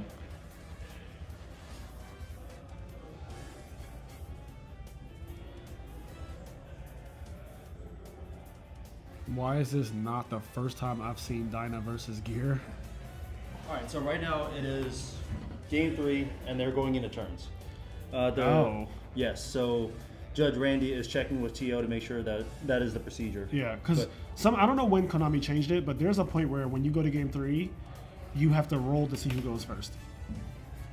Yeah, I don't know anything about that. Yeah, that is a thing that happened. I just don't know when it became a thing. This is actually still new to me because last in Detroit we were on 45 minutes.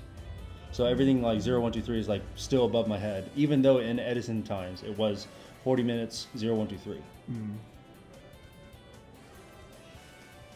Okay, Randy's checking. I'm gonna go check on this.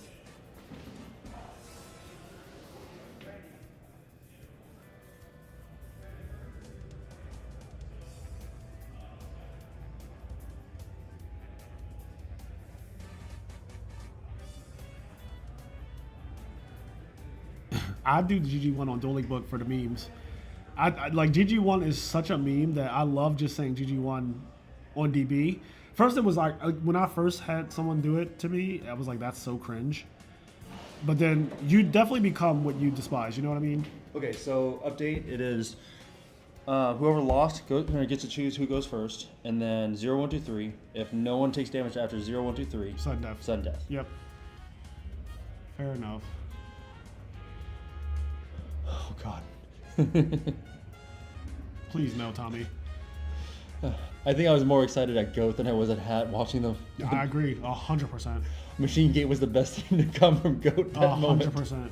The goat. Honestly, GOAT had it popping at Detroit. Oh my God, I was losing my mind just watching Machine Gate go off. Yeah. Building a format up is hard, even when Edison was fairly new to locals. You had to build decks because players. Yeah, I mean, I would agree with that. As someone that had to build Oklahoma City's community, it took me months of convincing modern players at locals to try and play Edison. Because I was just going Yu-Gi-Oh! Night, build many decks, and hand off decks to just go play, and we just play on camera. Yeah, I think there's a lot of things that have to happen organic, like osmosis, basically, for another format to take off, really. Like, the way Edison happened, this is a combination of so many things, right? It's like, you have us being in a pandemic, that's when most people started to play that format online. You have content creators who got involved, which they can impact thousands of people at once. And then you have like people hosting tournaments for them that have prestige to them and stuff Yes. like that. That Yu-Gi-Oh players were only playing for the prestige anyway. There's Yes. nothing else to really gain from There's this. it was just mainly glory. Yeah, so it's like you have all of these factors, and then eventually Konami steps in like 2023. Yep. And then the format just keeps on growing and Yeah. growing and growing and growing. And I want to say YCS Vegas of 23, there was about 100 Edison pods that I recall. Yes, that is Yeah. a fact. Yes. Yeah, there was a I was YCS, there for that. there That's the was only a- reason why I remember. There was a YCS in Pasadena at the end of Mm-hmm. 2022, I want to say, and there was 108 Edison pods that fired, and I played in 3 of them. Oh my god. And I won 2 of them. Yeah. I will say, props to Keegan and Alex Simo. Props to him. Rest in peace, Alex. Those two are like one of the individuals that really pushed me to go play Edison. And also, ironically enough, what's his name's? Who Needs Meta, which I never knew for this whole time, and it's David Fernandez. Okay, I do know David Fernandez. Yeah. So in 2022, the way I got in Edison, and I've told this story many times. So I do a podcast. I've been doing a podcast since 2021, and Hydro Pump joined my Patreon like really early, like one of the first 5 people to ever join my Patreon. And he was in my Discord server, and he was like, "Hey, this is a random day in 2022, like a random day." He goes, "Do you mind if I post a link to a Yu-Gi-Oh tournament that's happening right now?" And I said, "Sure. I don't care if you can post it." So he posted a link to RBET, which was being live streamed. And I was at home that day, and I was literally on my exercise bike. Wow. And so I was pretty bored. I was Yep. like watching, I don't know what I was watching, but I said, you know what, I'm just gonna like tune into this. So I clicked on the link, I used my Chromecast, put it on the TV, and it was Dale Bolito playing against, I don't know who the other guy was, but I saw Dale Bolito. And I was like, oh shit, Dale's, OG. Yeah, I was Yeah. like, oh, Dale's playing this format. Like, that's so cool. Yeah. And so I said, I'll just watch this match. I watched that match, and then I never turned that stream off. And I was like, I really like what I'm seeing Yes. because it was slow-paced Yu-Gi-Oh! It was like setting monsters and like setting traps. A mix not- of blends of traditional Yu-Gi-Oh. Yeah, and they were like not dying for setting monsters. And I was like, because in Modern, if you set a monster, you will die. Yes. So I was like, wow, this is so different from like what I've been seeing at Yes. locals in 2022, which was Drytron and PK and like I wanna say like, Chillman was Prank around in that Kids. time frame. Yeah, also later in the year. I want to say I got back into Yu-Gi-Oh because I heard the rumor that Black Wings was coming back as a reprint, and not a reprint, but whatever you want to call it. It was in Darkwing Blast 3 years ago. So I tried it. It was in 22, and I'm like, I don't like this at all because it's way too fast. It's very mind-numbing. Yeah. So saw Alcimo, saw Keegan, and then I want to say I spent like hundreds of dollars on eBay because I didn't really know about TCG Player at the time, but I was just like spending hundreds of dollars at the hotel just trying to order all my cards while I was on a job. And I started rebuilding my Blackwing deck, and I had my Blackwing deck literally just in a deck box in a backpack in the corner of my room forever. And I only said, I'm never touching this deck again unless I see a resurgence. And I guess this is just one alternative way of having a Blackwing resurgence. Yeah, like I didn't even know what deck I was going to play, but I started watching it, and then so there's another factor. So I was watching RBET, and then I watched that the entire day. Like I spent the whole day like watching it, ordering food, and just like chilling. I was like, oh, I really love this. And then I went to locals, and Sean McCabe, funnily enough, who actually topped Yes. this tournament. He was like, I signed you up for the tournament tonight because they were running Edison locals at my locals, but I didn't know that Yeah. because I didn't go. He was like, come to the locals, let's just like chill. What he didn't tell me was he actually planned to get me back into Yu-Gi-Oh! So he paid for my entry, which is like $10, and he gave me a Diva Hero deck. And he's like, here's your deck. You're playing against so-and-so at table 5. I was like, what are you talking about? He's like, you're playing this deck, like whatever. And I was like, I don't play Yu-Gi-Oh! Like I haven't played Yu-Gi-Oh! At the time I was like, I haven't played Yu-Gi-Oh! in 5 years. Like I don't play Yu-Gi-Oh! He's like, I already signed you up. Fucking play. You're like, you're playing whether you like it or not. Yep. So I grabbed it. I go through the deck real quick. I like look through it, and I was like, oh my god. So then I sit down. I play against a guy who's playing. I don't even know, like Black Wings. Let's say. I don't remember. I play against a guy. I think he's actually playing zombies. Yes. I play against a guy, and like we have a really back and forth 3 games, and I lose with Diva Hero to Oppression.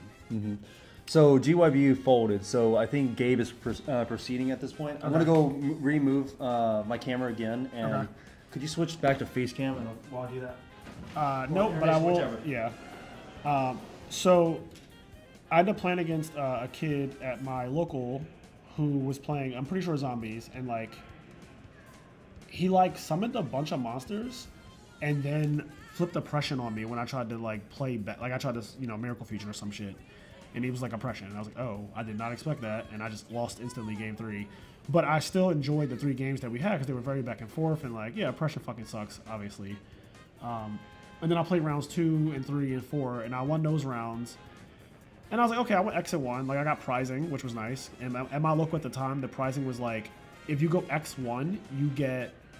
If you go X1, I think you got like 7 packs or something. Like something random like that.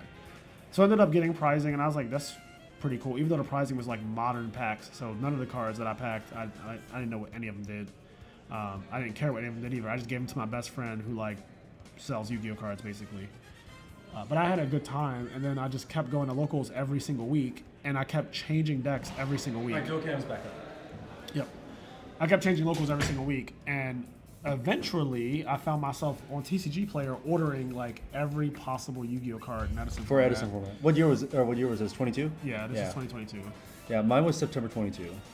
Took me, I think, 5 months of consistently going to weekends or like weeklies to just press people to try and play Edison format.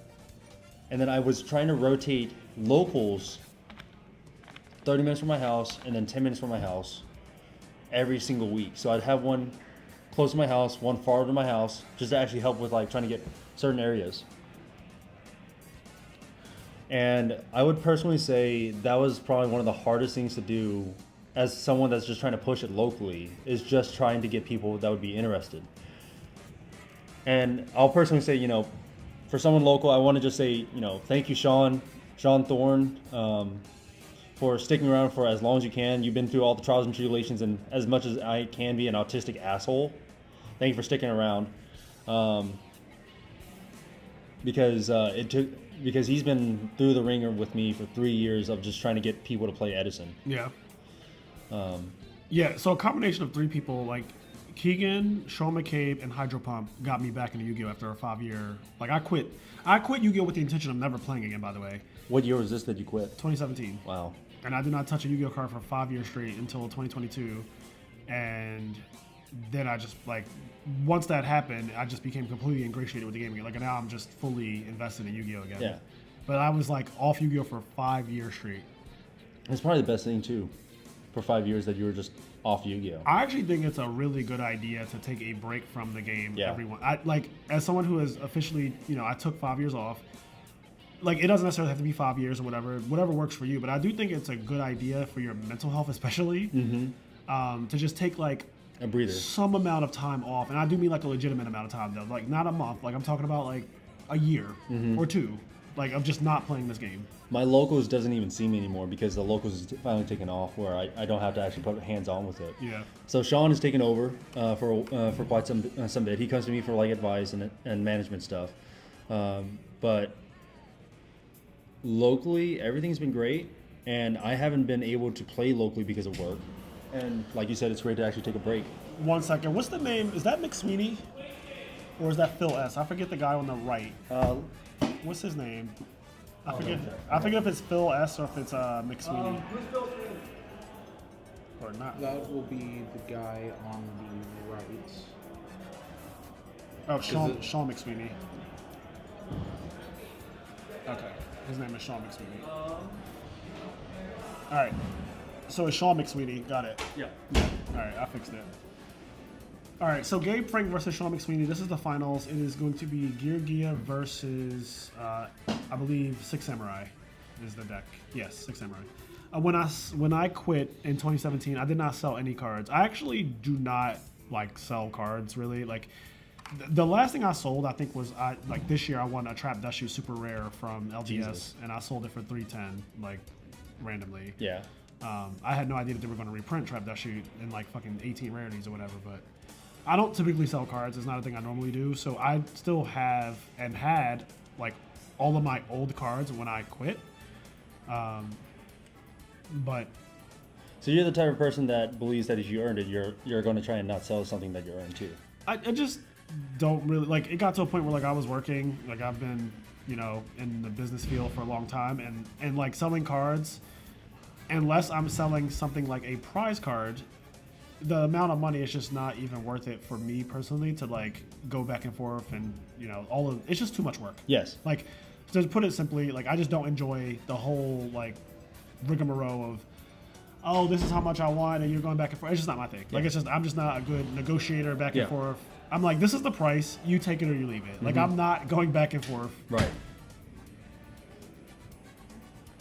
I do have a Zodiac core in the corner somewhere. You are 100% right, Tommy. You hit the nail on the head. Like I quit in Fusion Substitute format. Fusion Sub, or Fusion. What's it called? Yeah, Fusion Sub. Right. That was the combo in Zodiac.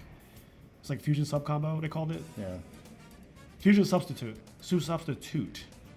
That's the format that I quit in. So whatever that was, I know it's 2017, but that was the last time I was like, I'm done. Like I'm so done with this game. Well, like you said before, it is still pretty healthy to just take a break. Like, it's not that bad. Yeah. Warnings are firing the fuck off. Yeah. I feel like I'm just watching like Solemn Judgment and Solemn Warning back in the day. They're just, what's crazy? Like, so Warning's at 2 in this format, I believe. Yeah. And like, both players just opening up that shit. I mean, it looks like Gabe has two of them. Yeah, I see that. Is that a Monster Reborn? That is. Yeah. Oh boy. Ooh. Yeah, that's... He's going in. Yep.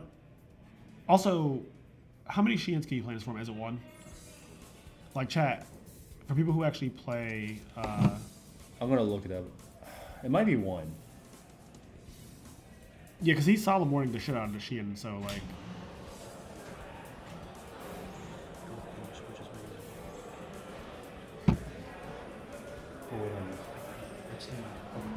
All right, it's at 1. Thank you. So after this match, we have GOAT. Okay. Let's go finals. All right, perfect.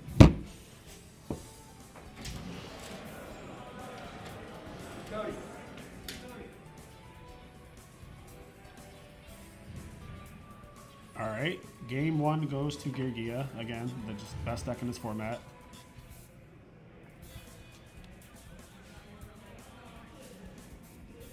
I feel like Gergia has just been so dominant, like, in this format. So it's just called wind-up format for other people? Yeah, this format is classified as wind-up format or redo format. Do they answer? Oh yeah, okay, it's that one. Cool. Yeah.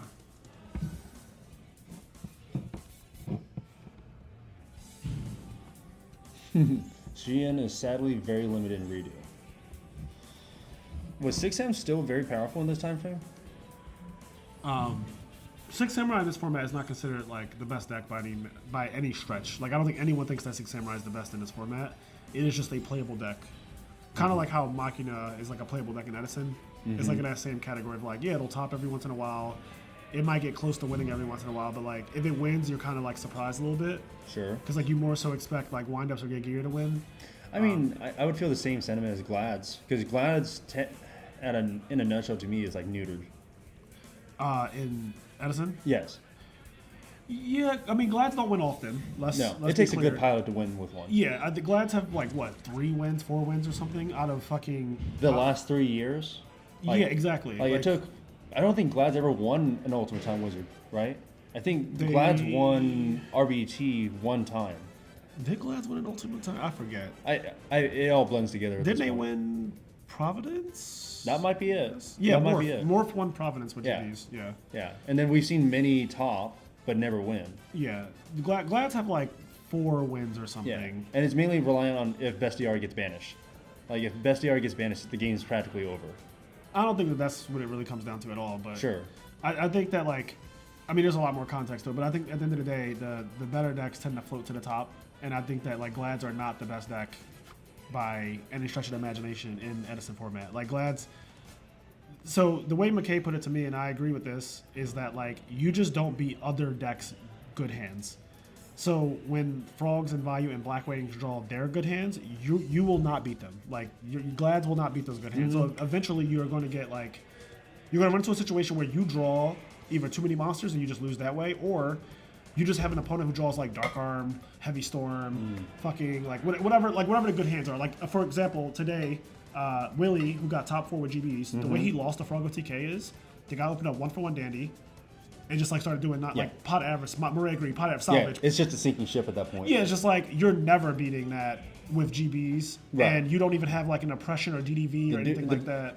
The other gentleman's probably turns ahead of you from even setting up anything, and he just set up on turn 1. Yeah. Which is actually the most modern thing to hear about with a fork deck. Yep.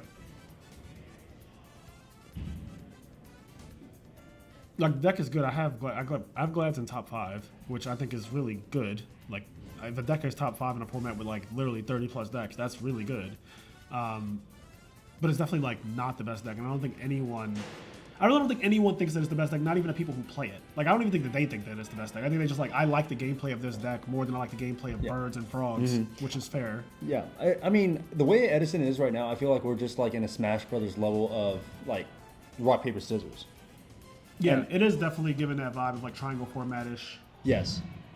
Whatever it is, could be a Pentagon, whichever, but it's literally a circle of just like decks that are back and forth and can defeat each other. Yeah.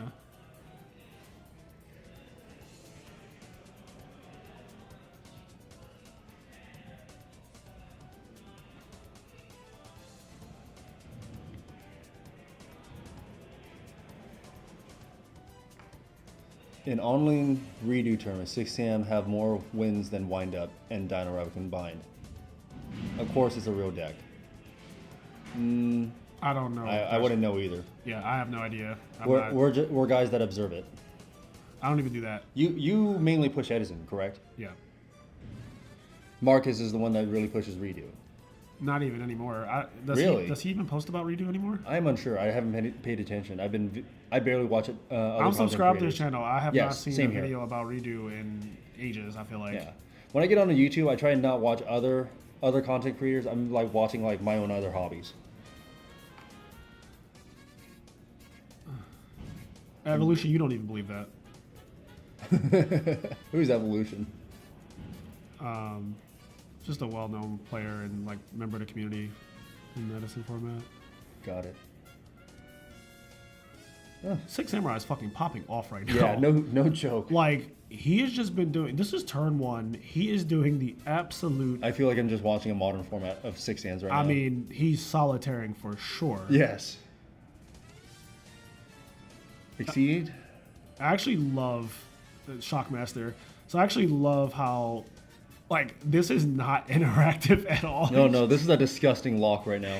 He is just like absolutely. Like, He's literally like I feel like I'm just watching him basically say, "Get around this. You won't." This is so gross. I'm still traumatized by Shockmaster. And Shockmaster was at 1 in this time frame, if I remember correctly, right? I'm telling you that like literally no one believes that GBs are the best deck. Oh, they God. are literally just saying things to rage bait you guys. Like they don't like even when they say it, they don't believe it. Like look at their eyes when they say it. I bet that like you can tell they're like they can't look you in the eye. I bet no one can look you in the eye and say it.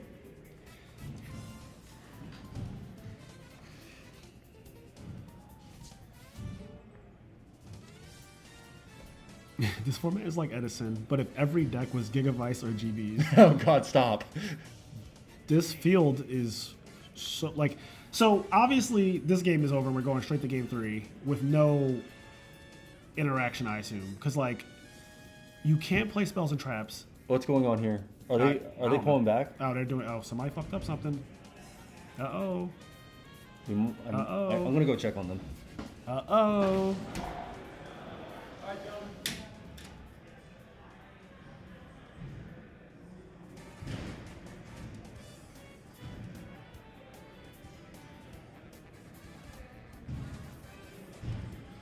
This is so scuffed too because like he was playing so fast.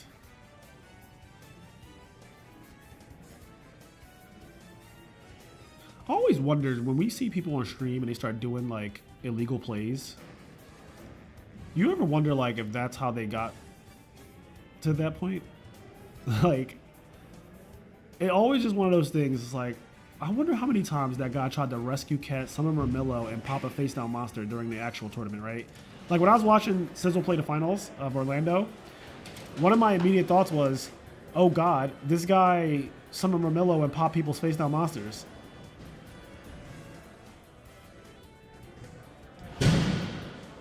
We're doing repairable game state warning. Sure.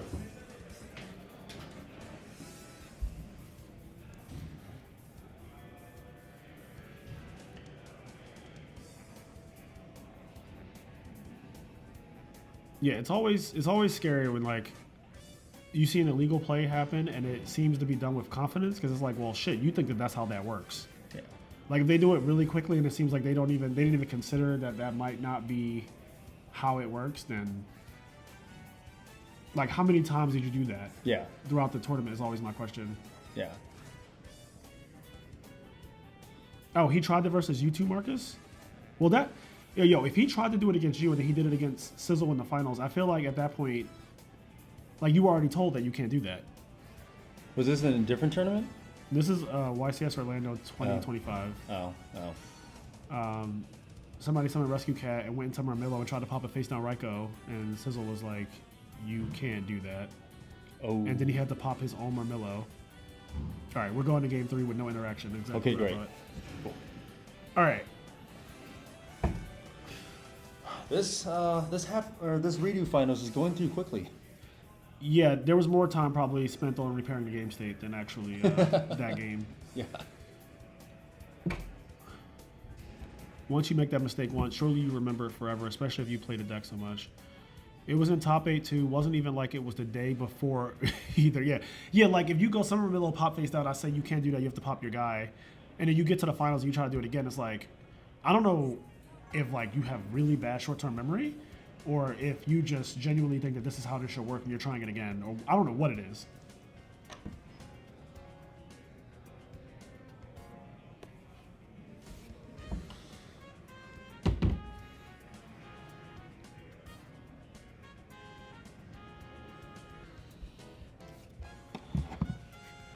Because like I've also made procedural errors before too, right? Like everyone makes mistakes. Yeah, it's like I've made mistakes before for sure. I'm trying to think of one off the top of my head, but I'm sure that there's been multiple times where I did something that is like, okay, that definitely isn't how that works, and either I didn't know that that's like, for example, I have taken 1,000 damage from Caius on my battle fader before somebody told me, who was standing and watching my match, mind you. Somebody was like in person watching my match was like, you don't take 1,000. And I was like, what? And they're like, yeah, you don't take 1,000 from Caius there because battle fader gets banished by his own effect. I was like, I've never heard that before in my life. And then that's when I learned that like apparently Caius doesn't do burn damage against battle fader and plague splitter zombie. Who knew? And I know for a fact that like I definitely have Caius people also who've had like battle fader or plague splitter zombie and they took 1,000. I just assumed like most people that yeah, that's just how that works. It doesn't.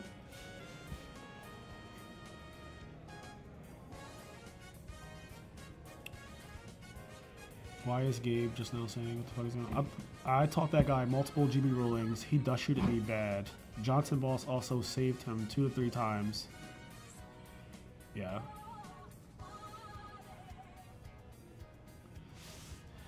Yeah, like people definitely make mistakes. Sometimes you play too fast or like you just don't know.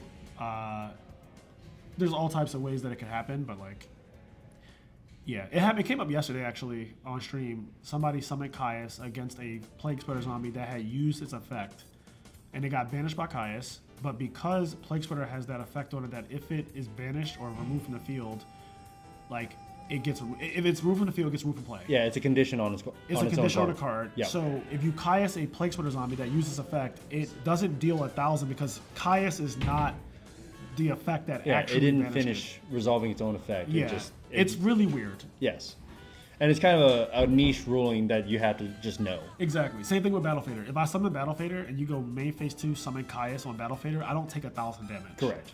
And that's kind of a known ruling. Yeah, it is now. But like even people in the chat are like, I didn't know that. And yesterday there were a ton of people who were like, I did not know that. Like a ton. But that's because like not everybody, like no one knows everything. Truth be told, I completely forgot about it until you pointed it out. Yeah. Because the natural thing to do is like, oh, Caius just banishes it. Yep. Naturally. All right, turn 1 Giga got X is very, very strong for an opening. That's not super simple though compared to just reading Marmillo. I agree. No, like, do not get me wrong. Do not get me wrong. Like, I 100% agree with your comment. That is not super simple, and reading Marmillo is just like, just read the card. So maybe I shouldn't use that example, but I just was trying to give an example of a time where, like, you know, somebody might have lost a game because they took burn damage on a battle fader.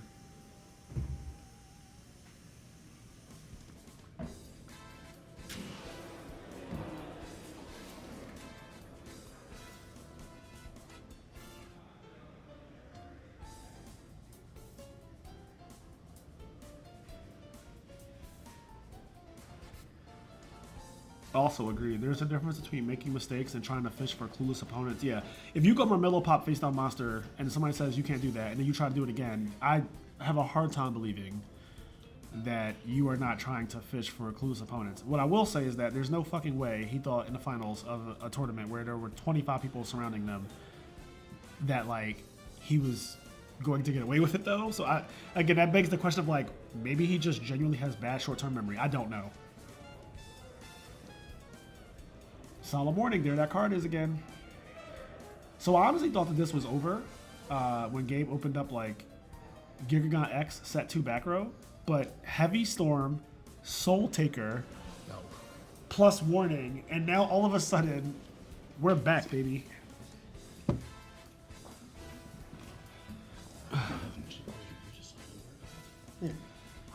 We are so back.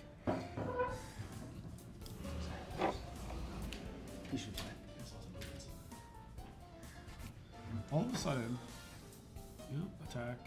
Do you have the Mirror? The Mirror Force is playing this one, right? Yeah. We're in game 3, and they only spent 18 minutes, so that's really good.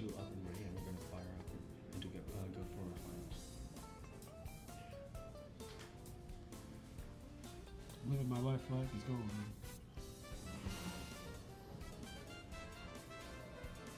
No rush, take your time. Yeah, that's fine. I think this game should be over in about 5 minutes.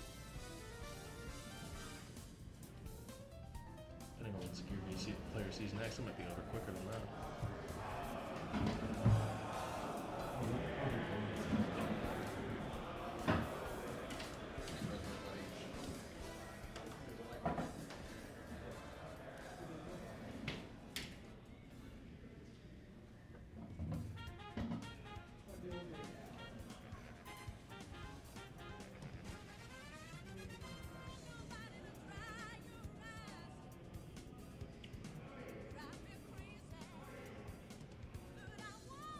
Alright, MK2 to get back the armor.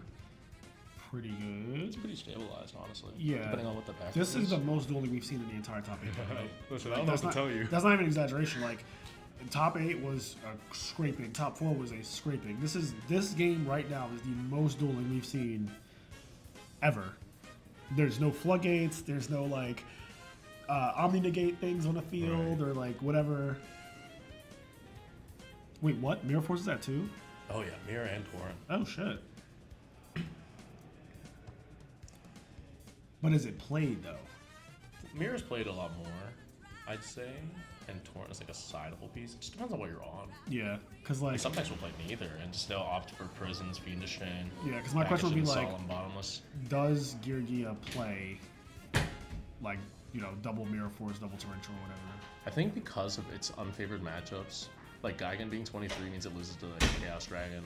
Yeah. That out Shienza, but I think Prison typically is the just better solution. Yeah. You don't want to get double edged or Chaos Dragon. Yeah, they've significantly slowed down. That's for damn sure. Not much is happening. Just a Kazan looking at an armor and MK2.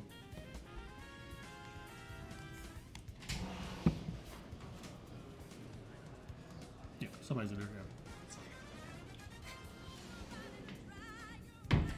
These decks don't have floodgates with each other. Maybe that's why.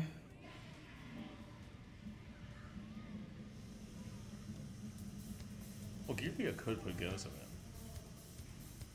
Right, because those monsters definitely, like, that's a wind monster in the middle, that's a light monster on the right, and that's an earth monster on the left. So yeah, Goza would cook. Super Poly with heroes against Sam is also cooked. You just have everything almost. Yeah. Actually, you might have everything. Screw it down. I like how the 6M guy uses the Ultra Pro plastic deck box. It's because it's a loader. Oh, needle sealing. That is ruinous. I forgot to mention the friends from last round. The 6 Samurai is borrowing was his opponent's deck. I'll be so honest, that's game. Like he's just not. You're not coming back from that needle sealing, bro. That needle's critical. Yeah, that needle sealing was GG. Like he's gonna flip armor. Yup. Get more searches. Do more nonsense. It just this deck just snowballs so bad. I mean, Gear Gear is the best deck in the format. In my opinion, yes. Imagine if you never had to like make Stratus vulnerable. You just set it. Yeah. And imagine if you kept doing it every single every turn. like, And then imagine if it goes into a guy that also just does the same thing. and floats. Also this. Yep. Over. He died at 6,000 and it was a flip summon that did it. A flip summon. A flip Dude, summon. Fortress? A Because flip Geigen summon. going into gear frame is just Insane. such high Yeah. represented damage. This He- deck doesn't even need to play limiter. He went flip a monster, kill you. He went flip a monster, kill you at 6,000. I don't think any Gear Gear player in their life has played limiter, even at one. Because like, yeah, it's a one slot that could auto win you a game. Yep. But like, half the deck kind of already gets you there. Yep.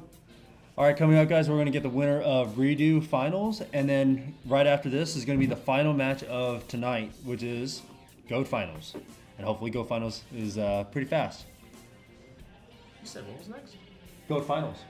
Okay. Yeah, we held up GOAT Finals to actually get it on features. Yeah. Got it. Yeah, this has actually been a very productive weekend, honestly. Like, Detroit was great. This is like awesome that we can actually get multiple formats into the timeline. I just think it's crazy that guy just flipped the fucking armor and did 6,000. That's all Fraser's worried about right now. Because that just scared me. Like, I don't like You dying. know what? I don't like randomly dying like that. Dude, that's the machine classic. Like, okay, imagine You someone might was go like, there. imagine someone was like, flip hamster and it kills you at 6,000. Oh, God. Sometimes it does. Because then they proceed with normal summon Grepper. See you.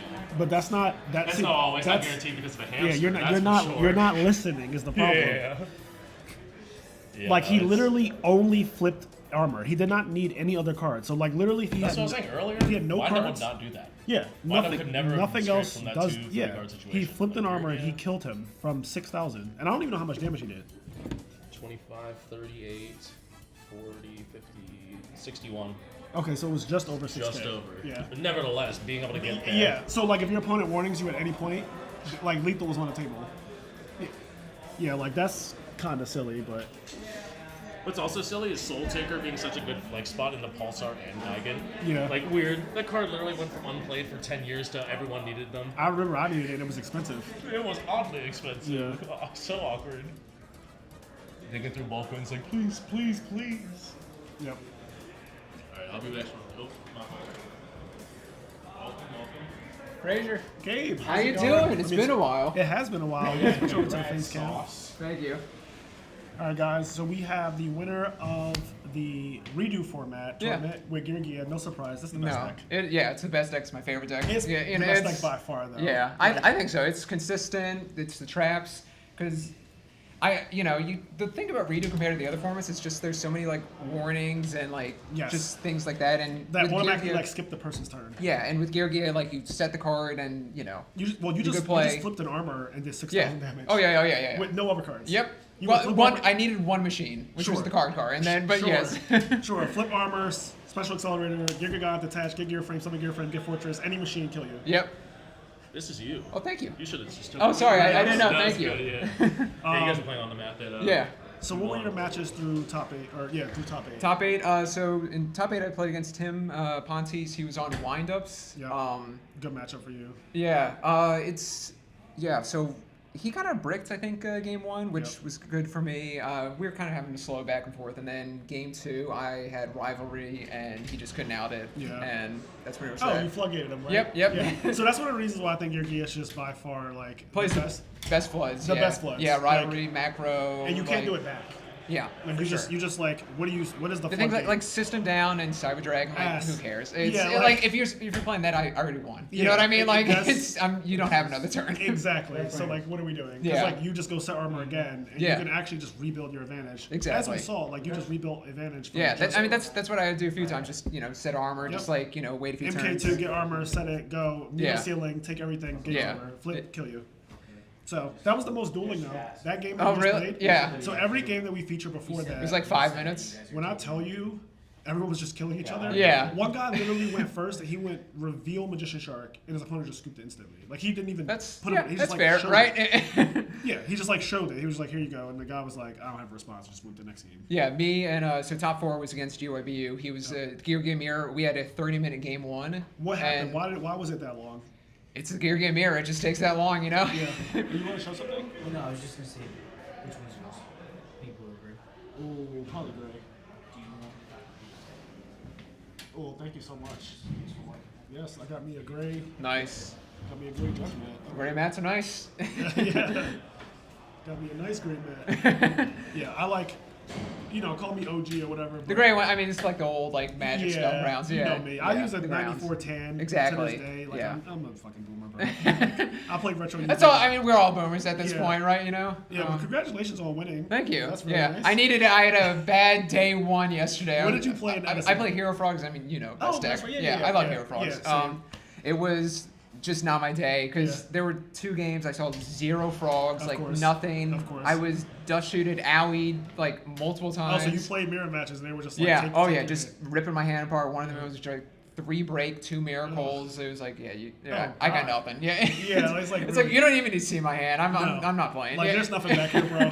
Just let me keep all the cards. back. Exactly. Like, I don't have shit. Yeah. Yeah, that's unfortunate. But at least today, you redeemed yourself. I know. I redeemed myself finally. Yeah. You were like, needed I'm going to fucking flood you guys off. No CK everybody. Yeah. Is your build, because I don't know your deck list, is No. your build of Gear Gia pure or is it like. It's pure. Okay. It's I play the one Fortress and the one Gear Frame and then the Karkards. Okay. So it's similar to like with the Tro guys like Pro Storm and Yep. Samo and It those just guys. works. Yeah. I've seen them top tournaments. I've seen, Yeah. yeah, that deck just works. I Yeah. mean, I've seen people play. The reason why I ask is there's like MGK. Yeah. I don't like that because those guys are just bricks. The tuners, Yeah. like I don't want to draw bricks. I'd rather just draw cards to I agree. play. I you was know? just recently asked the question of like, would you play those bricks to make your deck less consistent but like more powerful? I think was the question. Yeah, I don't think so. I remember like even back in the day, like in 2014, I remember Luke Feeney. Yeah. He was the first like pure Gear Yes. guy because there was like everybody played the Yeah. Karakuri I version. talk to Luke every day, by the way. Oh, really? Yeah, we're in a Discord server together.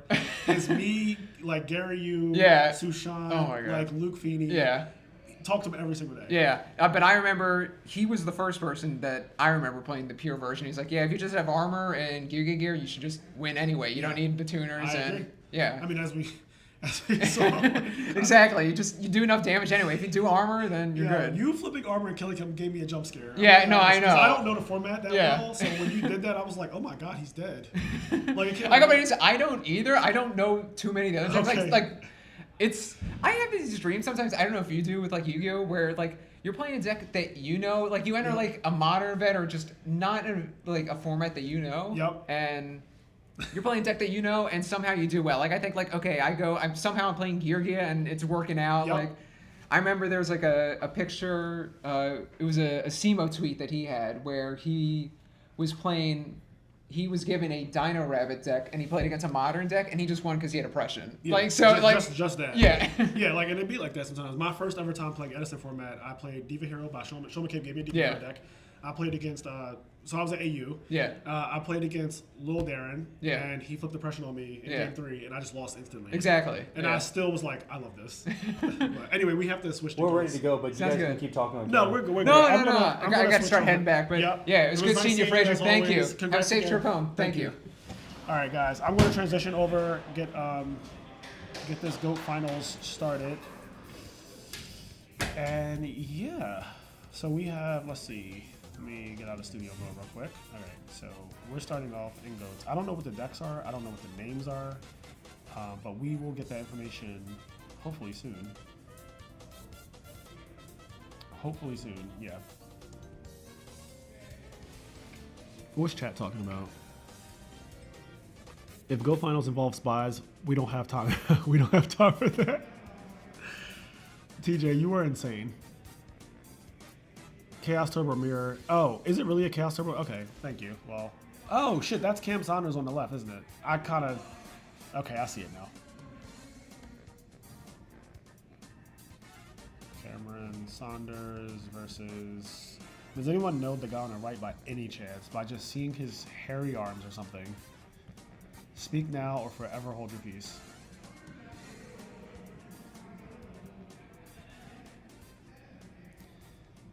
Allegedly. I love the allegedly.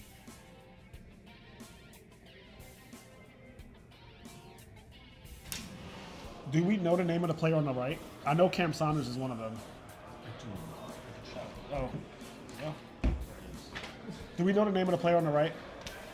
It's Cam Saunders versus... Like, Cam Saunders is in red. I have him. I just don't know the other guy.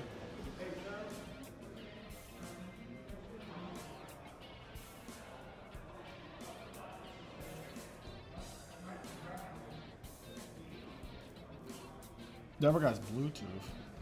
Bracket name Bluetooth. Perfect.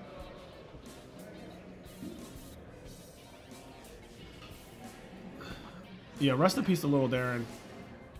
Love that guy. He always would let me borrow cards when I needed them. And definitely gone too soon. Rest in peace to all our fallen heroes. Rest in peace to Aleximo. Little Darren from my local. Jesus Suarez, another one. Just a couple of people who have unfortunately passed away. And we will always remember them, especially on this channel.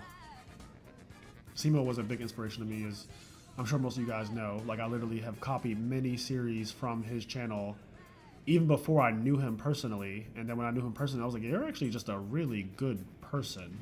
Like, just a ball of good energy. One of the nicest people I ever met. He had no reason to really like help me or my channel out, but he still decided that he would do it. And I appreciate him for that forever. Him just coming on the channel, coming on the podcast was like a huge help for a small channel like mine. So yeah, he was just always super nice and also very funny.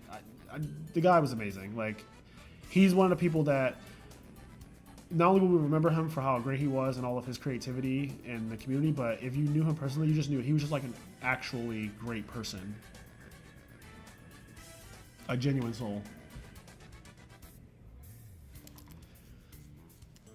Okay, so we got a spy flip, which means we're gonna be here for a while. Yeah, we're gonna be here for a while. Spy has resolved, so you know what that means in goats. Spy has literally resolved. You can add a minimum of like 10 minutes to this game. Also, they're untimed because it's the final, so there's no time, I guess. So the clock just is stuck at 40 minutes.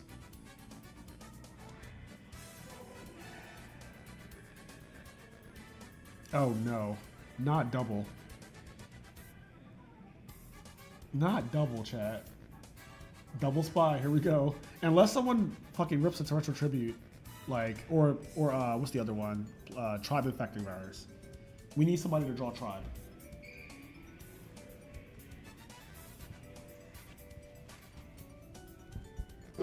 Tribe.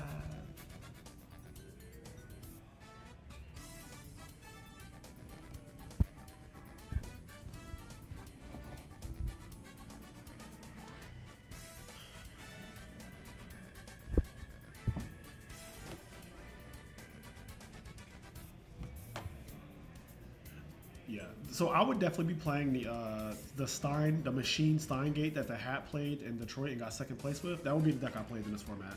Honestly, I don't even think Goats is that bad anymore because that deck exists. Like I didn't know that deck exists, but if that's a deck in this format that I can play, I would just play that in every tournament, and I don't really care that much if I win or lose like quickly because I just like that it's so fast.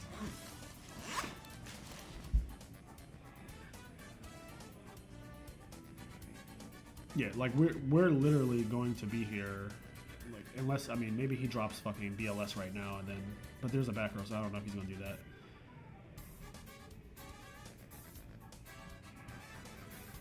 some not Dragon Turbos. My brain is so Edison pill. Some turbos also don't even main deck Torrential Tribute. So yeah, pretty much tribe waiting room. I didn't know that.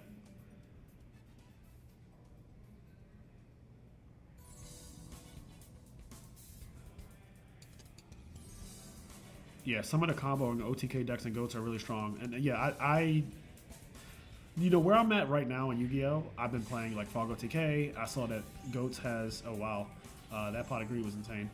I saw that Goats has like their own versions of OTK decks, and I was like, oh, well, I will certainly play that. Like, my dueling days are over, chat. I duel for content at this point.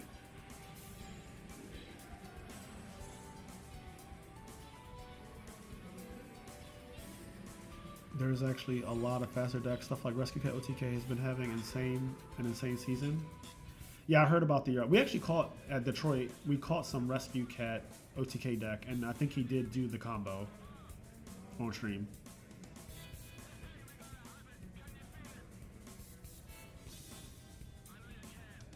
Also, Earth aggro is just... it just kills you really quickly, too.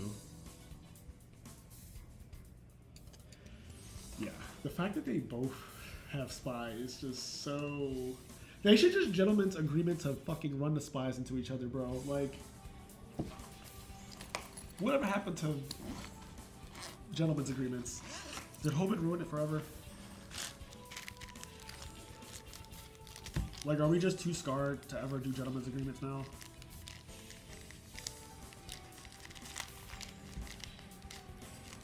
Alright, Cameron Saunders is summoning BLS or something.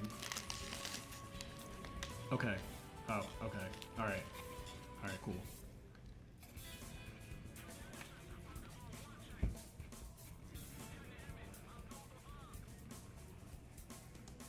My man Drew Pottery proceeded to go summon BLS, summon Castles for attack for game. We have Ring of Destruction.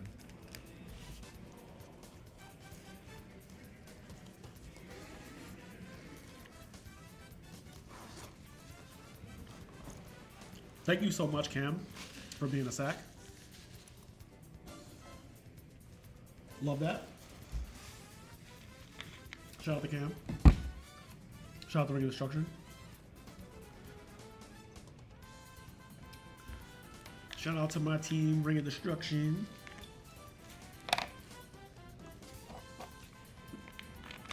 Most of my team is retired now.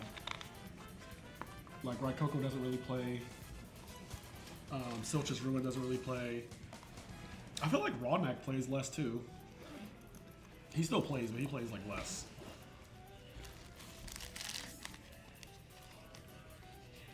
Pro Storm, he plays every once in a while, but like...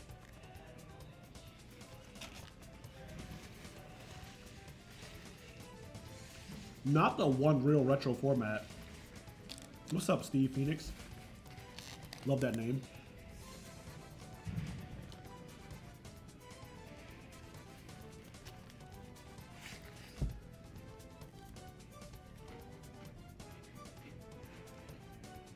Yeah, Ring of Destruction is one of the most egregious cards ever.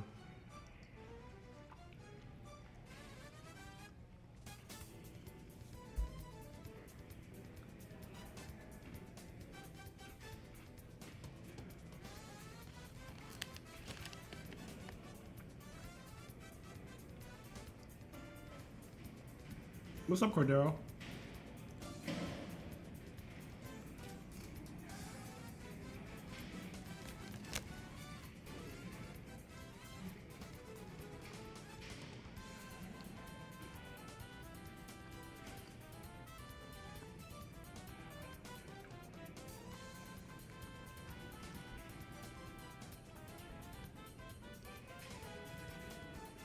The fact that it forced game fours, you know, I forgot about that. No, Ring was not a prize card. The prize cards are like Cyberstein, Des Volscav, Shrink, Doom Caliber Knight. At some point, it's Darken Dragon, but there's Crush Card Virus, Gold Sarcophagus, Darken, Giant Hand, Minerva. Ring of Destruction was not a prize card. It is just a secret rare from a set of Yu-Gi-Oh! That came out very early. And for whatever reason, it just didn't get banned for a decent amount of time.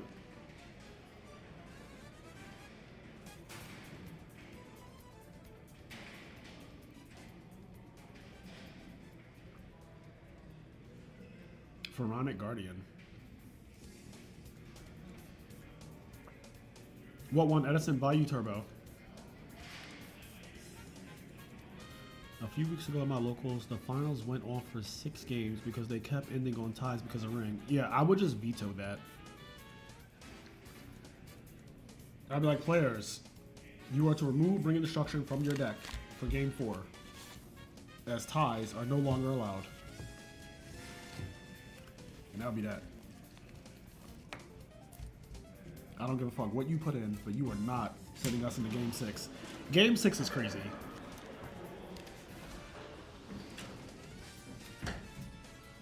Because technically, the players could just continuously draw, in theory, if they wanted to be, like, funny.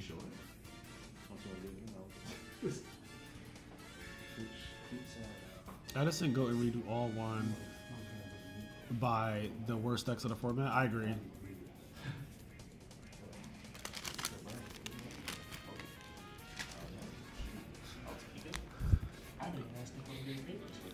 How did Sean do? Sean lost in top 16. Sean lost in top 16. Unfortunately, we came in together this morning. We got breakfast sandwiches together. We got bacon, egg, and cheeses. I got a bacon, egg, and cheese on a cinnamon raisin bagel with jelly. It was fucking delicious. We drove here and we talked about what he would do if he won the tournament and became a millionaire. And I said, you know, man, if you win, I just hope that when you collect your millions that you look out for an old friend, you know? And he was like, you know, I got you. And I was like, thank you. And then he got scraped instantly and he went home. So that was that. It was great. He got a lucky game. Yeah, I didn't see any of his match. He lost a heavy dark arm. That's exactly, and that's what he. You know, it's funny. He he can predict things very well. He said that like GBs don't beat any of the good decks, like good hands, basically, and that's heavy dark arm is one of Value's good hands, obviously, and he lost to it. So.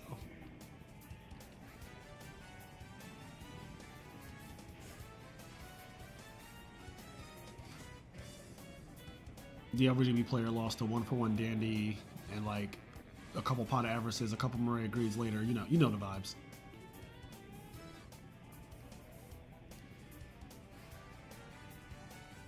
Upper stock, you know the vibes. Look at this guy in the fucking glasses, bro. Bluetooth, but he's playing with green sleeves and green glasses. Like, okay. Love that. Camp is about to steamroll this finals, it looks like. Like, bro is just opening all the, like, just the Trinity. Cam is just like, I'm just going to Trinity you out the game. He was cool as fuck. He got me yesterday on Nerlaris in round 5. Yeah, he talked about his Nerlaris match a lot to me on the car ride home last night. And he said you were playing Dragon Nerlaris, so correct me if I'm wrong, but you were playing Dragon Nerlaris. And he said that you card destruction and he chained DD Crow, and then one of the cards that you drew, and you only drew 2 cards, was fucking Foolish Burial. And you Foolish Burial Nerlaris and had Phantom of Chaos already on the field. And he was like really, really just like tight about that, obviously, because that is super lucky to draw like Foolish Burial off of card destruction. And when you're only drawing 2 cards off of card destruction. So I did hear a lot about, oh, speaking of which, even when I'm not talking about the game on stream, I'm talking randomly calling out cards. But yeah, he told me about the card destruction. Yeah, he told me about the card destruction situation. And then I think he said, he told me more, like something, I don't know, like typical like GBs in top deck mode is scary for any deck because he draws a GB, like he just kind of starts winning immediately. But yeah, he's definitely one of the nicest guys. McCabe is very nice, very, timid guy and everything.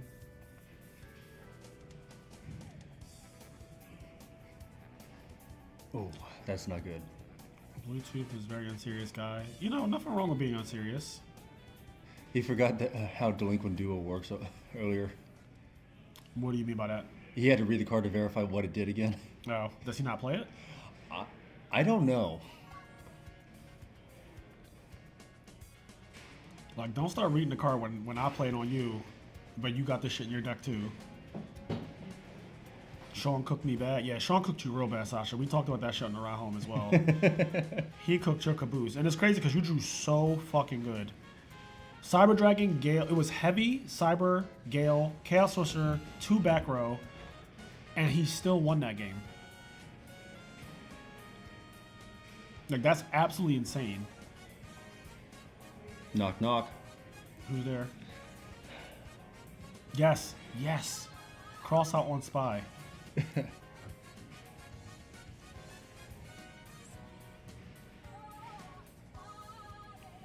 These guys are just having the most fun time of their life in finals. Especially Cam. Cam was like, I just want to be on camera. Did you see how game 1 ended? No, I did not. How bad was it? He went Pot of Greed off the top. Yeah. Summon Chaos Sorcerer, summon BLS, attack for game. Oh my god. Well, with Ring of Destruction. Oh my god, that sounds disgusting. Oh god, it's about to happen again. No. No. Yeah, he did a Pro Heavy. The Pro Heavy and the Econ Sork Banish Stardust. Yeah, it was gross. McKay was doing tricks on it. I'm not gonna lie. Like, he was just doing tricks on it. And I said, do you know who you just played? He was like, no clue. I was like, I love that. Like, I just love, like, it doesn't matter anyway. Like, you know, I was just being funny when I asked him because it's like. Honestly, Edison is probably one of the best places to actually, like, be very humble or get humbled. Yes, and it's great for that. But I just love the fact that, like, you know, Sasha's a very, very accomplished player in Edison format. Oh, he's not happy about that. He's reading. Oh, okay, so he's just reading all the cards. I got it. He's making sure that it's not stacked or something. I got it. But yeah. You gotta love Raigeki breaking to Sinister Serpent. To be fair, I could have copy created with Phantom and brought up Horus, but game 1 I stacked the hell out of him with Nerlaris, turn 1, draw Creator. Yeah, he did tell me that as well. Yep. Oh. Here comes Moth. Yeah, but if you go Phantom of Chaos, copy Dark Creator, bring up Horus, you probably still just lose instantly because you have a Phantom of Chaos in attack mode. Why did you just send Thunder Dragon and have him shuffle and cut? Even if I attacked, I lose to Laquari into Darius. Yeah, I mean, yeah, like he's one of the best players of all time. He just doesn't play Yu-Gi-Oh very much is the thing, and like he hasn't played Edison since 2023 Nationals. So that was the last time he played. These guys are just having a fun time right now. It's just look at how much they're laughing in the background. Why is this guy shaking another guy's cards? They must be friends. Like, I would assume that they're friends. I don't even know if they know each other. I assume they're friends. I'm going to make that assumption because there's no fucking way. Cameron is just happy to be on camera. No, Cameron is happy that he's just going to win this game 2-0 and collect whatever the prize is and, like, go home. Well, we were joking on the way here to the mall yesterday that he's going to be featured on camera. He never got featured on camera. Well, the prophecy still came true. Yes, it did. He would have got featured yesterday if he didn't scrub out. Ain't that the truth? Oh, he tried to knock it. Tried to knock them off, and that did not work in his favor.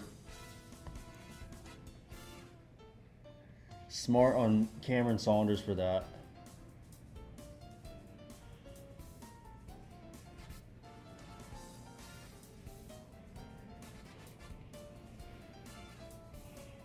I swear, I think Goat and Edison, well, I might be wrong on this, but I feel like between Goat and Edison, you tend to shuffle your deck more often than any other retro format. But I might be wrong on that.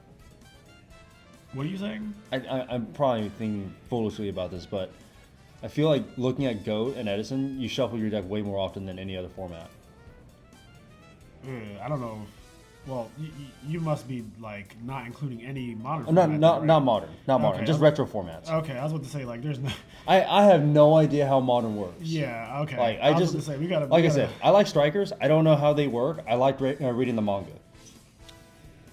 Yeah, I mean, I obviously have not researched or thought about this ever in my life about what format shuffles the deck the most, but you know, there's so many retro formats that chances are it's probably not correct, just based on the volume of how many formats are technically prior to when Yu-Gi-Oh becomes what I consider modern, which is like the Link era, like when Links come out. I think that's like Sure.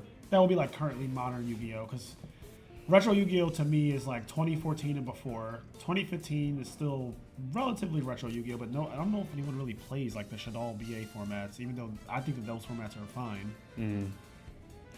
I mean, honestly, anything prior to 2020 should be at this point retro. It's been 6 years since it's 2020, and that's the scariest thing to realize is that COVID has been 6 years since. Yeah. Yeah, people talk about Toss, and I think Toss is 2018, and that's like a retro format. Yes. Thunder Dragon, Orcus, Sky Striker, Solomon Grade, I think is like what that stands for. Hits the back row into Mirror Force. Oh boy.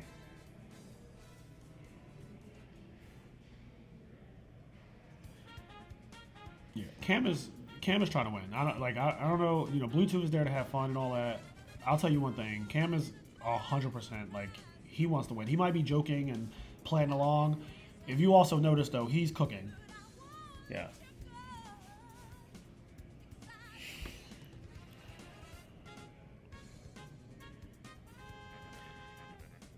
Even in modern, there's a big difference between 2022 and today's Yu-Gi-Oh. That's interesting. Yeah, I mean, 2022. 2022 is Tier Elements. Just through year. the Sinister Serpent. Links have been out for 9 years now. Yeah. I have never played with Links in real life. Like when they came out, I had already quit. So I do not know what it's like to like link summon in IRL. The only time I've ever done a link summon is when Chris LeBlanc was on my channel, and he had me doing like snake eye combos.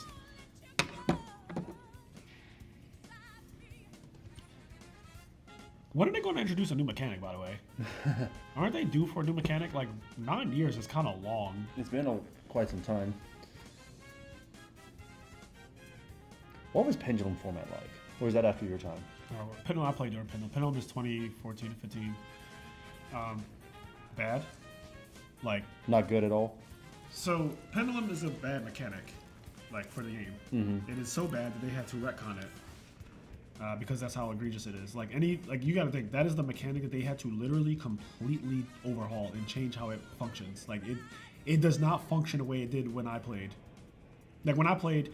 So I don't know if you guys know how pendulums worked originally, but it was like you just play scales and you summon all these guys, and if they get destroyed, they just go back to the extra deck. And you can do it again next turn. And so you like, it just made all interactions worthless. So like, there's no reason to play anything like Torrential Tribute. There's no reason to play anything like Mirror Force. Those cards don't do anything. Like you pendulum summon out 5 guys, and you like imagine you go Torrential, and the opponent goes okay pass. Next turn summon back 5 guys. It was like really bad. It just doesn't sound like fun at all. Yeah, it was a really like Yu-Gi-Oh just got so fucking awful the further it went on, and they introduced like more power creep and more mechanics that were just egregious. And I think that Pendulum is one of the most egregious ever, so much so that they just changed it completely.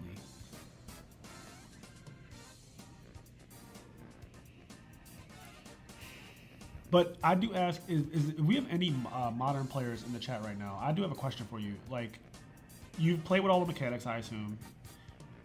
Do you think, like, links are the absolute worst thing to ever happen to Yu-Gi-Oh! In terms of, like, most ridiculous mechanics ever? Or do you think it's like C's? Do you think it's synchros? Do you think it's pendulums? Like, what do you think is the most egregious part of modern Yu-Gi-Oh! In terms of, like, the power creep?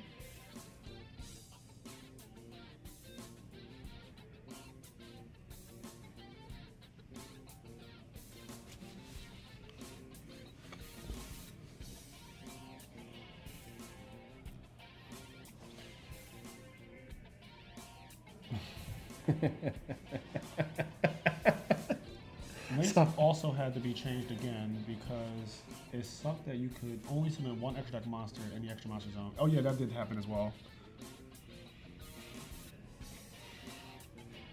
You think Pendulum was worse? Link is about 40% of the ban list. Is it actually? I have not seen There's the ban no list. way it is 40%. That's crazy. I'm pulling it up now. That's crazy. So like, and I think what they mean is like if you look at the monsters that are banned, right? How many of them are blue? Because I think Konami color codes. Not just blue. The whole Link's blue. Yeah. Well, I don't know if there's any rituals banned. Jesus, that's a lot, but I don't think half is the right number in banned. I think because there's still quite a amount. I think he's right. Well, the whole page covers this, and then you have. Yeah, but that's effect monsters. They don't count. Okay, so we don't count that. It's more than fusions. It's definitely more than synchros. And it's more than exceeds 100%. Yes. So the guy he's right when he says that it might not be 40%, but Links have more cards banned than any other archetype. Sure. Of all the out of pendulums and synchros and exceeds and links and rituals, the most banned cards out of all the mechanics is factually link monsters. That is a fact. Looking at the ban list right now. Unless, I guess some of these boxes, is there like a difference in the size of the boxes or anything? Not that it really matters. Okay. Yeah, look, it looks, visually looking at it right now on David's screen, it looks like links take up more of the ban list than any other mechanic does. Yeah, just on my phone screen. But honestly, I don't know if I can agree with that it's 40%. No, yeah, 40% is still but it's also, you know how people are, random percentage. Yeah. People just say random percentage. It definitely takes up more than, it is definitely the most that is banned. Yes. Next to monster effects, or effect monsters. Effect monsters, but yeah, Yu-Gi-Oh! Always had effect monsters.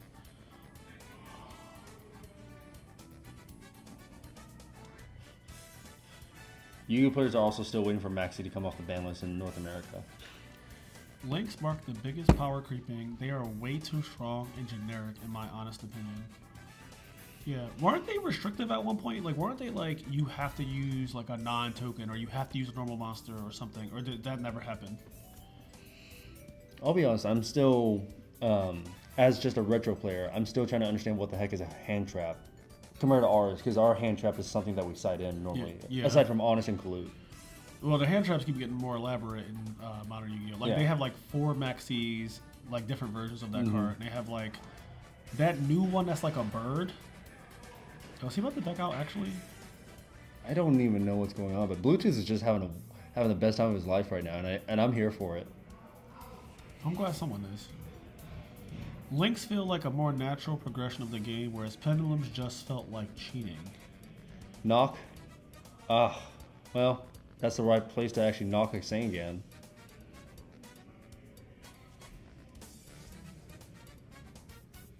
$300, I think? Yeah, $300 on Moth. Links are a benefit to the game, to be honest. It's not any mechanic, it's just certain gameplay patterns that are not enjoyable. And please tell me they're not playing a game with Draw Pass. Okay, thank It's God. fucking go for it, man. What do you expect? No, links aren't a benefit to the game. Links are straight up, I screwed my combo, got 4 random bodies, let's make Apo. Another Moth. Yeah, Apple's banned now, but I know it lasted for years, right? Apple's been around for fucking. Is he trying to finish his turn? Infinite time. Oh my God, he really is. That's why he keeps clapping. He can't do anything. Don't forget about the cards that are banned for the. Oh, he has Ring of Destruction. Extension. Oh, I forgot about that. So MT Legend said, don't forget about the cards that are banned because of link monsters. Existing. For example, Dandelion, I'm pretty sure, is banned, and Gofu, the Blackwing guy, is banned, and probably a million other cards are banned just because links exist. Does he have Ring of Destruction? So yeah, the answer is definitely link monsters. Link monsters are definitely the most egregious thing ever. Cameron is just trying to figure out if he can actually end him right now. I don't think he can. Unless... Oh.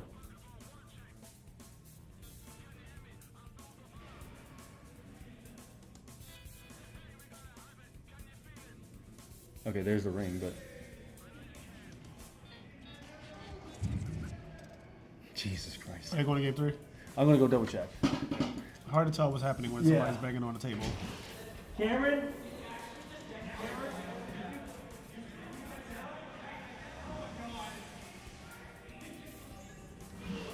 He decked out. Okay. That's why Bluetooth's having the best time of his life.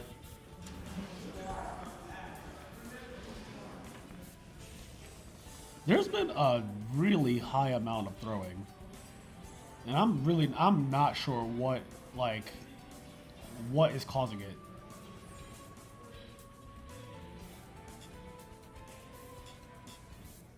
Lynx as a mechanic is fine, but of course they just made the cards too powerful so people would play them. No. Bluetooth wanted to joke and say that he started playing Goat last week, but actually he's been playing for like 3 years now. The whole idea with Lynx as a mechanic being focused on link climbing means the game is designed around spamming bodies, which turns into cyber slop, like Malice or Dragon Lynx or SHS. Fugio? Did you answer him already? Sorry. You could answer him. Yeah, I don't think he threw. I think he was just trying to find any optimal play, but obviously I think for Cameron... All right, I'm going to veto and say he threw. Okay. Like, if you decked out in goats, you threw. Like, Sure. We watched an entire goat, like, major. I've watched 2 majors now in goats, the San Jose and Detroit. I have never seen somebody deck out in this matchup ever. The good players, I've never seen them deck out. Like, he definitely did something wrong. Sure. Also, if you drew your whole deck in goats, right? Mm-hmm. You can't convince me that you didn't make at least one misplay somewhere. That's fair. I Yeah, mean, you get what I mean? Like, I do. Like, you saw your entire deck in goats. Here comes Trap Dust Shoot. So which one's worse? Gravekeepers or Tribe is there? So he just sent back Thunder Dragon, so that makes sense. Yeah. And there's Dust Shoot. That's not good. You might as well just activate Dust Shoot right then and there. I play Dust Shoot as a spell card sometimes. So. It's funny, but it's true though. Yeah, because like, what's he gonna do? He can't even like draw phase at priority MST to get his hand below size because he's gonna still have too many cards. Yeah, but you are right though. Like if you're having to go through everything, you may have done something wrong. That's a fair assessment. Yeah, his opponent definitely lulled him into the throw. He threw no reason to charity either. So few cards in deck. You could have not played graceful, chip for more damage, and then next turn do the same play for Pedigree and win. Yeah, so the people who play goats are saying that like he definitely, and I didn't watch the game really at all, and I just know from playing Yu-Gi-Oh for 20 years or whatever that like there's no fucking shot in goat format that you drew your entire deck and you decked out without making some misplays along the way. Like you had to fuck up somewhere. This ain't chess. It's not anything to draw. So I don't think Cam. You think Cam would actually use Knock now? Oh, here comes Thunder Dragon. He decked himself out. Oh, man. Chat's having fun right now. He keeps opening broken though, bro. I believe it. Like this, I feel like at this point, Cam is going to 3-0 his opponent. Is this a mirror match? I haven't been paying attention which deck it is. Apparently, it is a mirror match. They told me it's the Chaos Turbo mirror match. Okay. And I'm just going to take him at face value there because. Yeah, I mean, I haven't seen Warrior, so it has to be. Yeah, I'm not investigating that at all. I feel like we saw Thunder Dragon on the right, so that's Chaos Turbo. But on the left, I don't know if. Oh, Cam has a Thunder Dragon. We need Rob McKinney back in this game right now. Like he needs to come in and just machine king everyone. That was the hat, Rob, the hat McKinney? Yes. Shout out to Rob. Dude, that was probably the most exciting thing of all time. Rob was going to win Detroit no matter what. Yeah. I mean, it made sense because he's running machines in literally Machine City. Yeah, that was my point. Like, if you deck out, you did something wrong. Because I watched the good people play, like Rob Cedar and AJT, and, like, they never deck out. No. So, like, that's how I just know, like, there's no way you didn't something went wrong on your side. Like, you did something wrong.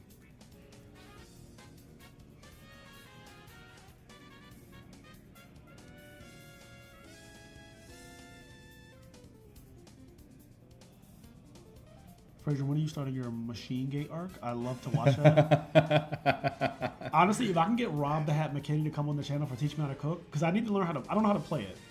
But if he could show me, like do a video, we just, like, play it on ladder or some shit, that'd be so fun. Machine Gate is actually the villain of GOAT, and the irony is, like... Love that. I want to be the villain. Yeah. I always side with the villains anyway. Like, I mean, here's the thing. Like, the way that Machine Gate runs, it did not exist in GOAT format. Like, the original GOAT format. We call it Machine Gate because of the whole reasoning thing. Like, there's another deck that's not even Machine Gate. It's just, or Machines. It's just literally Reasoning Gate is what we call it. I'm not a Go player. I just have friends that is just a Reasoning Gate enjoyer.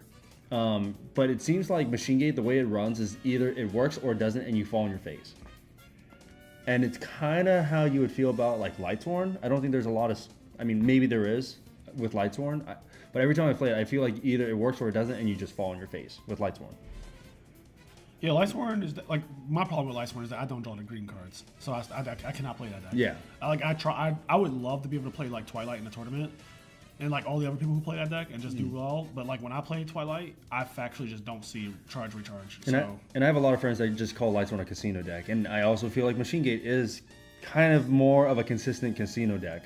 Yeah, I mean he was OTKing the fuck out of people so quickly. It was so great. Like I felt like I was watching like Edison or modern Yu-Gi-Oh. Yeah, I enjoy that gameplay from a format that is known to set spy and make us wait 12 minutes. And the best part about the Machine Gate deck is that we literally use Machine Gate to advance our GOAT format rounds in top 8 just to catch up. Yeah. Either brick on limiters or kill your opponent one turn. I think I might be wrong in this. I think Cameron is behind now. Yeah, that guy done laughed him into a fucking loss. It might be funny. This is your teammate too. And now look at the guy not laughing. There's now that he's fully winning, he done got real serious. Jar agreed. Okay, I see Minecon. What else is it? He's winning now in game 3. He ain't laughing anymore. But all of a sudden, it's not let's bang on the table and pick up the Sangan and stretch it out and shit. Like, I think I just saw Gravekeeper Spy. I might be wrong. Minecon. He's gonna send off his Thunder Dragon to just neutralize it. Okay, so sends Night Assailant. That makes sense. Pick up something else. Picks up Dekoichi. Sets Dekoichi. Cat OTK is a pretty good combo deck. I would argue a better deck than Machine Gate or RGT. So I'm just going to veto that and say no. Machine Gate is king, and you're a hater. I'm going to agree with Frazier here, so the hierarchy agrees. Yep, Machine Gate is just too nice, and you simply can't comprehend. It's just entertaining to watch a Machine Gate deck. I don't know how to explain it. How do you not want to play the deck that goes fucking limiter? Yes. Like, GG no re. Also, Cyber Sun is just a disgusting card in that time frame. The laughing thing was absolutely a feint, and Cameron fell for it. Yeah, like, I know a swindler when I see a swindler, and my man is getting swindled right now. It's all funny and games when I'm losing. Look at how. Oh no, not Delinquent Doe. Look at how serious it got now that he's not losing. He hasn't cracked a joke yet. He's sweating right now. He hasn't read a Sangan since. All of a sudden, we're not reading Sangans and shit anymore. Minecon, is it? It's not it, is it? He just passed it back.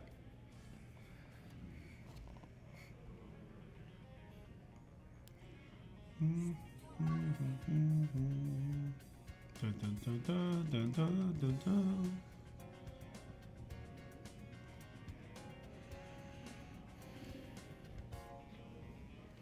Would you rather OTK people or set spy and pass for turns? Grace for Charity in hand. And I saw a Ring of Destruction.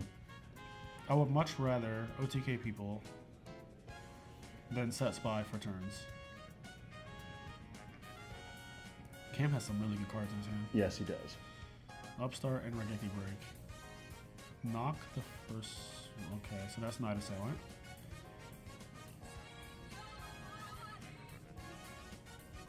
The banish pile on Bluetooth side is huge. Yeah, but I still feel like Bluetooth has a way better advantage right now. I mean, if that's Magician of Faith set, because I don't see her knocked. Yeah. This could be anyone's game right now. Bluetooth done laughed himself. Minecon, oh no. Yep. Oh no, there's the moth. All that laughing, huh? It's all fun and games until it's not. You gotta know a swindler when you see one, man. Cam should be ashamed of himself. Get fucking absolutely swindled. Like, not this guy laughing you out your draws. Oh boy. Position of faith. Get back. What is that? Snatch steal, sure. Okay.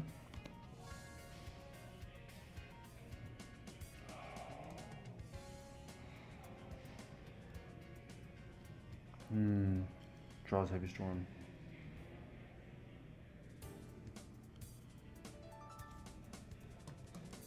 Bluetooth taking it home. Oh no! He is cooking his shit now. Ring of Destruction. Cam drew so broke in games 1 and 2, and hard through game 2, and now he's getting punished by the Yugi gods. The Yugi gods are fucking smiting him right now. Oh my bro. god. Why would you snatch throw them off?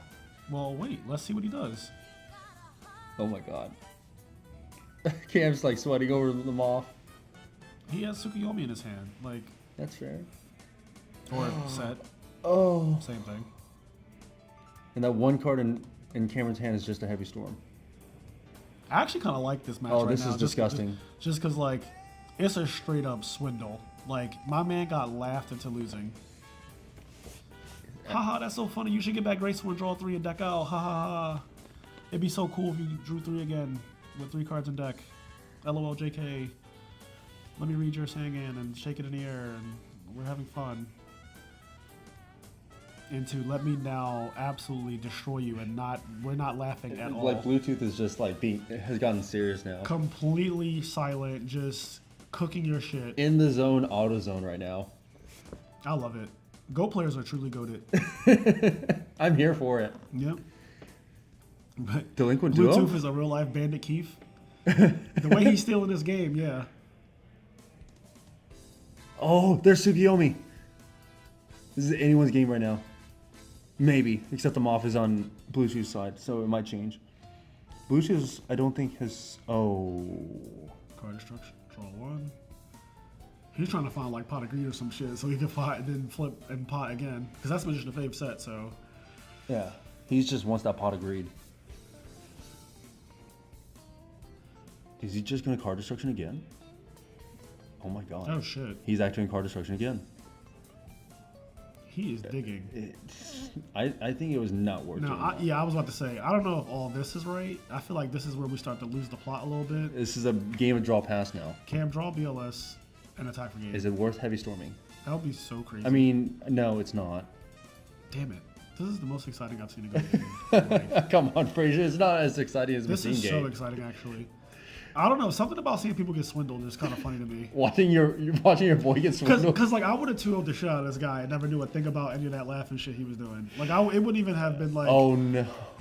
He'd have been laughing right the second. Like ha ha ha! Congratulations on second. That's so funny. I think Cameron definitely walked. Oh no. Oh, pot and graceful. He just discarded pot. He discarded pot. Nice. And there's Moth. He just called it.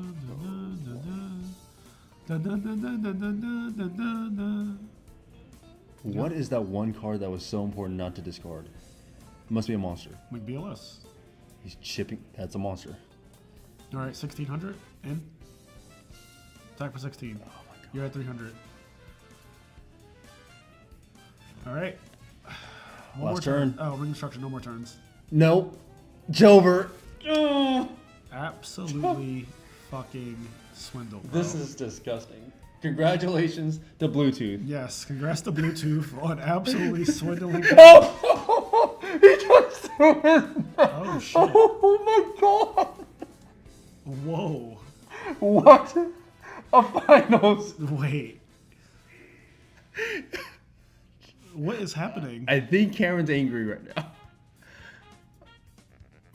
Yo, that was. Oh, he's angry. He's angry right now. That was the best finals.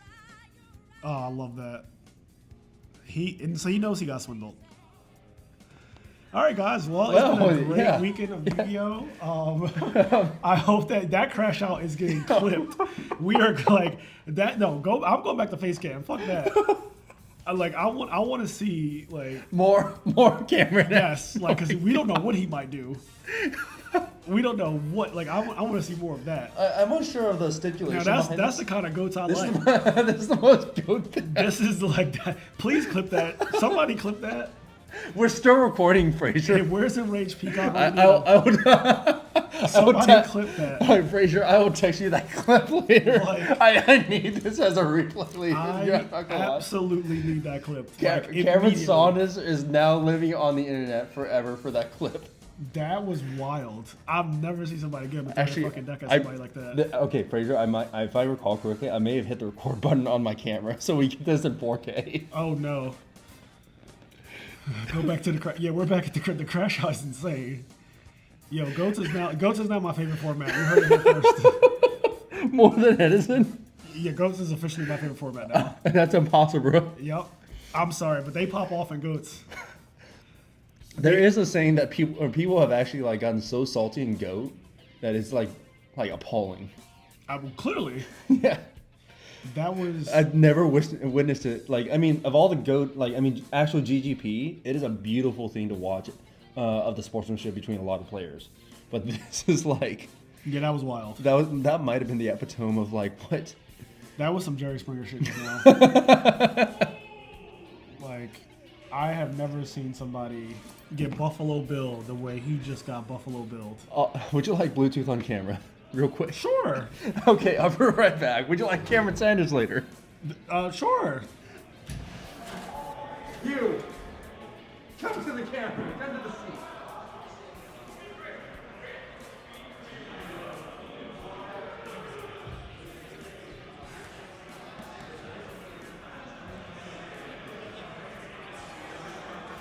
All right, guys.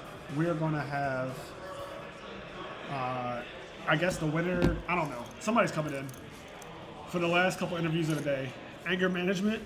People are extra salty when you activate Pot of Greed. Bluetooth and the hat are gods.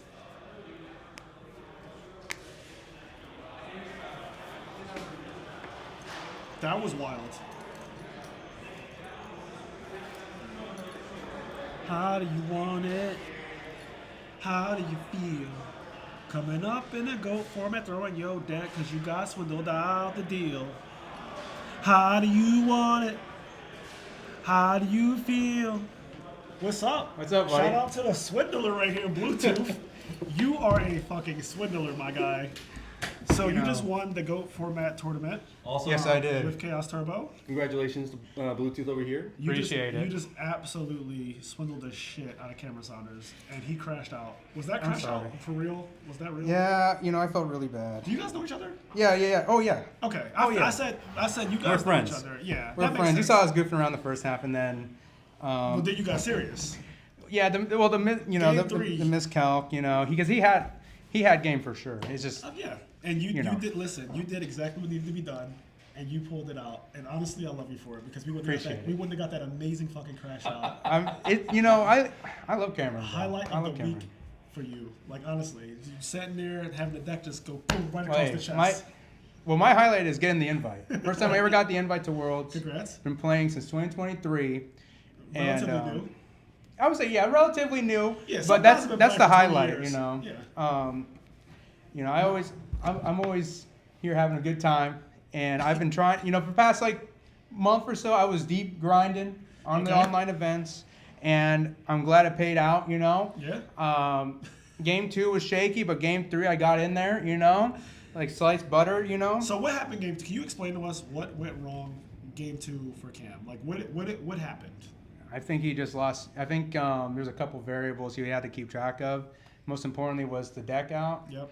And, I think we were having fun out there, but then I think it got lost in the sauce just a little bit on the math. That's exactly what I said. Yeah, just a little bit. We're having a good time. We were having a great time out there. I love Cameron to death. No, great time. You guys were having a great time. I saw it. You were reading like Sandgans and stuff. And, we were just, where's this card dude? Where's this shaking card them in dude? air and like, you were just Sandgans. messing with it this whole time. No, we were messing with each other, bro. To be fair, we were messing with each other. Yeah. You know, because I've known him for a long time. He knows me. We're friends. Yep. And he's just, you know, one of the variables got off, you know? Yep. Got an error. And, you know. Yeah, you did it. You cooked them game 3.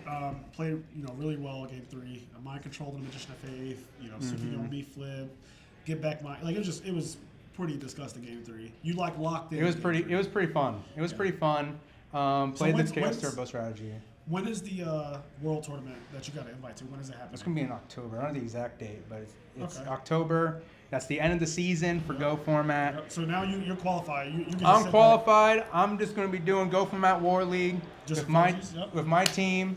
Remember who you are, white boy. That's why I'm rocking the back. Is fit. that the name of your team? Yeah, it's Ultra Instinct, but rebrand. Remember who you are, white boy. You know. You are a white boy. Affliction shirts. Playing Halo 2 on Xbox, Mountain Dew, Code Red. You know how it is. I remember the old Xbox days. Definitely unhinged. Bro, I got my Xbox. You're trying to play it, bro. Listen, I'm a PC gamer now. Oh, okay, fair enough. I'm a PC gamer now. But yeah, congrats again. Thank you so I much. guess we'll see you at Worlds. Oh yeah. Is it Format Library Worlds or what Worlds? GoFormat.com. GoFormat.com. GoFormat.com Worlds. Yeah. And do you know what the prize is? Prize is. I didn't do it. Do you know what wait, hold on one second.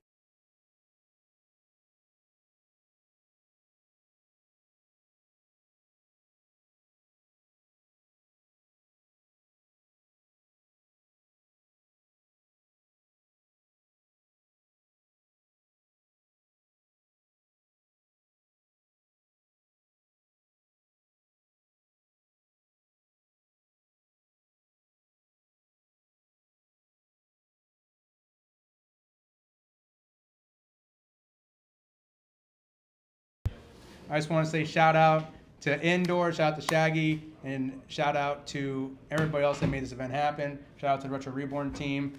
You know, I love y'all to death. Appreciate y'all for letting me out here, okay? Yeah.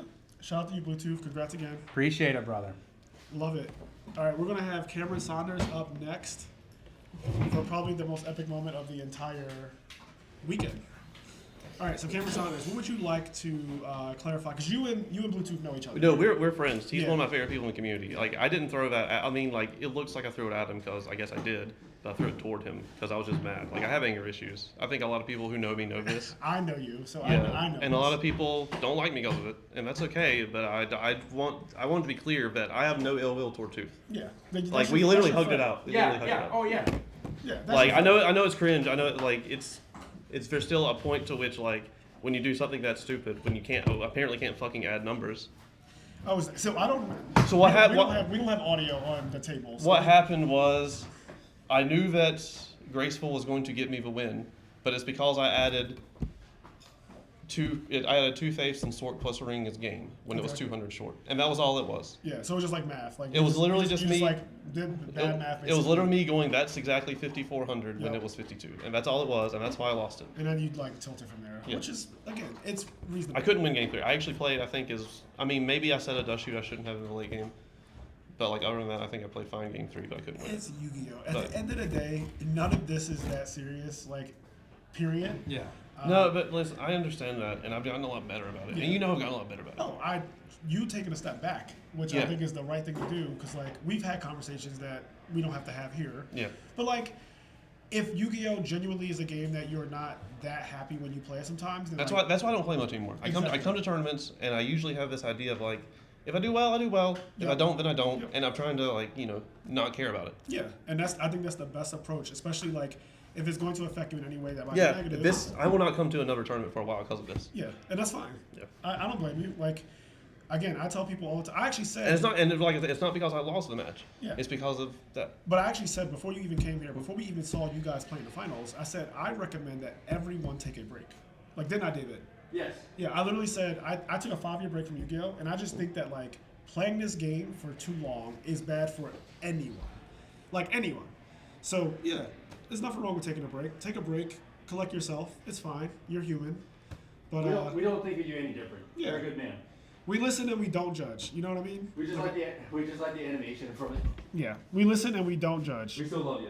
The match was great. I think I that mean, well- you two guys had great energy during the match. Like, yeah, well, we started off great. We were shuffling each other. All this I literally we're having said, a great time. as soon We're as I having a saw great the time. body language, I said, well, these two guys fucking know each other. Like 100%. Oh, look at that. It's Pride Month. Happy Pride Month, guys. All right, we're going to end it there, guys. Have a good one. These two guys are friends, so like it's really not that please, deep. like if you're gonna hate me, I know a lot of people in this community already hate me. But if you're gonna hate me for the stuff I actually do. Yeah, it's no big deal. It's really no big deal. All right, guys. I'm going to go to intermission and we'll be back.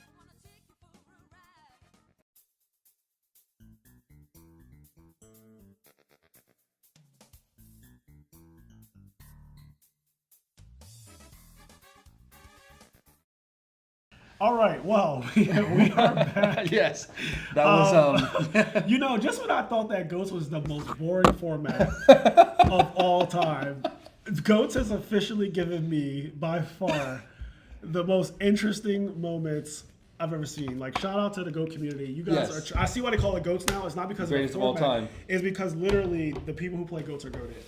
I mean, I think Fraser, you were either teammates or friends with Chris Pateo, right? No, I met Chris Pateo at Oh, Detroit. that's okay. Fair enough. Fair enough. We met for the first. Now I've known Chris Pateo from his name. When I was a kid, there was a website called metagame.com, and they used to do SJCs and publish all the content for it. So like deck lists, player interviews, feature matches. And Chris Pateo was a name that I grew up seeing in top eights. Then I think of the old guard then. Yes, that's the old. That's before my time. That's like the era of like Yeah, it would be Lino, then it'd be Shane Billy Scarry. Breaker, Billy That's Breaker, af- Philly Luna. Yeah. That's after. That comes after. But like the time of like Chris Pateo, like he even said himself in Detroit, like he's older than all of us, and he's been playing Yu-Gi-Oh for a long time. He was just one of the GOATs from like back in the day, or like one of the better players from back in the day. I didn't even know. I got to interview him. It was the first RRC. It was when we did the one in Toledo. Yeah. And he was there, and we were just going through the whole thing, and I was like, "You're the person that was actually undefeated in SJC Edison." That was unbelievable for me to hear about. If you remember, okay. Well, Oh, okay. Here we go. Yep. I'm just reading chat. Well, we get a camera. Yeah, we got the camera interview. Fraser really put chat in the chair next to the hotel room just now. Wait, really? What does that mean? Chat in the chair next to the bed in the hotel room? What does that mean? What's that a reference to? I don't even know the joke. Oh yeah, I'm missing. I'm missing some I mean, reference. if they're talking about the room, like we're technically in the back room, but it's actually this is probably the best room to actually have like commentary because we're not having to deal with a very echoey room. Like this room out here is obnoxiously loud. I'm definitely trying to stream more goat content. So going forward, we will be covering goats. Fraser's more excited for goat now. Absolutely, we will be covering goats way more on this channel going forward. More Machine Gate though. Yeah, that was that was actually such a very good match, start to finish. Like honestly. But the last one, or just I thought the whole thing. I said like, they're laughing and having a great time, and then the real seriousness started coming out in game 3. Did you see just the demeanor, like the change in demeanor? I was like, oh, I've seen this before. Like, I grew up with some players who are just really good at the game, and they're really good at the mental game specifically. So I had to learn to be mentally strong because players can get in your head. Yes, that is the thing. Like, and I'm not even gonna say who I'm talking about, but like. There's a really good Yu-Gi-Oh player who's really good at talking to you and getting in your head and making you throw the game. So I'm very as soon as I notice that that's like what a person is trying to do. Oh, that's what you mean by the swindler thing. Exactly. You're being serious about that. Yes. Wow. That is a way to win. Man, I mean that is a genuine way that some people know how to win. They get in your head, they talk to you the entire match, they like make you lose concentration, and then you fuck up like we saw. That is an exact like. It sounds like something that. Is one of the reasons why you don't Konami does not allow coercing. Yeah, well, I don't know if there was any coercing on They camera. made that a rule like relatively recently, but there was a time period where like there wasn't a thing against that. Like that, conversations and having fun. Like you could basically bait your opponent into doing things that are beneficial to yourself. So basically, in a nutshell, Konami just not allowing like. Yeah, they will not allow you to do any kind of like coercion or anything that says like for example, here's the thing that you cannot do now. You can't be like. If you have a monster, it's game. I don't even think the opponent can coach you into to doing what you need to do. That's technically coercing. That's what I'm saying. So like, if somebody says if you have a monster, it's game, and then you go summon a monster and they go activate torrential, because like you just basically baited him. Yeah, you baited them into summoning another monster. You're like show me a monster and it's game, and then they show you a monster, and you're like, all right, like, are you summoning it or what? And they're like, you summon it and they go torrential. It's like, well. That is against Konami's policy now, but it wasn't always the case. And so, yeah, I've grown up in the era of Yu-Gi-Oh! That was very like cutthroat, and people just did a lot of wild shit to win a children's card game. So, I've seen a lot. Like, I've just seen too much. So, I'm not surprised at all. Like, and granted, that explains why you just turned off your Switch. Like, oh my god, he's actually doing. Well, I just knew exactly what was happening. I was like, Cam is absolutely winning, and the other guy is getting it. He's getting his head, and it worked. It actually worked. So like, I mean, it is what it is. Like, Roy Sinclair was the best at that. Rest in peace to him. Oh, was he really? See, I had no idea. I've heard many stories about him. Yeah. Keegan was like good friends with him, and I've also had friends that were like roommates with him, and I've heard mixed feelings about him. I played Roy once at Nationals in Tennessee, so this is 2015. We played round 1. If somebody has the pairings or the stand or whatever, me and Roy St. Clair played each other round 1 of Nationals 2015. I can only speak from my perspective. I know he has a very storied past. Yes. When I played Roy St. Clair, he was extremely polite. He didn't do anything shady, and I just beat him. Without any like weird, we didn't have any weird judge call, no ruling dispute. He didn't shuffle my deck. He actually cut my deck. Like he never picked my deck up. There was nothing that like, and at that time I had heard all the stories, of course, but like he didn't do anything around that. We just played the match. I beat him. And that was it. And that was literally, he was like, hey, nice meeting you and everything. And that was it. Like, he didn't know who you are either. No, he knew. Oh. But like he didn't like try to do anything or anything like that. Like, and I was obviously on like high alert. But nothing happened. You were a high-profile player back then? Yes. But, like, that's not what high alert means. Oh. High alert meaning that, like, I am aware of what you could possibly be doing, and I'm just going to make sure that, like, nothing happens. That's what, high alert. Like, I'm watching to make sure that I don't get Peter Changed or something. Oh, that one. Yeah. Okay. But, like, nothing happened. Like, we played each other, and that's the point of my story, if you follow. I played Roy, YCS Dallas 2011. Same experience, super nice guy. Okay, cool. I remember being at YCS Dallas, and I may have missed him, but Roy Sinclair is definitely a name I've known about for a very long time. Up and down, could be anything, but Where the hell? All right, guys. Anyway, we're done here. Like all the tournaments are over. Yes. Everything is done with. I'm gonna get out of here, and then I will give you guys the deck list for like Edison top 16, and you know how we do. Like all the deck lists will be published. This live stream will be on the channel. All that, et cetera, et cetera. Enjoy.